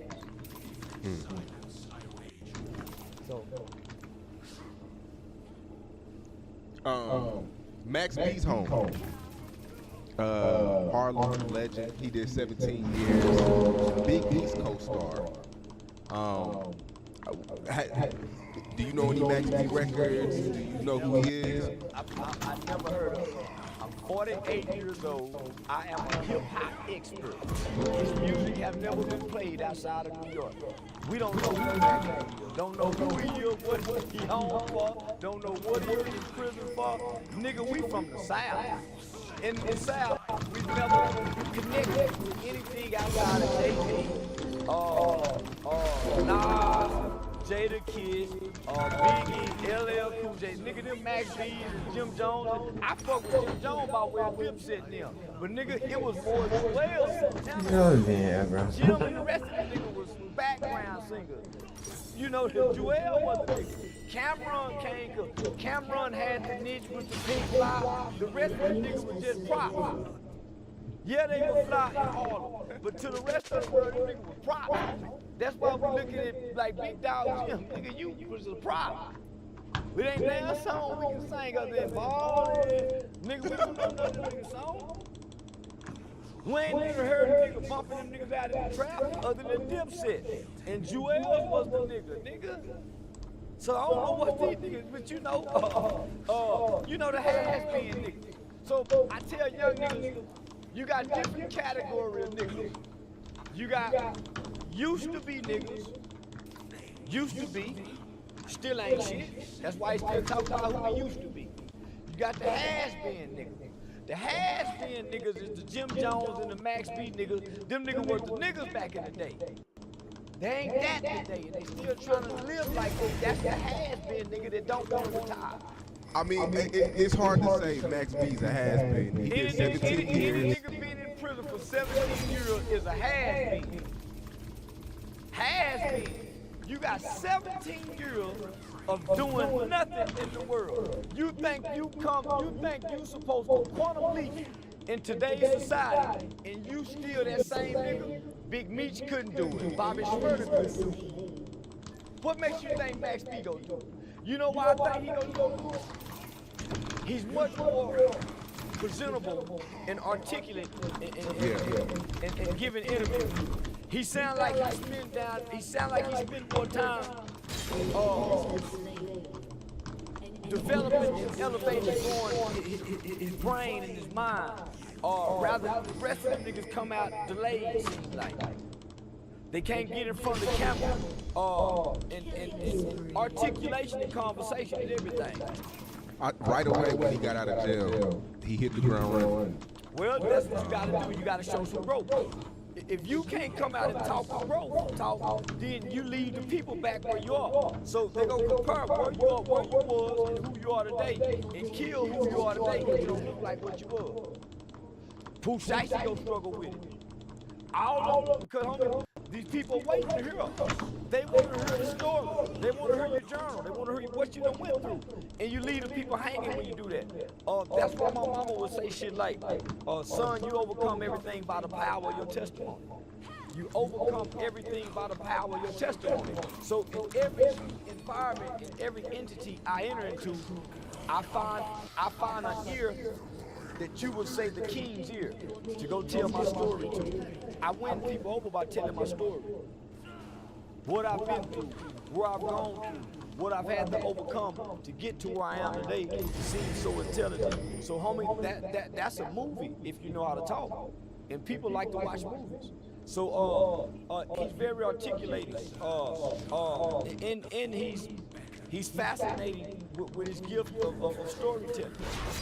He got a great recollection. He's bringing in new content that people have forgotten or don't remember, that he's reintroducing from years ago and bringing them up to speed. So he's almost got 17 years of a documentary he can come out and tell about. That makes him different than the rest of the niggas. I ain't seen nobody else be able to do that like him and do it good, as good as he's doing. Well, New Yorkers feel if you don't know who Max B is, you're uncultured. Do you agree with that? People are uncultured. We don't eat pizza that they eat. We don't go to bodegas. We don't know battle rap. So we're very uncultured compared to New York. Don't nobody, like Pimp C say, we don't play that bullshit down here. We don't play that bullshit down here, nigga. Put y'all records on one side of a stove, put our records on another side of a stove, and see who sell the most, nigga.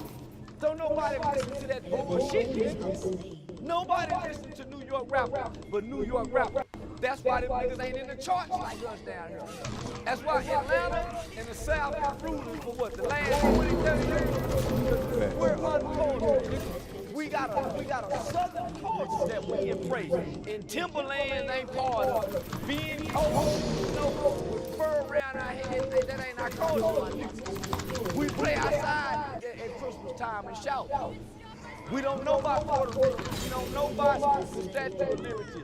We didn't smell the dust from the Twin Towers. So we ain't tuned in to that New York shit, my nigga. We respect it, we salute it, but y'all on the island, nigga. That's why y'all got Rockers Island. The DC niggas ain't tuned into your culture. The Virginia niggas, the New York, Harlem ain't tuned in the Bronx. So no, we're not culture, nigga. So we don't know who Max B is. Ask us about Scarface, Pimp C, UGK, 8 Ball, MJG, Jeezy, T.I., Future. Nigga, we gonna go to singing songs. But we can't name one Max B song that we can play in the club and nigga jump up and start throwing money like we do. I mean, he's been getting a lot of love though. I've been seeing. I don't matter the love. All real niggas in street niggas get love. But the love is fake. I bet he can get that love for 17 euros. So this is not a reward, boys and girls. The average nigga who come home after 17 years don't get this love. So let's first say that. This is fake love. I ain't heard it. Oh, I'm fucking dead. I've been on the internet 6 or 7. I ain't heard a nigga come with a Max B story. I ain't seen a nigga say free my nigga Max B. So man, y'all miss me with that bullshit. Everybody chasing clout because he got the lights and the camera and they want to be a prop in this movie that's being shown. Yeah, French Montana been holding him down. Oh, I don't know what been holding him down. I ain't heard him say nothing about it. Whatever they do in the dark, him and French been doing it. But nigga, I'm saying ain't nobody keeping him alive till perfect. You feel like Southern rap, it runs hip hop? Yes, sir. Yeah, Southern rap runs the hip hop culture right now. Yeah, I feel like the transmission, nigga, yeah, in the action. Yeah, I feel like if the South don't rock with you, it's kind of you're limited. It has to go through the South. If the South don't love it, you're limited. Nigga, right now everybody got to bow down. West Coast ain't popping. If West Coast ain't getting it, them shaky boogie niggas up north ain't getting it. The East Coast niggas ain't getting it. Nigga, you got to come from the South. Because nigga, this is where your soul lies. This is where the soul of music stems and builds from, nigga. This is where your ancestors lie and lay. So how else you gonna tap into the soul of what you do, nigga, and you can't come stand a nigga on the blood, nigga, sweat the fruits of the ancestors. They too far away from the plantation. They don't know the drum beats no more. Yeah, they too far from the plantation. Yeah, but nah, nigga, we took over the rap game, and there's nothing that you know, Drake came in and nigga, what Drake had to do, he had to come down south to get to where he is. If you want to get to the top and rule, you gotta come through this pathway because you can't be crowned king of rap if you ain't crowned through the south. Do you think Max B's about to be 50 years old? Should he keep rapping or should he become a podcaster? No. His game is podcasting. If he get back on that stage, with them sloop feet, that sloop feet. No, nobody's entertained by a 50-year-old rapper and a 50-year-old nigga. And them niggas ain't really buying ticket sales. I don't know, man. Both of his shows just sold out. Both his shows 4,000 people. Wait, 6,000 people in minutes. Out of New York. Yeah. East Coast. I mean, you still got Connecticut and Boston, and Jersey. New York alone. Yeah. You go play with New York alone. New Yorkers been doing that. That's not new. What was those 6,000 people 10 years ago? I mean, you know artists get big when they go together. You know that. He's gonna be big online. 6,000 people come to a party. Once the party cycle and the thrills is gone, who gonna be listening to that shit? Who gonna be listening to that shit? And don't get me wrong, these niggas can still rap. Jim Jones can still rap. Fabulous can still rap. Juvenile, all these niggas can still rap. Church, all these niggas can still rap. Who's gonna play that shit? It's not related for us to get in our car and Max B out. We're already to our favorite drum beats and musical lines. It's gonna be hard to come in as a 50-year-old and go back and talk about ballers. I got the road horses. Whatever nigga driving trucks now that used to have the key, he ain't got that no more. The children are related to NBA Youngboy because they call it what? Pain. We ain't playing NBA Youngboy in the car. We going back to Jeezy. We going back to Future. Every now and then we put some new shit in, maybe 1 or 2 songs. But our playlist don't consist of new rap music. So how is he gonna introduce at 50 years old? His best game, nigga, is to come rap without rhyming and no beat like he's doing now. You done already created a formula and a method, nigga, that's gonna outdo way more. Because rappers are not making money. Period, point blank. They are becoming the least paid individual in entertainment. They're becoming the least paid person, and they're leaving in debt. Then it came to the record said they need to leave in debt. Record companies aren't in the green with these niggas.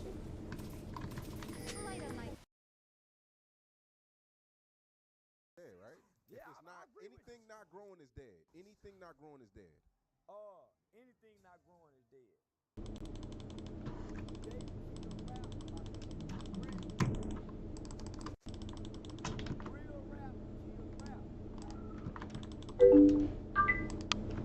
Those who go with darkened eyes see only shadows. The enemy's inhibitor has Fascination. The mystique used to be there. We didn't know if they was. Niggas, the studio gangster have always outlasted and popped the chart. We started demanding these niggas be real killers and real gangsters. So we started shaming guys like Drake if he had a ghostwriter. We started shaming rappers for having ghostwriters. And this is part of the business. So, nigga, real rap kill rap. Cause we started killing real rappers who were rapping real. And then you start going to jail for rapping real. So you done fed an audience of real live rap. How can you go back to storytelling? Well, Big X is a big fat black man that don't look like the killing nigga. And he got his shirt off. He's friendly, he's smiling. If it wasn't for that, we don't rap on no chart. So you saying Big X is saving rap right now? Big X is saving rap. Yeah, Big X is saving rap. People were upset with Big X for saying that he's not a rapper. He's an artist. That's the difference. That's the difference. You want to be an artist? Because rappers get put in the box. Rappers don't get to work with country western. Rappers don't get to work with rock and roll stars. Artists do. Artists grow. Artists have an A&R development. Rappers don't. Rappers get a life insurance policy put on.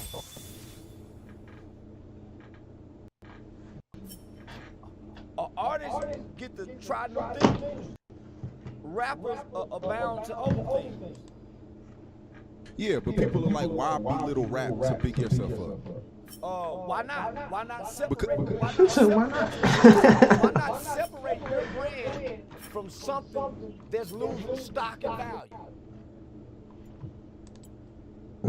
Nigga, we share stock. We sell stocks all the time. Why would you keep going down? This stock is going down. So why would you attach your brand to this specific genre when I got music with country western people? I'm an artist. If you want to last long in this entertainment business, you want to brand yourself as an artist and not a rapper. I'm an entertainer, nigga. I entertain. I've become an entertainer. I do podcasts, I do comedy, I do music. I'm an entertainer now. I don't just do stand-up comedy. I'm in movies, I produce. I do music, I do songs. I make music. I ain't a rapper. But see, a lot of people look at it, when Post Malone came in the game, he came in rapping, White Iverson. And then it's like people come in to use rap But then when they get to a certain level, it's I'm not a rapper. But you came in. He didn't come in using rap. He came in using his talent and gift to make music that just so happens to be this genre. But also, so why not come in? Hold on, he came in singing too. He was singing too, as while he was rapping, and he was playing instruments. Let's not discredit the man's talent now. He came Why not come in doing country? Because it's hard to come in. You gotta use the black platform because it's easier to do. No, you don't. You don't have to use the black platform.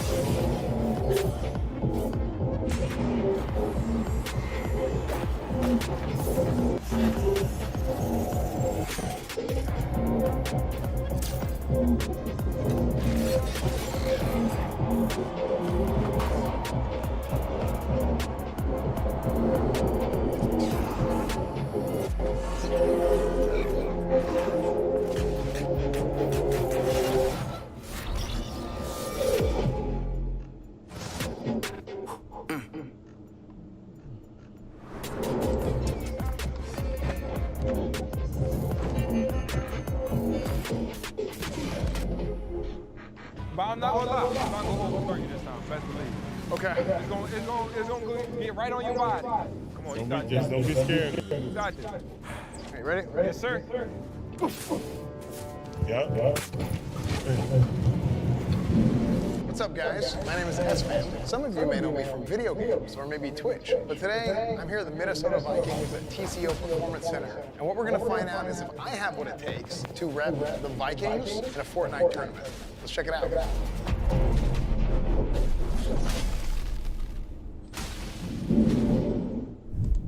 Fast feet, fast feet. Yes, no. we got this. Oh, let's go! To the squad. Wow. We call my mom. Everybody uses everybody in an entertainment industry. Because when black people get big, what did thugs say? You're not big until what? You go white. So why would a white guy have to come use a black platform to go big when his daddy is right up there with Jerry Jones? He ain't have to do that. People love the culture. People love the genre. But when you come down here with your love, they make you not love them. From the fans to the people you got to deal with. Because they want you to be what they want you to be. Not the gift that God gave you for the world. Nobody's strictly for rap, homie. That's why everybody who is stuck here die here. Everybody passes through here. Nipsey Hussle said he wasn't a rapper. He was a neighborhood crip, cub. Y'all didn't have nothing to say about that. Everybody passes down low to go high. This is the lowest form of entertainment you can go through. You don't have to come through here to be big. It's just an easy pickup bag. You don't have to do too much. You don't have to try too hard to impress these low vibrational people. But everybody steps on these motherfuckers to get up the ladder. Why wouldn't I? Why wouldn't they? And why wouldn't he? I agree with you 1,000%. So they're not using it, homie. You can still be an artist and be a rapper. Rap music is just the bottom of the ladder to get to the top. If you want to get to the top, you better not stay in rap. You better not stay in rap if you're trying. This better be a pathway that you're going through. Everybody went through here. Tupac went through here to go to acting. Everybody go this route, homie. If you got a gift in music and entertainment. Tupac was an actor first. But Tupac would never say I'm not a rapper. That's why I like Wayne. Wayne was like, everybody who get in rap starts to shame rap. All rappers do. Jeezy, Jay-Z. I'm not a rapper, I'm a businessman. Everybody gets into this because we're not in it. We're thinking something to be proud of. Everybody's ashamed to be a rapper, homie, when they start rapping. And started distancing themselves in their lyrics saying, I'm nothing like these rap niggas. So how can you be mad at that? This is nothing to step in front of the world with prestige to be proud of. I'm a rapper. Homie, it's a tool to discredit violent, dumb, uneducated, unintelligent. Nobody sees a rapper title as prestigious. So why wouldn't you, as an entertainer who can sing, rock your big belly and dance and perform? You're a performer, you're an entertainer, but I can't rap. It only makes sense because rap is losing stock, homie. So why would you want to lose stock? I agree with you 1,000%. But to shit on something that you started out doing and it worked. You shit on your baby mama? You shit on your baby daddy? Why you can't shit on something? Everybody shit on their job. When they get the job interview, they go tell people, man, I hope I thank God for this job. When they get the job, they praise God. So after on the job for a while, you get rolled up for being late. Now, man, I can't stand. Everybody shit on their job, Sean. Everybody. When you find out what the job entails. I hadn't seen a rapping nigga yet not shit on the rap nigga job, nigga. Future do. Our baby do. So what's the problem? It's just that he's succeeding at doing it while he's doing it. It's okay as long as you're still there doing it.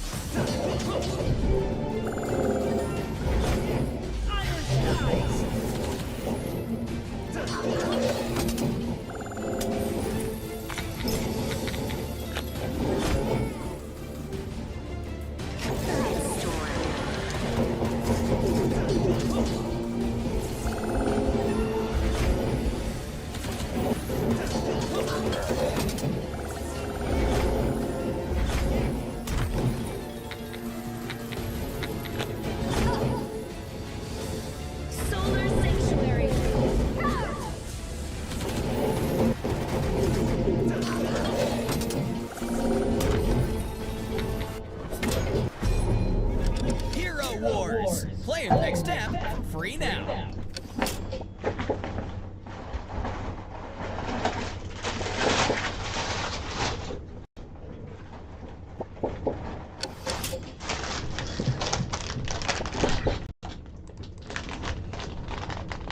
So now, nigga, everybody shitting on rap.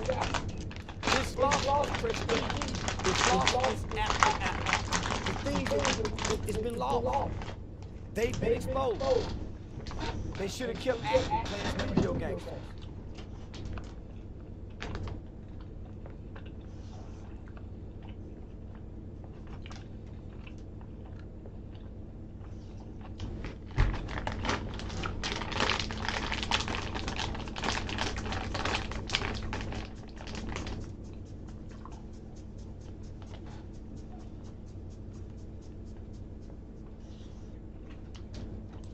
Here's my prediction. Zahen players are gonna...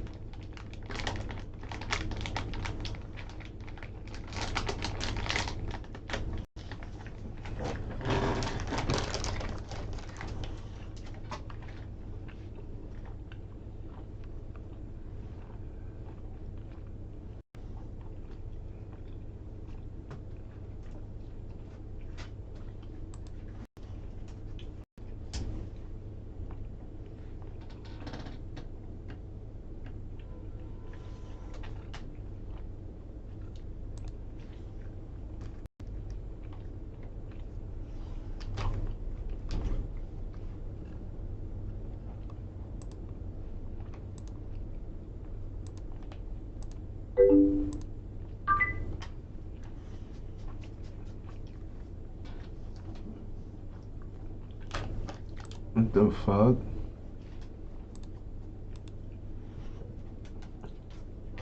Why can't I hear anything? What's going on?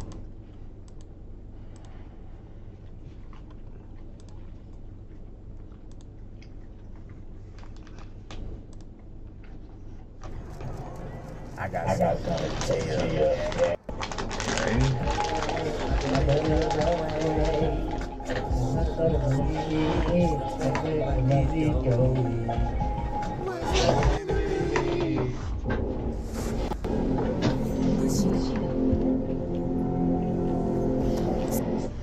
If enough of you are interested, I will keep for the right doing.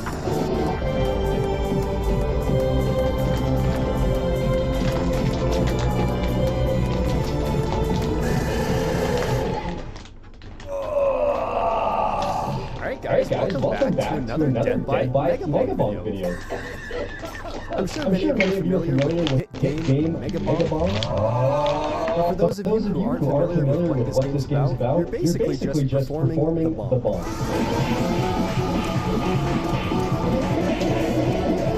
You kill enemies, you gain XP, you go around the map and collect shrines, you can upgrade your passive stats, you also collect chests for a variety of items that are luck-based, you search for statues that'll give you the option of 2 to 3 random items, and if you have any details that'll come across this video. At the current time of this recording, I am holding the world record for the game, at least for this current path, and I've managed to hold it for over a week now with not very many, if any, close contenders. I will be performing this run with the character Noelle. The way characters work in Megabomb is you start with a set weapon and a passive that'll level up with your in-game level. The reason why Noelle is currently meta and why I chose her for this run is because her passive gains her 1% size level. Size will increase your items and weapons drastically, which will be demonstrated later on. I'll also put on screen the weapons and tomes I used, as going through them all individually would take too long. A lot of people have assumed I've cheated this run. At the end of this video, I do tactically 2 of the 4 world records, and just go over exactly how I was able to get the room breaks and get so many kills. My goal for this video is to basically go through the game and what I did, the luck that was involved to make this run even happen, and the close calls that almost completely made me do. I do have a lot of footage, most of it is sped up due to how long this run took on a different channel. So for some reason, if you want to go through all of it just to prove that this was legit, it will be linked below. But I hope you guys enjoyed the chaos and the determination that is coming up.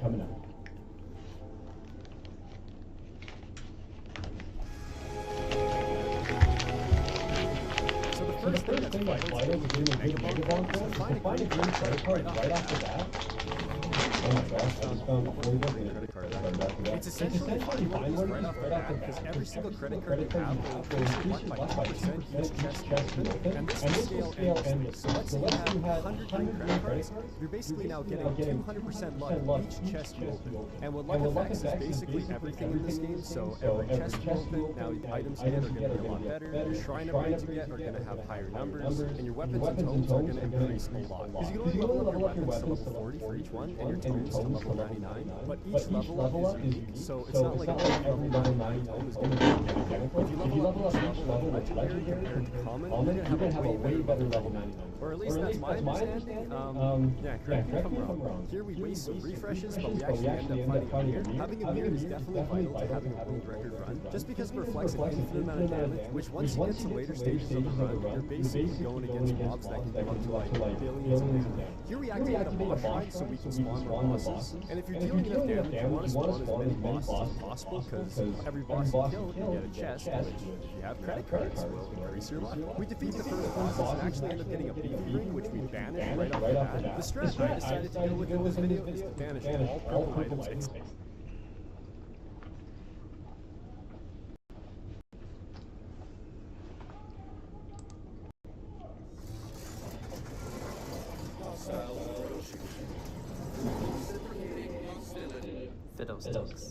Fiddlesticks is the demon of fear. He is one of the 10 primordial demons, also known as the 10 Kings. These are ancient beings that embody fundamental emotions and concepts of mortal life. They emerge naturally from Runeterra itself, where mortals first experience the powerful emotions like fear and joy. They are ancient, the first and most powerful of their kind. As the primordial demon of fear, Fiddlesticks is fear itself. He was initially thought to be a myth, or just a horror story. One such story is that Fiddlesticks was accidentally released by a mage tampering with powers beyond their understanding. Another story from Noxus depicts Fiddlesticks as a farm boy who was blamed for a bad harvest and fed to the crows, and later came back as a demon. Despite the many tales and stories about Fiddlesticks, its existence was treated as a myth by many until disappearances and sightings started happening in the Demacian hinterlands. A Demacian poem mentions the 10 kings. 10 great kings took 10 great thrones, 9 crowns adorned 9 heads, 1 left to scratch upon their mouths, the crow alive and dead. Many people speculate that the 10 kings refers to the 10 primordial demons, and the one without a crown is Fiddlesticks, the most ancient and powerful of the 10. Raum. Raum is the demon of secrets. He is a malevolent being that serves as the source of power for Swain, the Grand Noxian General. Raum usually appears in the form of a raven. Raum is also a reference to Raum in Rio demonology. He is a demon that appears in the shape of a crow. He also appears in the TV show Arcane, likely under the control of Swain to gather intel, however, this is not yet clear. In Runeterra lore, Raum has existed for centuries in the depths of the immortal bastion in Noxus. No one knows where he came from or how he came to be. Many, however, have sought the demon's power, including the Black Rose. The Black Rose needed the demon's power to fight against the regime of Boram Darkwill, the last emperor of Noxus. Raum has the power to collect soul fragments. These fragments can hold memories, emotions, or knowledge.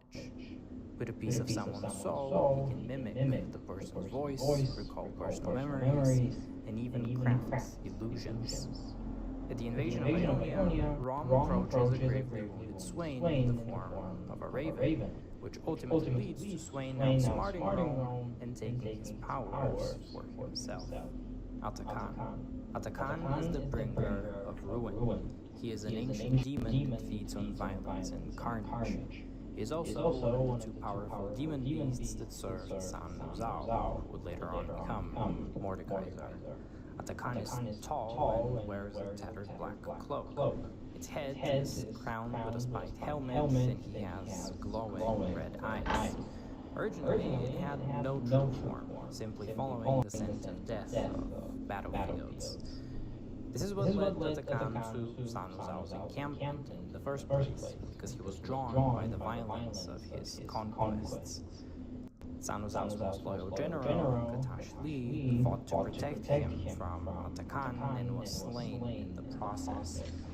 San Zhao, however, managed to strike down the demon and bind him to the general's helmet. By doing so, he slayed Atakan and used his powers for his conquests.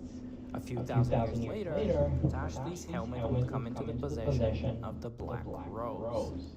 LeBlanc and Vladimir would use it to summon Atakan and use him to find the location of a dark-haired weapon hidden in Ionia in exchange for the demon's freedom. This December at Bob's, I've got 3 power reclining sofas for just $9.99 or less, like this feature pack. Tybog, also known as Tibbers, is a fire demon, and the other of the 2 great demon beasts that served Mordekaiser, along with Atakan. Tybog is a gigantic fiery monster. He has a huge fanged mouth with 2 other smaller mouths on top. He also has several arms, which also have a mouth on each. After Mordekaiser fell, Blanc and the Black Rose sealed Tybog in a vial, which was sent to the Ravenloom Conservatory. Afterwards, the demon was infused into a mage named Emmeline Kiosar, who is also Annie's mother. At one point, Annie fell critically ill. Emmeline used the powers of Tybog to heal her. She then transferred the demon from herself into the teddy bear that she made for her to serve as her guardian. Afterwards, she disappeared. This is how Tyborg became Annie's companion, and he remains under her control. Annie herself has a natural affinity towards fire magic, which she inherited from her mother. After bonding with Tyborg, her abilities were greatly amplified, becoming one of the most powerful and destructive fire mages. Ashlesh is the Lord of Joy. He, along with Fiddlesticks, is one of the 10 primordial demons, also known as the 10 Kings. Ashlesh feeds on primal joy.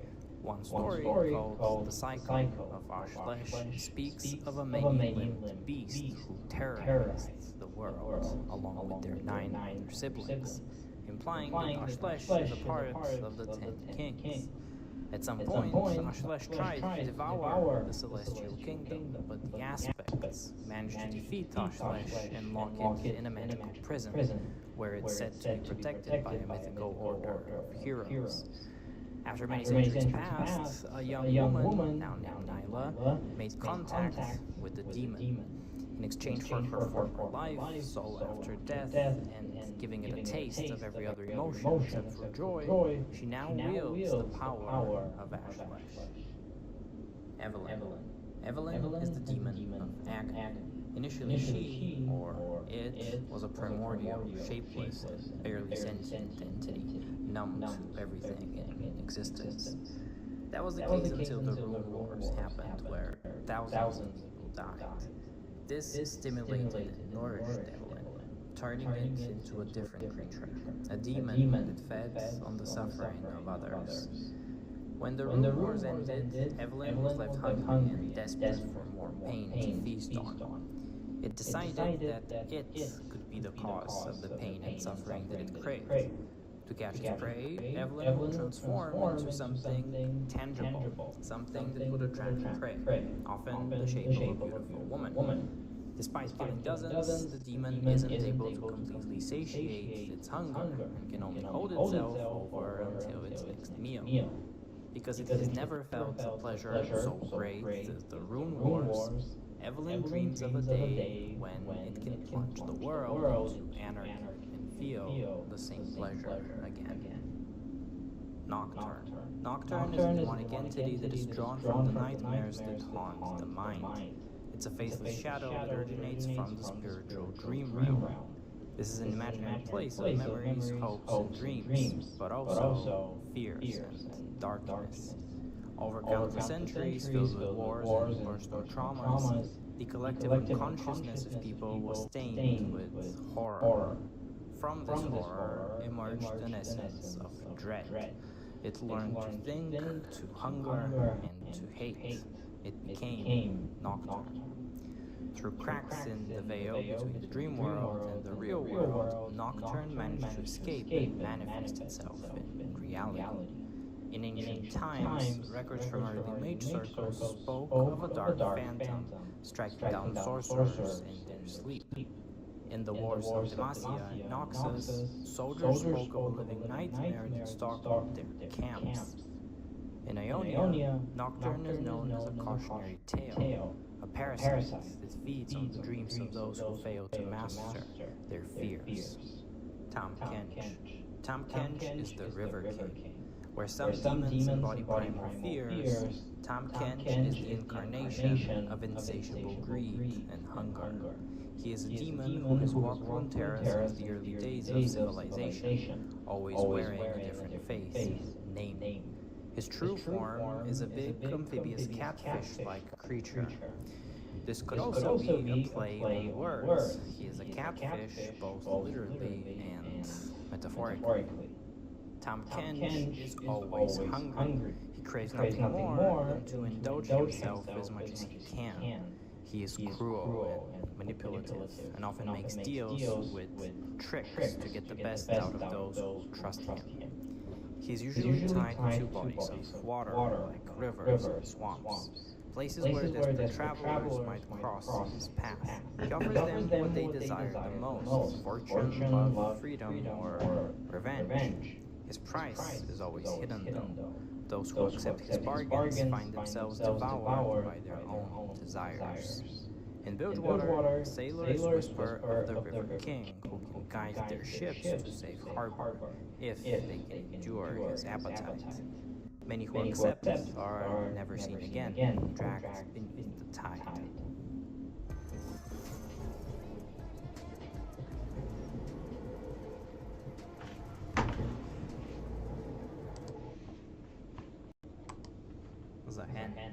Zahen is the darkened blade. In the latest League of Legends cinematic, Twilight's End, Xin Zhao willingly becomes the host of Zahen. He then defeats the demon Natakana with a single slice of his blade.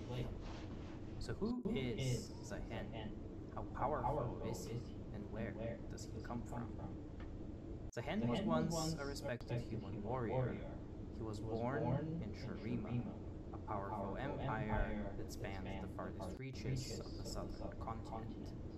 It's the homeland of the Ascended God Warriors, also known as the Sunborn. The Sunborn are humans who are magically altered by the Sun Disk, an ancient celestial megastructure built with the aid of Mount Targon. Zahen too rose among their ranks, an ascendant shaped in the likeness of an eagle, born to watch over the empire he would later be forced to confront. During the Void War, a massive battle between the Voidborn and the Ascendants ensued. Many Sunborn experienced unspeakable horrors and trauma. Those who survived were only shells of their former selves. The mental scarring of war was too much to bear. The surviving Ascendant became the Darken, a group of corrupted god warriors wielding blood magic and wanting to conquer the world. Unlike most Ascended, Zahen was able to retain most of his sanity after the war. He fought against his corrupted brothers and sisters, and learned the Darken can be sealed into weapons.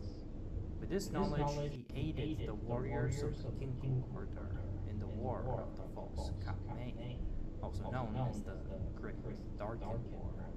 The Kinku Order includes figures such as Unara, Kennen, and Shen. With Zahen's aid, they sealed the Darken into their weapons. After the war ended, Zahen feared that he too would eventually become like his fallen siblings, and asked to be sealed within the glaive in the Temple of Twilight. Thousands of years later, he would be revived in the events of Twilight's End through Xin Zhao.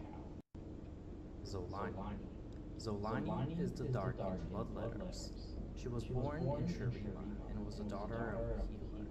During Ikathia's rebellion against Shurima, Zolani decided to follow in her father's footsteps and become a healer herself, aiding those who suffered during the war. Seeing firsthand the horrors that conflict brought, she held Shurima's leadership accountable for the pointless wars that they waged. Because of this, the priests of the Sun Disk deemed her worthy of ascension, and she later became a powerful Ascended God Warrior. During the Void War, similarly to many other Ascended, Zolani was consumed by madness and became a Darken. Once a benevolent healer, Zolani now believed that the only way to end the pointless wars was to forcefully unite the world and put everyone under control. Her plan, however, failed, and she was later sealed in her chain sickle in Ionian by the Kinku Order and Zahen. For several centuries, Zolani was locked away in her bloodletters. She would eventually be discovered by Master Yi and his order, and sealed away within his temple.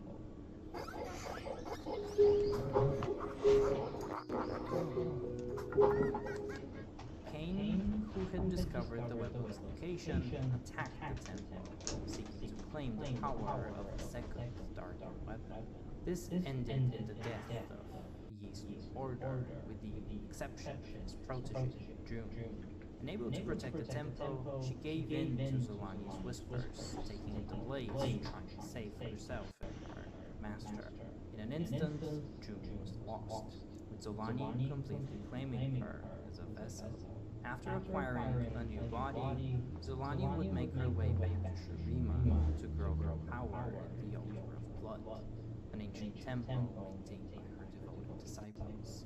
As Zolani grew more powerful, she took up a new form and continued to corrupt and enslave anyone in her path. The aspect of justice descended to the world, with a divine army to end Zolani's conquests. With the help of Rise and the World Rune, Zolani was defeated once and for all. Rost. Rost is the Darken side. Unlike the other Darken, who have a clear purpose for their carnage, Rost takes an almost childish joy in his quest for destruction and bloodshed. He is said to be one of the 5 Darken that will bring ruin to the world when they reunite. The other members of this group are Aatrox, Varus, Fury, and an unknown 5th Darken. Just as the others of his kind were, Rost was imprisoned into his weapon of choice, Scythe. After getting sealed, his scythe was buried within Ionia, where he was kept for centuries until eventually getting found by Noxian forces during the Ionian invasion. A young assassin named Cain found Rost's scythe after being ordered to retrieve it by Zed, the leader of the Order of Shadows. Upon taking the weapon, Cain was mesmerized by the scythe's presence and chose to embrace its corruption. Instead of bringing the weapon back to Zed, Cain chose to conquer the Darken's power and claim it as his own. Rost, however, did not fully embrace his new host. Because of this, Cain and Rost live in a competitive symbiosis, with the two forces constantly battling for dominance over each other's power. Aatrox. Aatrox is the Darken Blade. He was the first among the Darken to find freedom after being sealed. He now seeks apocalyptic and long-term vengeance. A long time ago, Aatrox was born as a human. He became a champion of the Empire, a noble warrior willing to sacrifice everything for his people. For this reason, he was one of the first that was brought before the Sun Disk, the megalithic structure that grants celestial powers. As an Ascended, Aatrox had wings as golden as the light of dawn, and his armor sparkled like a constellation of hope. He was one of the most powerful Ascended, and had defeated many powerful beings such as the Spirit Gods, or at least some of them. During the Void War, Aatrox played a pivotal role in defense. He fought Admer selflessly. The horrors that he experienced during that time, however, scarred him and even led to the loss of his wings. After the fall of the Shuriman Empire, the remaining Ascendants started fighting between each other for power, driven to madness because of the terrors of Void. This conflict is now remembered as the Great Darken War. Aatrox was one of, if not the most powerful among their kind, and sought to bring ruin to Runeterra. The fate of the world was in danger, so the celestial beings of Mount Targon decided to intervene. The aspect of war, also known as Pantheon, led an army of mortals against the Darken. This ultimately led to the imprisonment of Aatrox, as he was sealed in his sword. Hundreds of years later, an unknown mortal man found Aatrox's sword. Immediately after, he was taken over by Aatrox, but something was wrong. The host was too weak to withstand his essence. After his awakening, Aatrox possessed man after man, seeking the host powerful enough to contain him. Years passed, and he eventually realized that he cannot return to his ascended form. If he could not truly free himself from his blade, he would instead seek to end all of existence. Now, with a new purpose, Aatrox marched, bringing war and death wherever he went. There's a lot more to Aatrox's story, which I could not cover in this video without making it too long. If you'd like me to make a separate video covering all lore related to Aatrox, please let me know in the comments. Tarosh. Tarosh is the Darken Albert. He was one of the Darken that sided with Aatrox against Zolani. During the Great Darken War, Zolani was using her powers to put other Darken under her control. This infuriated Aatrox, and he sought to destroy her. You will obey your dagger, coward! No, you will obey your blood. There she is! The coward of Itasia! Closer, Aatrox. Come to me.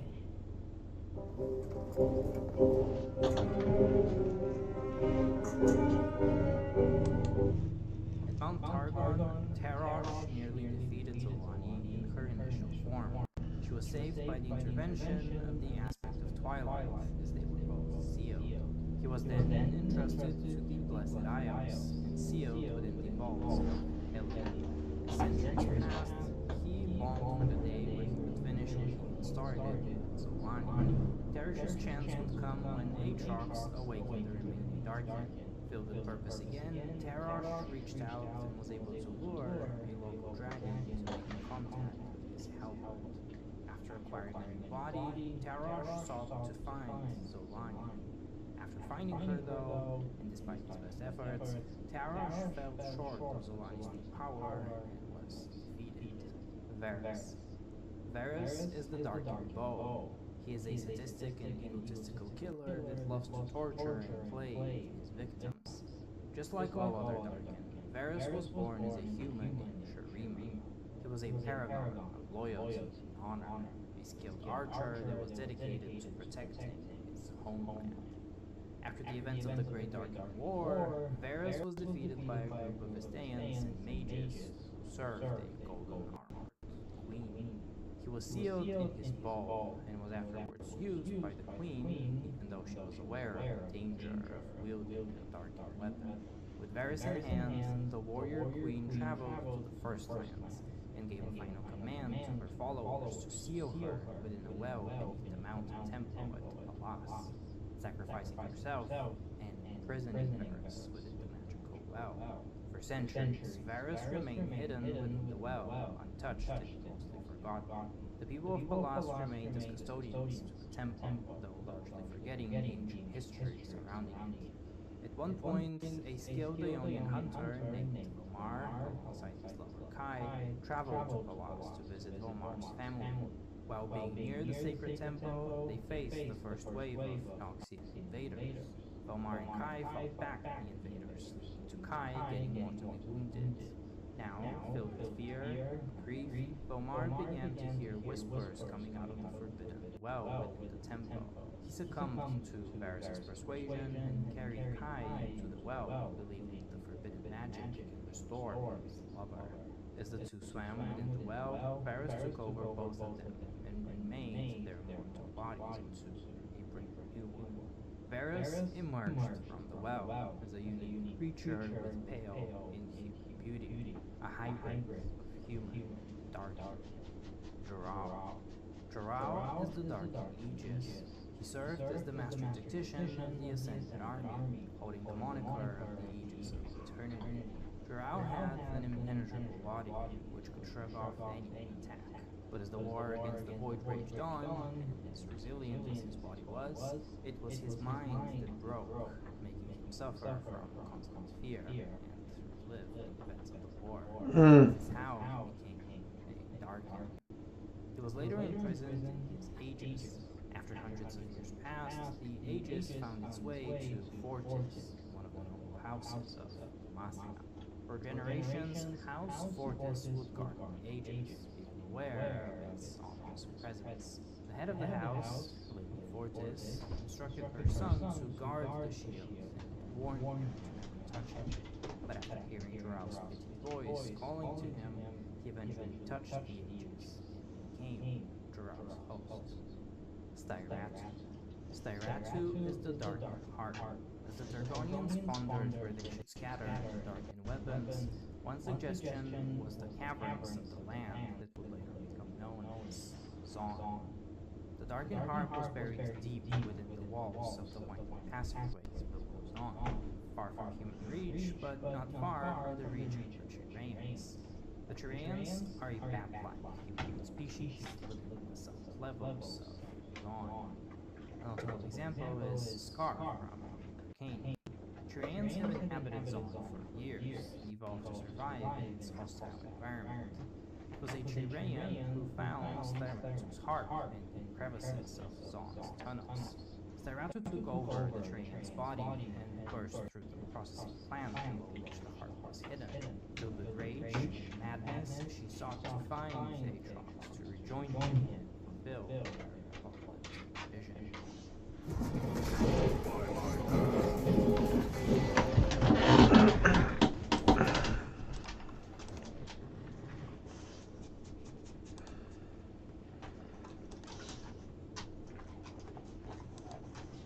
Fortune, go ahead.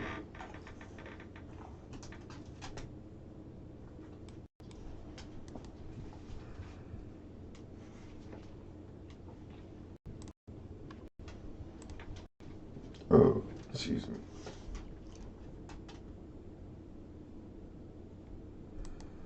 If you thought the lore of Elden Ring was confusing, then you are not ready for what Night Rain has in store, because even at a surface level, this game expects us to understand generational curses and some elements of time travel. But as it turns out, most of this lore can be understood through the 8 Night Lords, who all act as the game's main bosses. So to prepare for the DLC and better understand the world-ending threats of the night, here is the lore of the main bosses of Elden Ring Night Rain.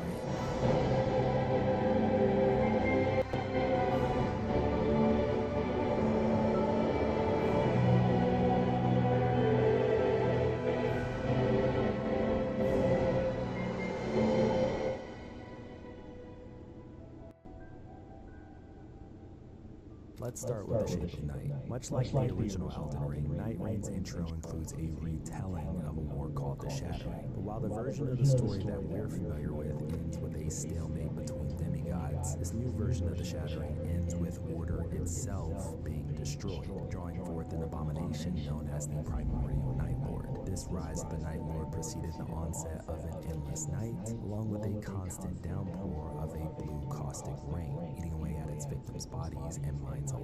This all implies that Night Rain takes place in a separate timeline from the original Elden Ring, a timeline where the only hope left for this world is for someone to somehow end the night by eliminating its source. And that's where you come in.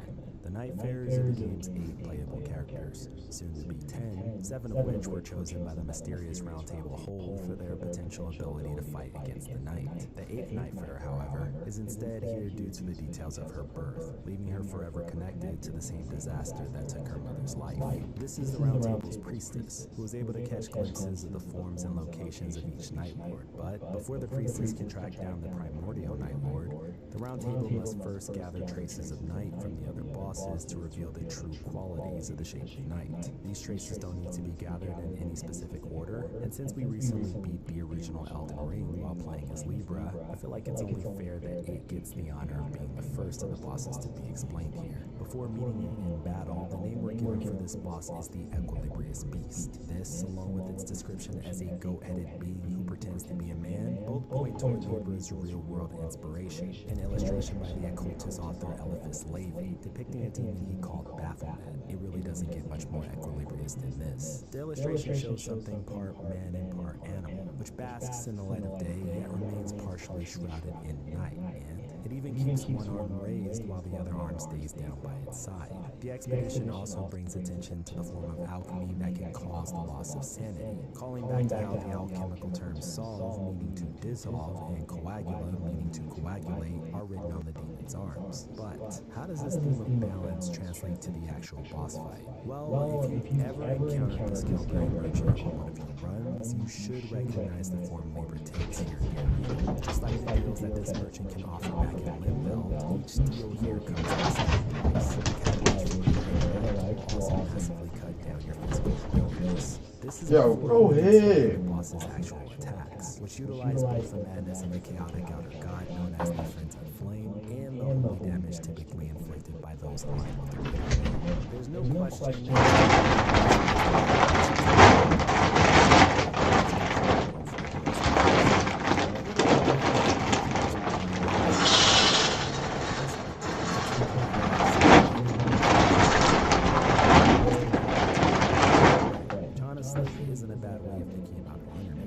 Most people have no idea how often they're being hunted online. Every time you connect to why they're hotels, However, there's a very real chance that someone secretly you in the network you're trying to access, quietly harvesting your login credentials and payment information. This is called a man-in-the-middle attack, and it's way more common than people think. That's why this video is sponsored by NordVPN. NordVPN encrypts your entire internet connection with a single click, making that kind of interception pretty much impossible. What really sets them apart, though, is Threat Protection Pro. This feature actively blocks phishing sites, malware hosting pages, and even detects fake online shops before you accidentally type your credit card info directly into a scammer's inventory. It's independently certified by AV Comparatives, making NordVPN the only VPN to receive their official anti-phishing certification. They've also got Dark Web Monitor, which continuously scans hacker forums and underground markets to check your credentials. When they find something, they alert immediately, so you can change your passwords before someone else checks their accounts. If you travel and you want access to your usual content areas, NordVPN lets you video.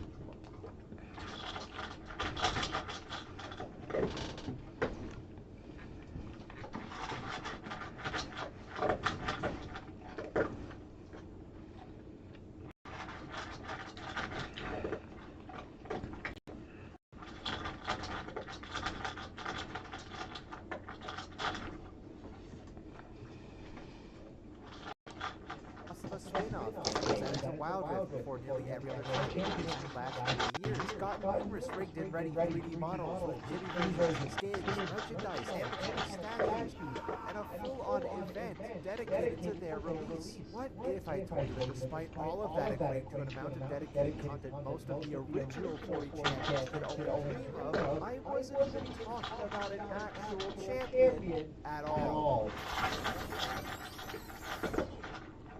Talking about a goddamn robot. The less PC players were enjoying Swarm and the Anima Squad event, Wild Rift was instead gearing up for Arcane Season 2.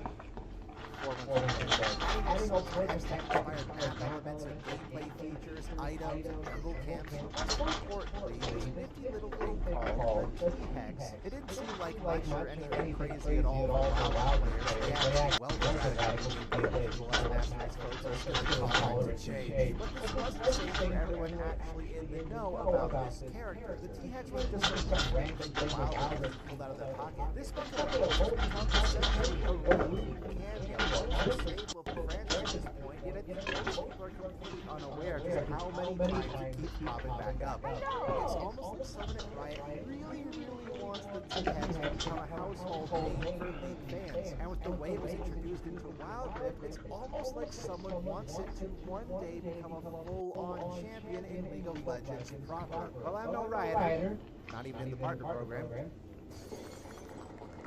But I am that someone who wants the T-Hex to be a playable champion in League of Legends. You know, most dinosaurs not got killed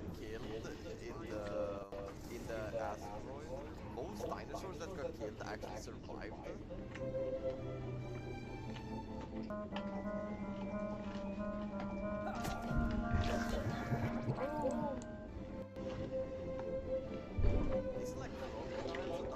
Growing up, I collected every cheap dinosaur toy I could. Had very questionable choices of favorite films for a kid my age. Every birthday meant yet another VHS tape with a seemingly endless conveyor belt of Land Before Time sequels. And that love for paleo media has persisted throughout my entire life. In fact, what got me into League of Legends in the first place was Cho'Gath being as close to a playable dinosaur in a video game that I could afford at the time. And it didn't completely suck. Yet fast forward through 16 years of League of Legends, and we get sword fighters, anime babes, and nightmare-inducing horrors on a near-yearly basis. But you know what we still don't have yet? An archetype long missing from this game? A giant robot dinosaur. So after 6 years of seeing all this wasted potential, 6 years of waiting for my dream to come true, I gave up on my game to fulfill it and said fine.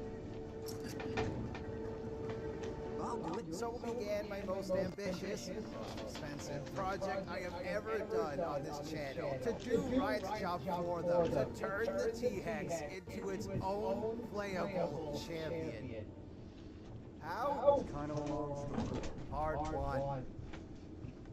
What the hell is this thing? The T-Hex first appeared all the way back in Halo Wars 2020 Open Beta as a signature part of Heimerdinger's gameplay pattern. By spending mana while a Heimerdinger's on your board, you generate a unit of varying strength. The more expensive the spell, the more menacing the machine. And at 8 mana, the T-Hex was the most powerful machination available.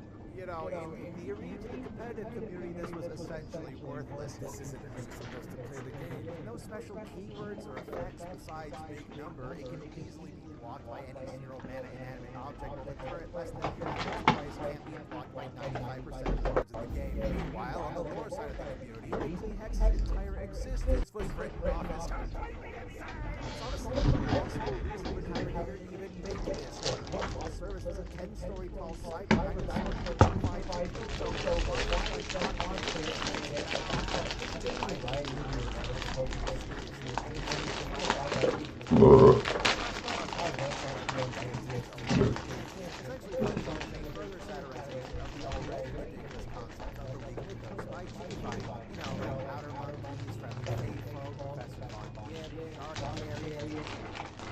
However, there's always been a wavering uncertainty of just how much of LOR is really canon, especially after things like knowing the T-Hex Guardian's lack of skin variations compared to God. The message was clear. The T-Hex was nothing more than a joke, and we swiftly forgot. One of the many hundreds of characters brought into the course of the purpose of renaming for an entirely separate card game. That one is still November 9th, entirely separate.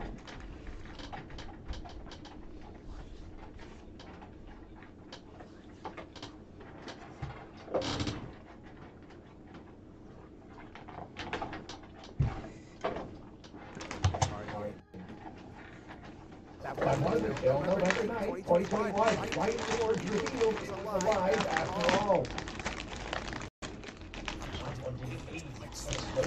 After months of radio silence, not only was the Blue King being shouted out of nowhere, but it was accompanied by the brand new Renegade Hex and also a whole entire new antagonist sinks efforts just having fun by slowly building up an unknown ultimate weapon, finally revealing the climactic final battle that was the T-Hex all along. Sporting a new design to match the game's definitely terrifying style, featuring more posture, rounded proportions, the ability of sometimes a full assortment of weapons from the minigun and club arms, rocket launcher, full 360 rotation, stomping so loud the very ground shakes, and again, Heimerdinger it from inside its mouth. Seriously, this is a critical design flaw. It was pretty incredible, but surprisingly not as impressive as it could have been. The aforementioned King had just spoiled us with numerous surprises of our cameos. So the T-Hex has excellent mayhem was easily chalked up to just that. A cameo, after all, it was a silly concept, so it felt right at home with a silly game. It was wonderful to see it return, but we knew it was unlikely to ever so again.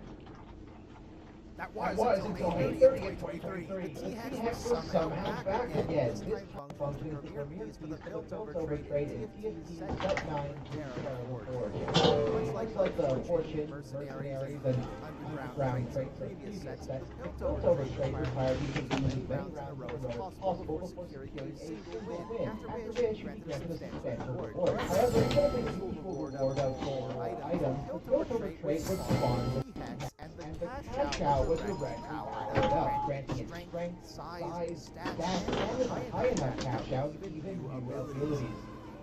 Or not yet could just sell the T-Hex for standard rewards. Well, not technically permanent like Soto's song or those 5 million others. Set 13, it did change the fact that like them, it was fully remodeled from the ground up, again with a brand new design. So what the hell am I now?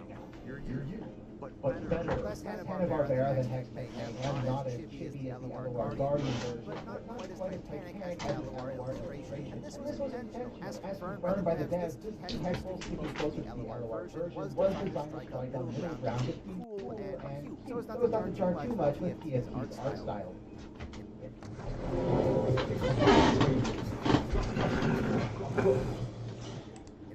Don't got this. This was the T-Hex's second return and the first so far.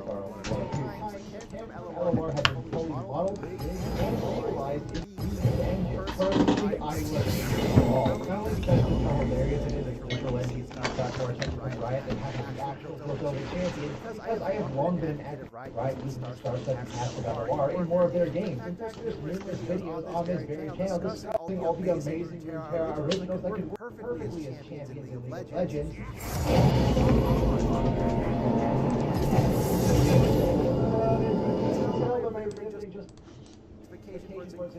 Boils down to essentially just like most of the LOR characters, the sound coolest champions on paper, the idea of is a mere even with a fully rigged ready 3D model in TFT, the playable Summoner's Rift, you couldn't make a moveset for it really.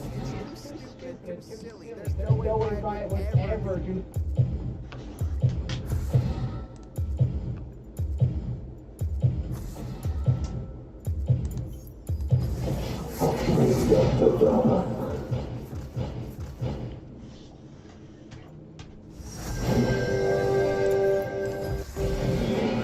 Regret opposing me.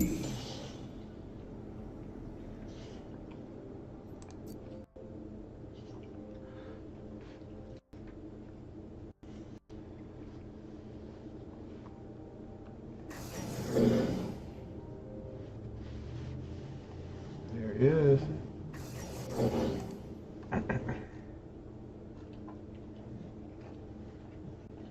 Now, do I want to go Conqueror design? I don't think I do.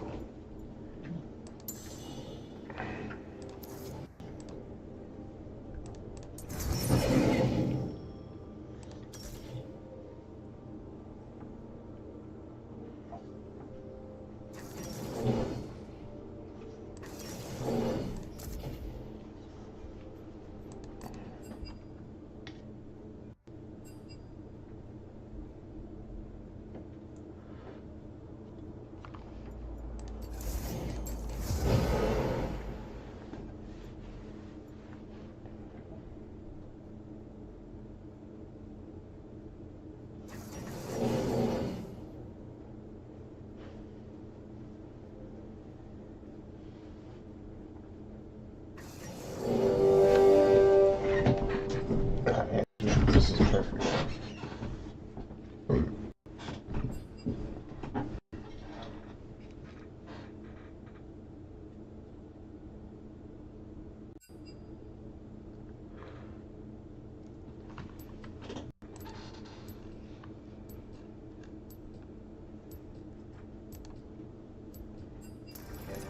Holidays indeed.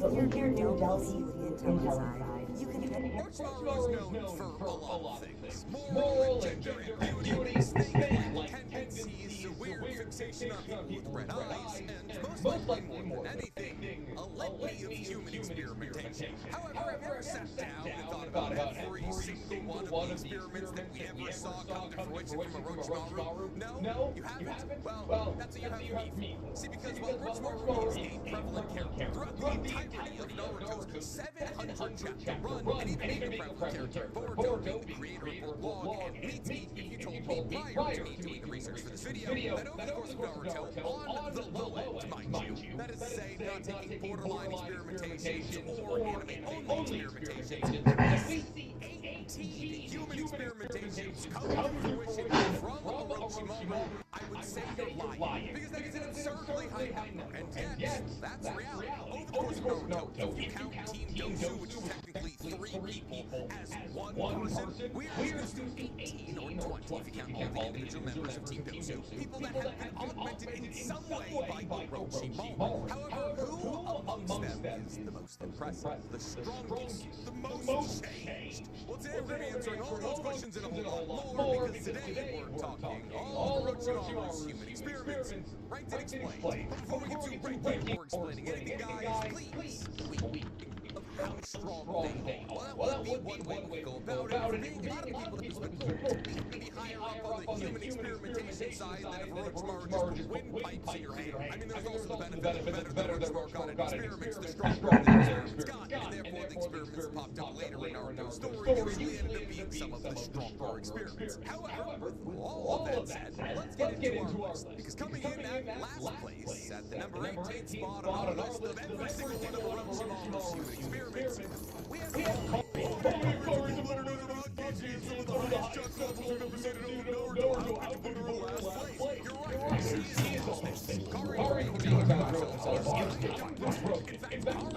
so powerful that she's kind of a measuring stick for all the things that Uzumaki were supposedly able to do. Not only does Kari have such abundant and overflowing chakra reserves that simply not rejuvenate, but also rebuild so much chakra in your body that somebody like Tsunade is able to regain the entirety of their strength. Things like the mind's eye and the conquer, an ability that was apparently specific to Uzumaki that allows them to open their third eye by closing their other two, that allows them to use a Byakugan-esque skill that makes it not only possible for them to see dozens of kilometers away, but also track chakra signatures, see through walls, tell if people are related, or even go so far as to tell essentially an upgraded version of the Byakugan that tie that to the fact that she showed us that she had the ability to use anime change the Kushna to destroy a mini golem being used by Yamato, Red White Zetsu, and Kari's probably one of the most slept-on powerful people in the entirety of the Naruto universe. Realistically, she's probably a top 20, top 25 most powerful ninja ever in Naruto. But as Orochimaru experimented on Kari to make her stronger, we don't know. Orochimaru's guess for Kari was one of their good experiments, and supposedly had so much faith in the experiments that they had done on Kari that Orochimaru decided that Kari should be the warden of their southern prison. As Orochimaru understood, with Kari in charge, that nobody would be able to escape. And while it's probably somewhat safe to assume that things like high-dive Byakugan and anti-change probably strengthened while Orochimaru, we have no evidence substantiating any of those claims. And in fact, we know that Kari was being used in capacity against her will before Orochimaru even found her, and therefore the most prevalent part of her head, in fact, the bite part of her rejuvenated, existed before she interfaced with Orochimaru in the slightest. Tie that to the fact that we know that at least women from the Uzumaki clan, or most likely everybody from the Uzumaki clan, had access to the adamantine chains, and Kari's access to the adamantine chains can even snip Kushna's, and the idea that either Orochimaru A gave Kari access to the adamantine chains, or B strengthened her access to the adamantine chains seems unlikely. Tie that to the fact that she does not have her seal, and we know that Orochimaru experimented on Kari in some way, affected her, we can't say. So while yes, Kari is ridiculously strong, unfortunately, we don't know how much of that strength can be accredited to Orochimaru, and thus she gets our last place spot. However, the same cannot be said for our 17th spot, because coming up at number 17 in our ranking of every single one of Orochimaru's human experimentations. An enemy has been slain. Yeah, I'm putting them all together. Now, Team Dosu, which is comprised of Dosu, Zaku, and Kim, 3 young ninja from the Sound Village that partake in Chunin exams, are some of the first Orochimaru human experiments that we ever see. Even though they are probably the least experiments that Orochimaru ever displays to us, the viewer. In the time and the place that they existed, they weren't uniquely powerful. That has had a uniquely unfortunate run in terms of the Chunin exam. In the victorious battle against Rock Lee, Sakura and it wasn't until Bloodthirst, the first time using Curse Yourself, Awoken started battling against them. Things started to turn for the worse for them. However, every single Chunin involved in the Forest of Death probably lost the battle against the Bloodthirsty first time using Curse Yourself, except for like Neji, and then in the preliminary matches, Zaku with two broken arms was fighting against Sasuke had to battle against Shino, who was probably the fourth strongest Genin in Dams, and Ken had to battle against Shikamaru, who was probably like the top 6. Nadosu does get an easy fight against Choji, however Nadosu then does make the mistake of challenging Gaara to a fight during Full Moon, and gets squished, which I guess is technically a better fate than Zaku or Ken because they appeal to be used and Tensai bodies. But like we know, the powerful augmentations that Orochimaru did to every single member of Team Dosu, like putting wind blasting air pipes in Zaku's columns, that allowed them to fight a wind-style breakthrough-esque bursts of air that were supposedly strong enough to level entire city blocks. Orochimaru also equipped Dosu with sound wave-generating guns that were able to attack the inner ear of anybody that Dosu came in combat with, knocking them off their balance or knocking out their ears. Some allowed Dosu to completely overwhelm Rock Lee in a battle of Taijutsu, because in fact that Rock Lee was able to defeat Gaara with just Taijutsu. That's a pretty impressive feat. And as for Orochimaru I don't know better Genjutsu. There's a rather prevalent theory amongst our including Orochimaru hates Ken, and unfortunately I think that might be true, because I have no idea what Orochimaru did to her. I'm gonna say increased her ability, like they weren't even that good to defeat. So like, who knows? Majority of that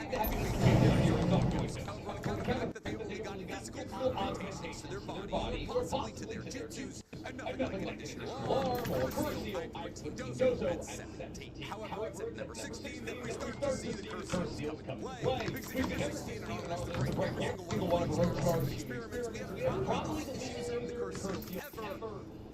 Now, Uncle's had a lot of him, at least influenced by Orochimaru. Mostly on the fact that Orochimaru can't change parts of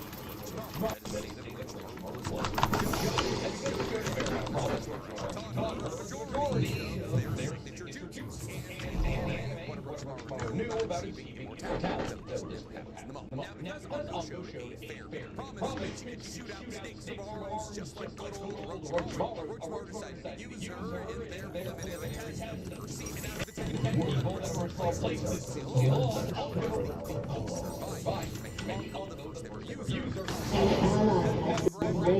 Receiving the curse seal of heaven,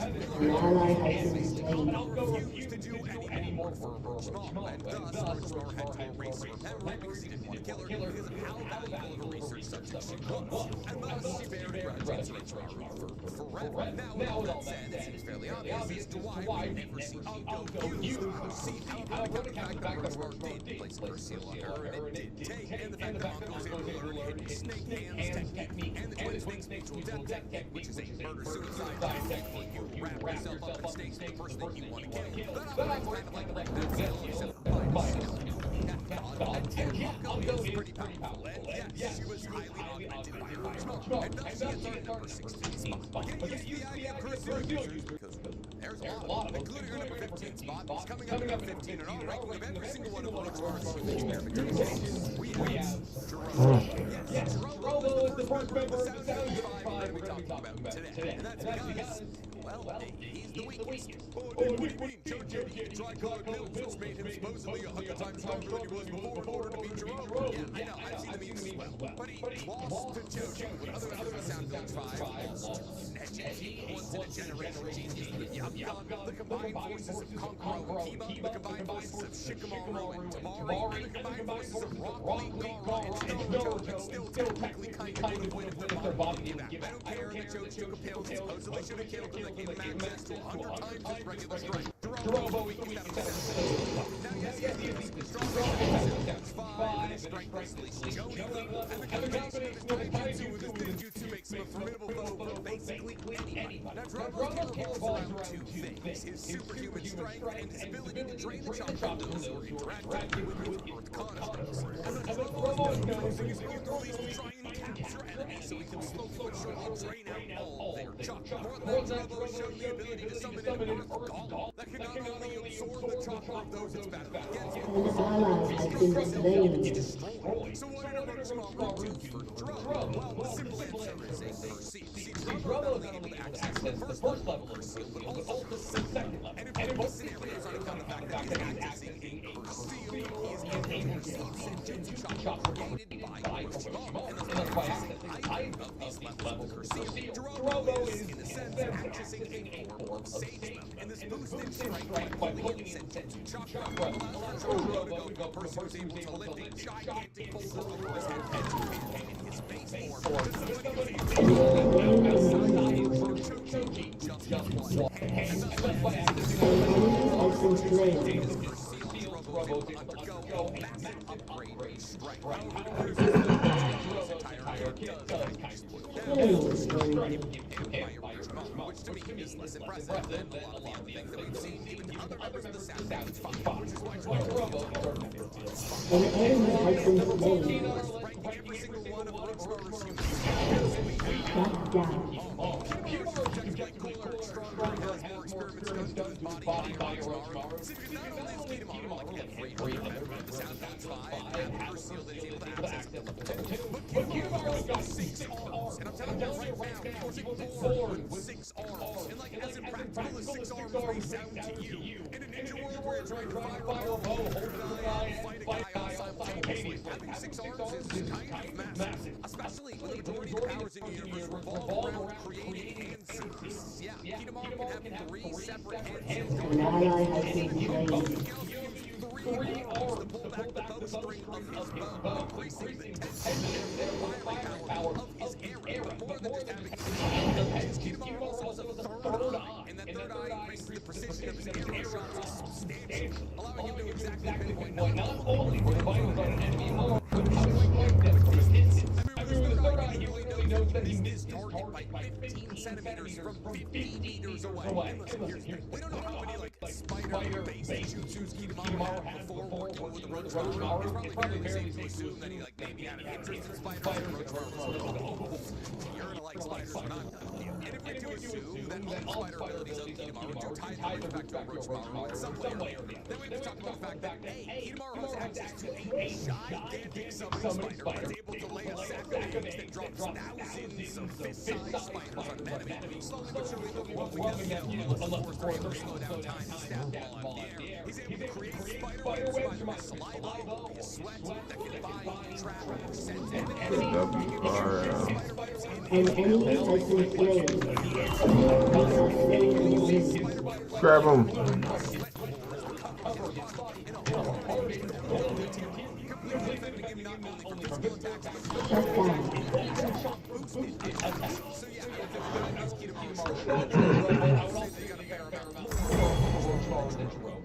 However, I think he comes up compared to his 13th spot, exact 13, and on this ranking every single one of Roadto's experiments, we have Tayuya. Now, with Tayuya, the augmentations done to her body aren't quite as obvious as the augmentations done to Kitamaro. Yes, we know that she was uniquely powerful before Roadto even started working with her, on account of the fact that every single member of the Sound Damage 4 had to survive a battle royale against a bunch of other prisoners in order to prove their strength to be selected as Roadto's bodyguard, but we don't see that battle. We just know that Tayuya is the winner of her respective battle royale. However, we do know that Tayuya is the second strongest member of the Sound Village Fold, under Sungon and Uka. And there are 2 people, so that's kind of raised. And honestly, this claim is believable, because Tayuya has access to a specific set of abilities that are kind of unique in our work. Sound-based gadgets, a type of ability that has proven itself time and time again to be one of the most robust abilities in the Naruto universe. In her sound-based gadgets, she was on her demonic flute that she could use for 2 very different techniques. See, Tayuya was not only able to catch those who heard the clangs of her demonic flute and again jutsu so completely that their bones were melted, but also Tayuya was able to make up for the fact that she herself wasn't all that skilled in terms of close quarter combat. Summoning previously, these control plays to you. Not only are these summonings massive and uniquely powerful, but they were also able to control a spectral world that came into their body and could absorb the physical energy of anybody it came in contact with. And by accessing a level 2 version of a curse word, she was able to achieve a level of strength, speed, endurance, and range that made it all but impossible for Shikamaru to take her on 1v1.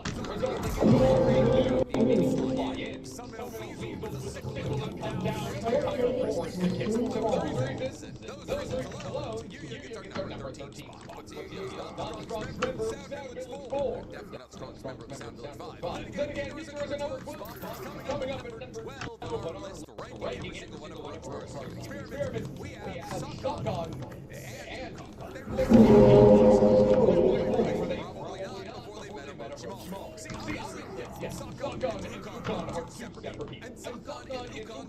separately received curse seals from Roadto100. Now, level 1 and level 2 of this curse seal for Shotgun and Ukon do all the great things that it does for everybody else. It changes how their bodies look, make it stronger, faster, higher endurance, so on and so forth. Shotgun is one of the most broken abilities in all of Naruto through their level 2 transformation. See, because when Shotgun and Ukon access the second level of curse seal, they're able to rearrange their body on a molecular level. Not only allow them to augment their body and clearly take on, but also allow them to enter the body of their opponents and then just begin constructing or deconstructing their body at will. However, there is one drawback to this technique, and it is that any damage that that body incurs will outside that Shotgun and Ukon must occur.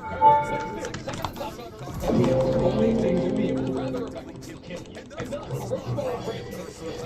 for them to bounce their body essentially is kind of crazy. Now, the reason that they access this ability to break down their body on a level is probably because Shotgun and Ukon were maybe born with a kick that allows them to fuse into each other's bodies, which the two of them usually use so that Ukon just famously inside of Shotgun. I don't know why we don't walk. So that's why Shotgun throw 3 arms or 3 leg punches or kicks. Not to mention that Shotgun and Ukon also You sure get that. Your team has destroyed a turret. Games are some of the strongest defensive moves in all of Naruto. That's a pretty impressive thing to learn. So while Shotgun and Ukon might have had the ability to pop into each other's body, Orochimaru got their slimy little snake hands on them. Orochimaru was actually able to hard work, allowing them by accessing the power of their curse seal to break down and construct their body on the molecular level. And then back to their strong set down to 4, and yeah, they're going to get our number 12. Speaking of people who can reconstitute and break down their body, coming up at number 11, regardless ranking every single one of O's first human experiments, we have Swagans. If we're truly being real, he probably should be scandalous. Like, yeah, he's undoubtedly stronger than any individual member of the Sound Force. Like, Swagans was beating Kitamura, Jiro, Shotgun, Ukon, Yuya, probably. But in terms of what Orochimaru did to Swagans, can't really say. Kind of like with Carl. That's kind of like how every member of Taka works. Like, Orochimaru will have them around so they can make a stronger version of them and be a powerful ability.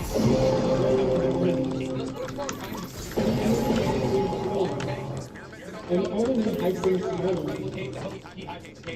Which obviously Swagans was born with on account of the fact that he's a host king. Every other host king we've ever seen has high stakes. The fact that he's from the Hitman stand from what's essentially the royal clan of the Hitman clan. Swagans who can incredibly practice water release is probably something that he's also also take into account the fact that Mom gets exposed to Swagans' brother was an extremely practiced jutsu user, probably one of the greatest jutsu users of all time. In fact, Swagans was so good with swords is also probably kind of like a bloodline thing. So how do Orochimaru help Swagans? I don't know, put him on a team with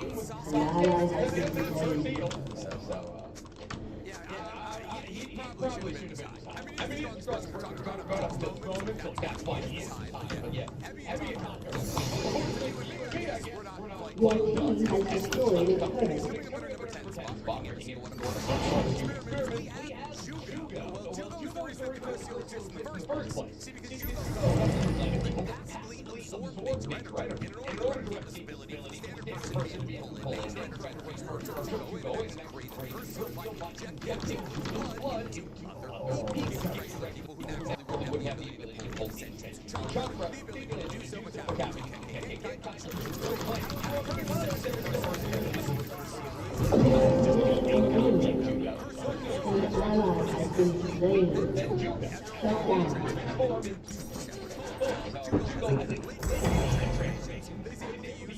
situations to fit whatever he needs, whether that be rocket-propelled arms, an entire safe mode transformation that allows him to fly using rocket propulsion, wings, blades on his arms, or even cannons that can fire nature energy. Jugo's basically able to do anything with his body. Something that cannot be said for every user of the receipt, and with his powers, Jugo has range abilities like his dog to lightning his flare from the fourth icon. One of the fastest people in our universe. And as Hugo is pulling in massive amounts of chakra, he's also able to share his flesh and blood with people, especially Crucial users, in order to heal them. However, when he does this, he does take away from his overall size and makes him younger.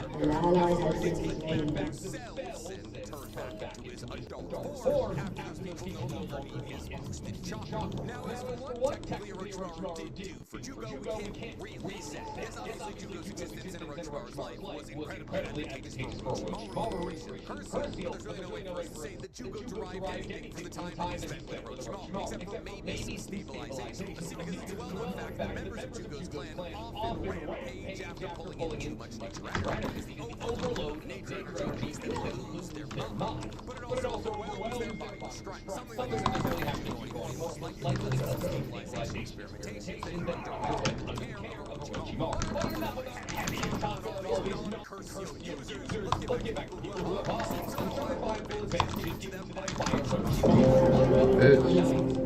coming up to 9, every single one of Orochimaru's experiments, we have Kimi-Mo. Now, yes, I know what you're going to say. Orochimaru was born with Orochimaru. Orochimaru's really got nothing to do with that randomly born Kanki clan back in Genkai. And you're right, Orochimaru is the reason Kimi-Mo written his bones out of his body.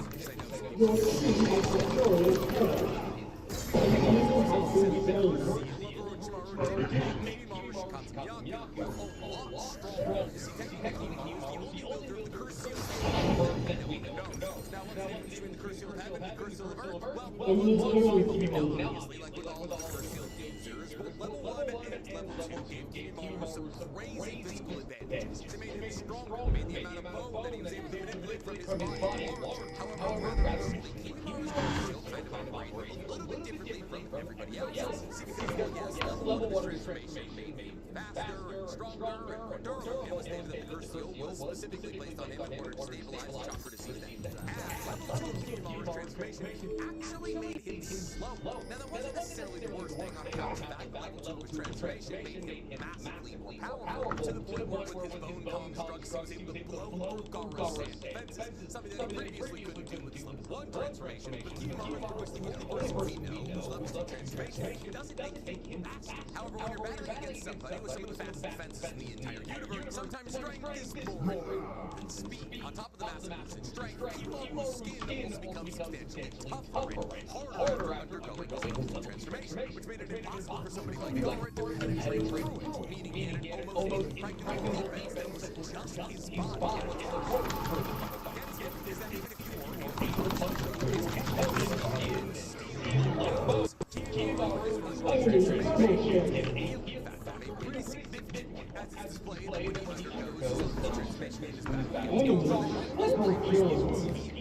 almost instant. And therefore, Kimi-Mo was always destined to be uniquely powerful as his level 2 transformation, which was technically his undoing, made him more powerful than Gaara, as he was able to survive the strongest things that Gaara could throw at him, like the sand barrier. And to this day, I still believe the biggest sand barrier that Gaara ever tries. But ultimately, it was the strain of the Curseal that killed Kimi-Mo, and Kimi-Mo was technically created by Orochimaru. Curseal was sent to stabilize Kimi-Mo, and it was a big source of power. I don't think, unfortunately, his ability to hold a candle to our number 8 spot. Because coming up at number 8 on our list, ranking every single one of Orochimaru's experiments, we have Law. On Law wouldn't stand a chance in a battle against Kimi-Mo. Yeah, that's probably true. Orochimaru we've ever seen. And yeah, he's not a perfect snake sage like Mitsuki, but he's still a clone of Orochimaru. The battles that Law did have against Orochimaru were technically a ruse to get Mitsuki to buy into the idea of becoming a perfect snake sage. Law has been shown to go toe-to-toe like Orochimaru. Law's abilities are sick. His warrior technique allowed him to omnisciently inside his arm using his genjutsu, allowing him to reflect sword strikes, launch attacks, or even trap his opponent. And considering the fact that Law was created and raised and trained by Orochimaru, you gotta assume that basically everything Law can do is Orochimaru some way or another. I mean, once again, he's literally Orochimaru's clone, but people probably should attribute the majority of their strength to Orochimaru. Nationwide is so much more than a research company. They're one of America's largest financial services companies. Like, how am I more than just big man? I'm also a motivated man. When I say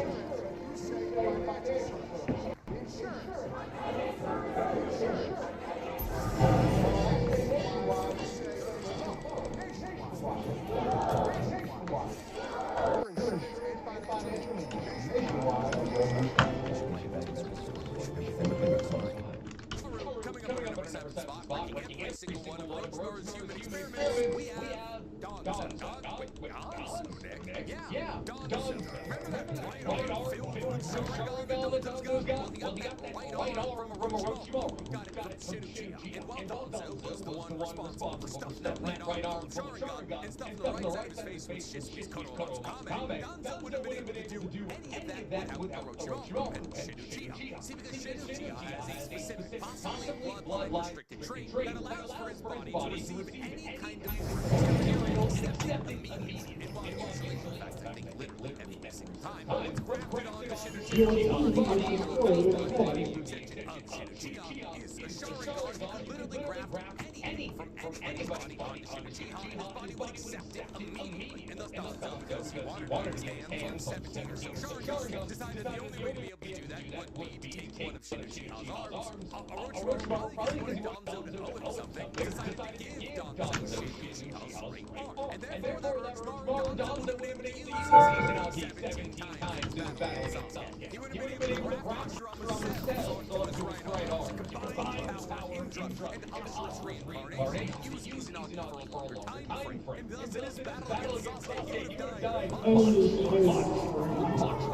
However, because of Orochimaru, he became probably the most competent user of Zenitsu we've ever seen, outside of like maybe Oki, and even that's kind of where Donzo might have been better at it than Oki. While on the long haul, it helped Donzo, but Sasuke still able to kill him eventually. This contribution by Donzo's strength didn't make him notice it. Probably the first person we've talked about on this list thus far, I think is deserving to number 7 spot. But did Orochimaru give him access to a character that he believed to be lost? And then, I mean, like, maybe on account of the fact that Donzo did graft his right arm, but that's besides that. Anyways, coming up at number 6 spot, ranking every single one of Orochimaru's human experiments, we have Yamato, also known as the only survivor in Orochimaru's attempts to recreate wood release. See, because while Yamato may not be nearly as proficient a wood release user as his predecessor Hashirama, he was the only child out of 70 or so to be able to survive the experimentation done on them by Orochimaru and come out the other side a wood release user. And as a wood release user, Yamato was not only incredibly important in the training of Naruto to use Kurama's chakra, as he basically he alone was able to suppress Kurama's chakra to begin to boil out of Naruto, but also, even though he didn't reach up to the level of Hashirama, was an incredibly competent and still is an incredibly competent wood release user, being able to use things like wooden dojutsu, which can reflect addiction, powerful offensive jutsu, create wooden shields that can rebuild themselves, throwing trees out of his arms to impale or entangle enemies, building binding trees around enemies that cease their motions and slowly but surely crush them down, or going so far as to use the strongest version of Shadow Clone wood, which is not only able to attract location, but also communicate from far and sway to make sense. In fact,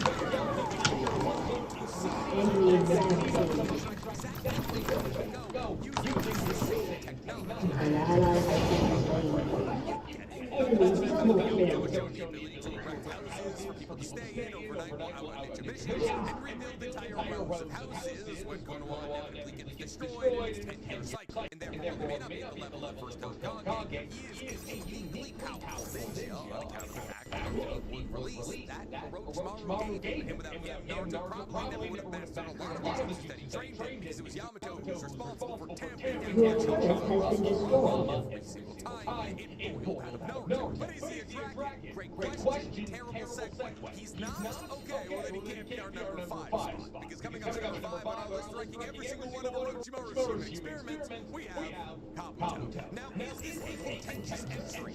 The answer is yes, because Kabuto is experiments. Kabuto is his own human experiments. See, Orochimaru never experiments on Kabuto. Kabuto is a spy and made for Orochimaru, who's responsible for being undercover in Konoha to tell Orochimaru about all the movings and shakings of the village in the leaves. But so far as we know, Orochimaru never experiments on Kabuto. Orochimaru sees the promise in Kabuto and probably teaches him some of the benefits of perfected in order to become a highly dangerous ninja. But so far as we know, Roadto himself has never experimented with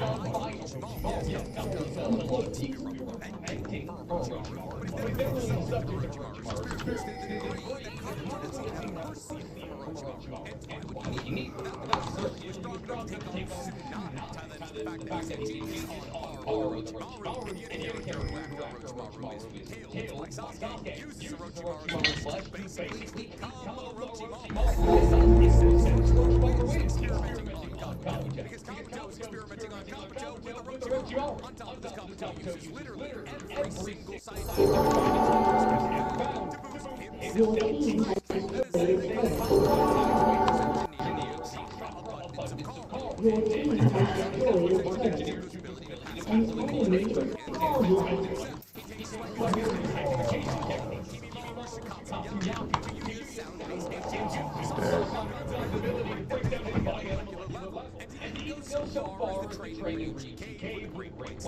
boost becoming what he calls a dragon sage, gaining the ability to breathe life into inanimate objects, something that even Orochimaru was unable to do. And thus, when Kabuto does all the experimenting on himself, by himself, he does use all the findings of Orochimaru, and therefore like to consider him an experiment done by Orochimaru. But because Kabuto does all of his own augmenting, he's gonna have to stay down there on number 5 spot. On top of the fact that he's probably from this moment on the weakest person we're gonna talk about, especially because coming up at number 4 on our list, ranking every single one of Orochimaru's human experiments, we have Shin-Uchiha. Oh, yeah, Kabuto's strong.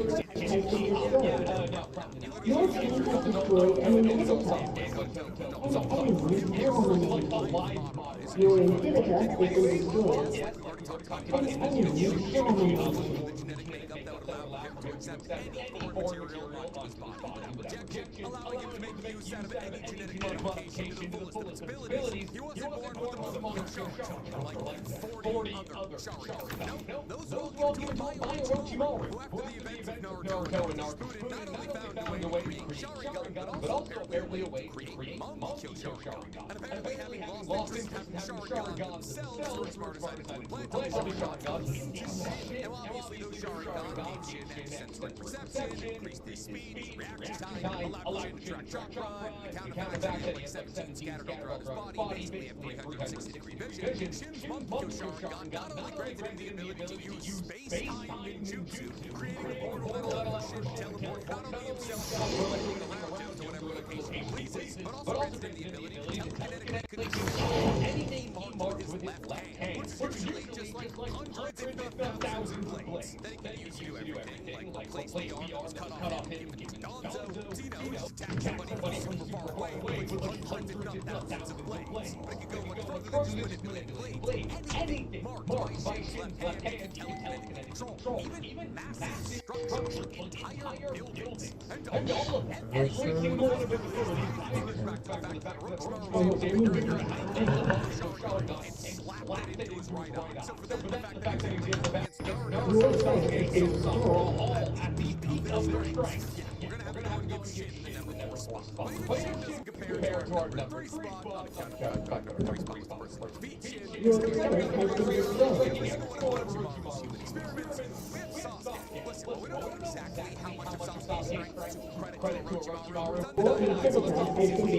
Massive pickup in his strength while hanging out with Orochimaru. Because, well, yes, Sasuke didn't unlock his Monkey Sharingan. There was eternal Monkey Sharingan until after Orochimaru was dead and gone. And Sasuke swapped out Roadto. Her seal on Sasuke allowed him to achieve some other things that otherwise he probably wouldn't have been able to. Like defeating Naruto when Sasuke and Naruto's first Valley of the End fight. Something that Sasuke wouldn't have even sniffed at, didn't have the onyx jewelry and flight ability granted by the virtue of his curse. Not to mention that Sasuke would have been absolutely eviscerated by Deep Sea Zero if you didn't have the strength, speed, and endurance through some curse and the ability to summon Mondo, something he wouldn't have had with Orochimaru. Ties into the fact that Sasuke probably learned Kirin from Orochimaru. Can't say. He at least learned it while hanging out with Orochimaru. And that Kirin was basically the only thing that made him able to pull Itachi, even though Itachi was trying to kill him. Orochimaru was responsible for giving Sasuke his Kusanagi blade, which is now in the possession Roadto is also proudly responsible for teaching Sasuke how to apply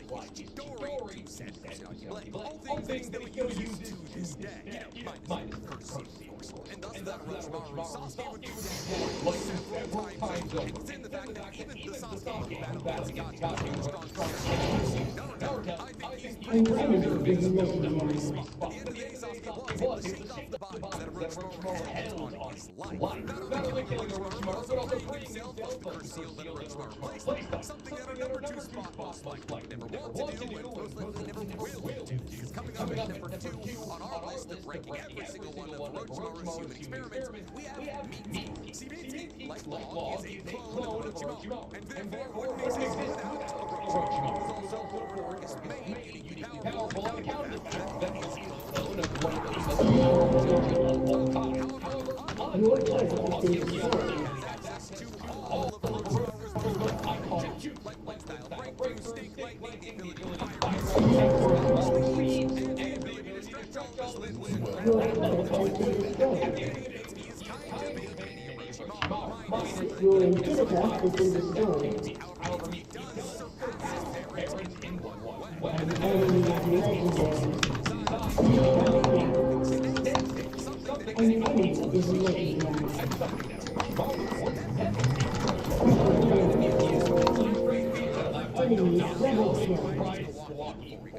Upgrades go toe-to-toe with the likes of Shinji. He's probably gonna get the next Kazekage, and pressure those times get forward.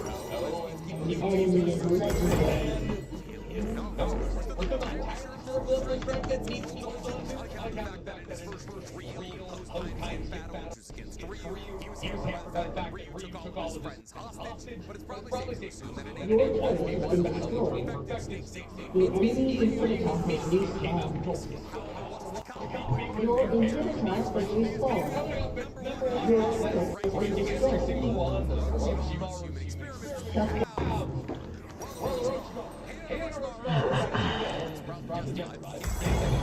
Experiment on themselves alongside the other humans they were massacring, trying further science. Because I'll tell you right now, Orochimaru was not born a person who was able to fire snake bodies to form out of their body whenever critically injured. Not that the fact that Orochimaru's kind of cracked the code on immortality by being able to swap their consciousness into a new body every 3 years, which they no longer have to do because the body is actually having is a white sensu, which has no cells, and then thus on account of the fact that A, Orochimaru was brought back to life using Kabuto's flesh, and B, the vessel that Orochimaru was able to swap their consciousness over to after cutting open the belly of Shinigami was a white sensu, means that A's generation of Orochimaru is immortal. B has all abilities of Dragon Sage Kabuto. So everything that Orochimaru has ever done is currently uploaded into their current body, making Orochimaru by far away the perfected form of all their scientific endeavors over the last 50 or so years. And for that reason, and so many others, Roadto100Followers is probably the most powerful human experiment they've ever created. But I'm curious to hear from you guys. What do you believe to be Orochimaru's strongest ever scientific breakthrough? Be it human experimentation or jutsu? Let me know in the comments below. Going us down there.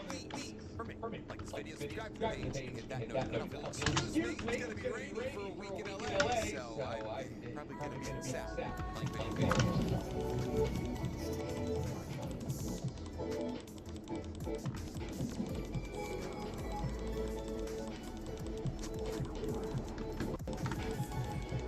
Your inhibitor is respawned.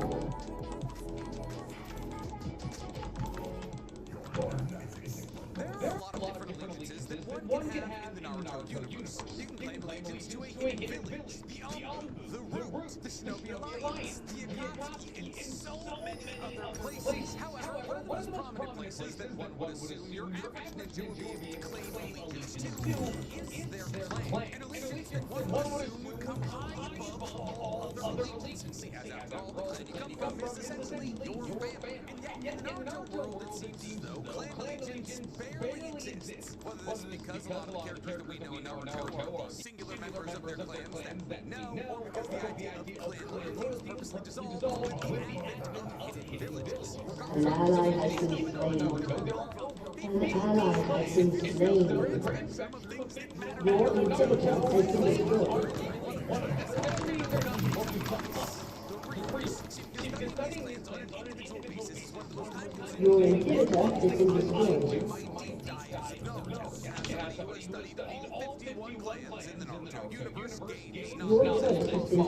turret has been destroyed. Your turret has been destroyed. Why? Because today I want to talk about the 50 plus clans, but more specifically, I want to talk about the strongest vintage of each of those 50 plus clans. Ladies and gentlemen, today we are undertaking one of my most ambitious projects ever, because today we are talking the strongest ninja from each clan in Naruto. Before we get into that vicious undertaking, guys, please like this video, subscribe to the page, and hit that bell. So I know a couple of seconds ago I said we're going to be explaining the strongest ninja from every clan in Naruto. But that is 50 plus clans, a lot of which are completely irrelevant to the grand Naruto universe. About 10 of those clans have no known members. Another 10 of those clans are only from the anime, and 5 of those clans are only from the video games. And so in actuality, Naruto, the manga and the novels, only has about 26 canon clans. And so I'm sorry, I lied. We're only going to be talking about the strongest characters from all of the canon clans. And we're doing them alphabetically. So first up, we got the Aburame clan. Now, the Aburame clan is an incredibly well-known clan from Konoha. In fact, they're one of the 3 royal clans of Konoha. 3 clans that include the Hyuga, the Aburame, and the Uchiha.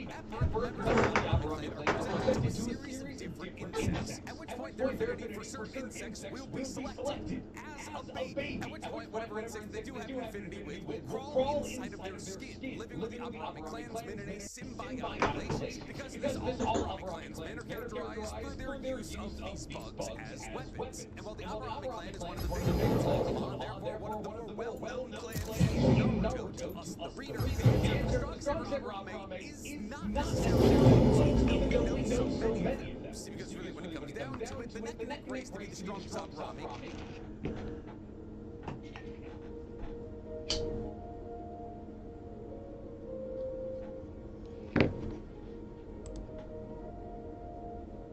Wells Fargo has donated over $2 billion to strengthen local communities over the last 5 years towards financial help, small businesses, housing affordability, and more.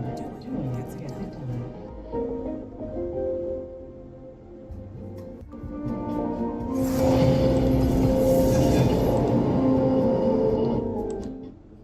Let's jump right into Will fast.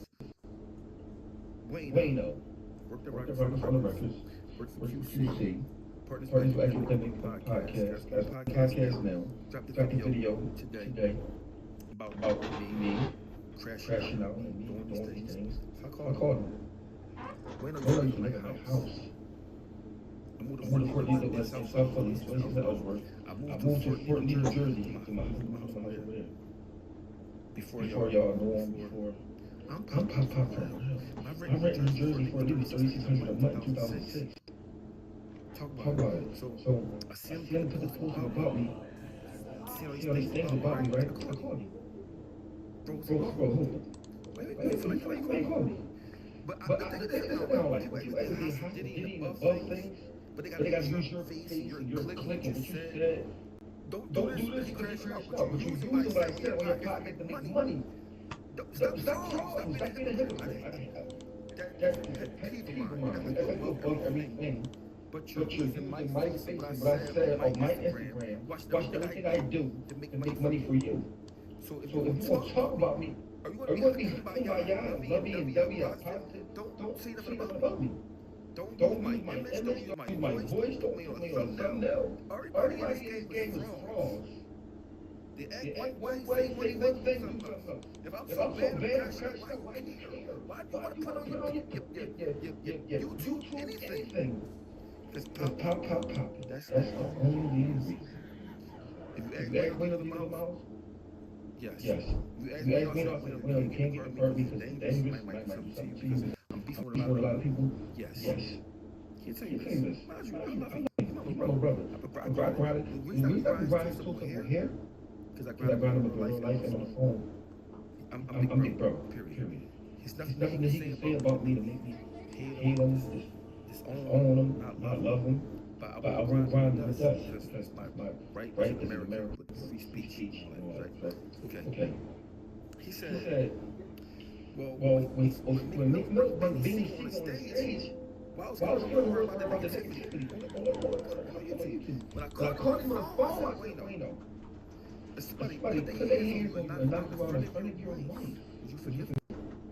Would you forgive them? Would you be able to let them come on the stage with you and say, oh, I'm yelling for you? He said, no. He said, no.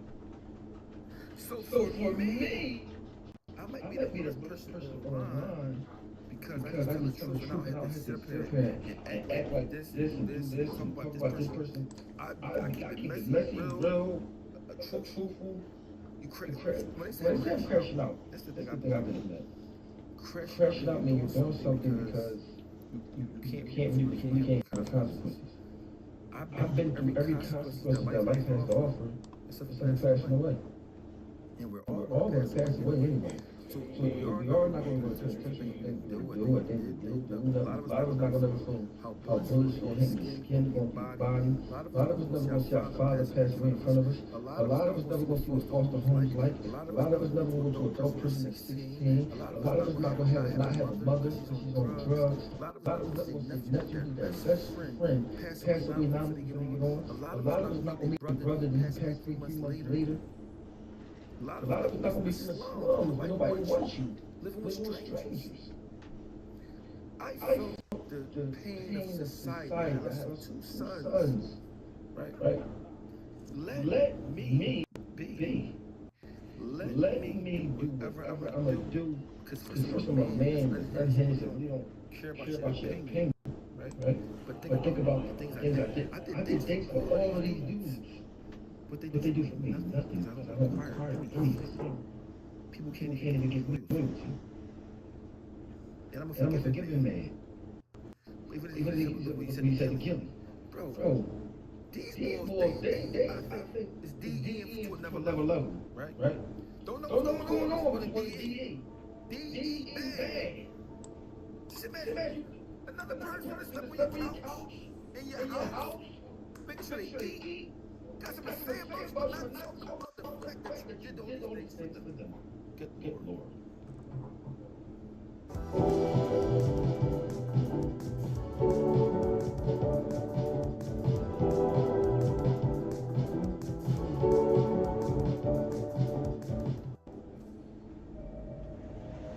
This is good. Hey Alexa, set an alarm for 3 a.m. By the way, I've got a brand new voice with Alexa Plus. Want to hear it? Just say, Alexa, can I hear your new voice? Alexa, can I hear your new voice? You can change the voice you hear when speaking to this device. Just say, Alexa, change your voice. Alexa, change your voice. I have a few voices to choose from. Here is the first one. There's an official league for rock, paper, scissors. If you want to play sometime, I'm game. Would you like to choose that one or hear another? Another. Here is the second one. Koalas have fingerprints, and they're very similar to a human's. Would you like to choose that one or hear another? Another. Here is the third one. The kiwi is the only bird in the world with nostrils on the tip of its feet. Would you like to choose that one or hear another? Another.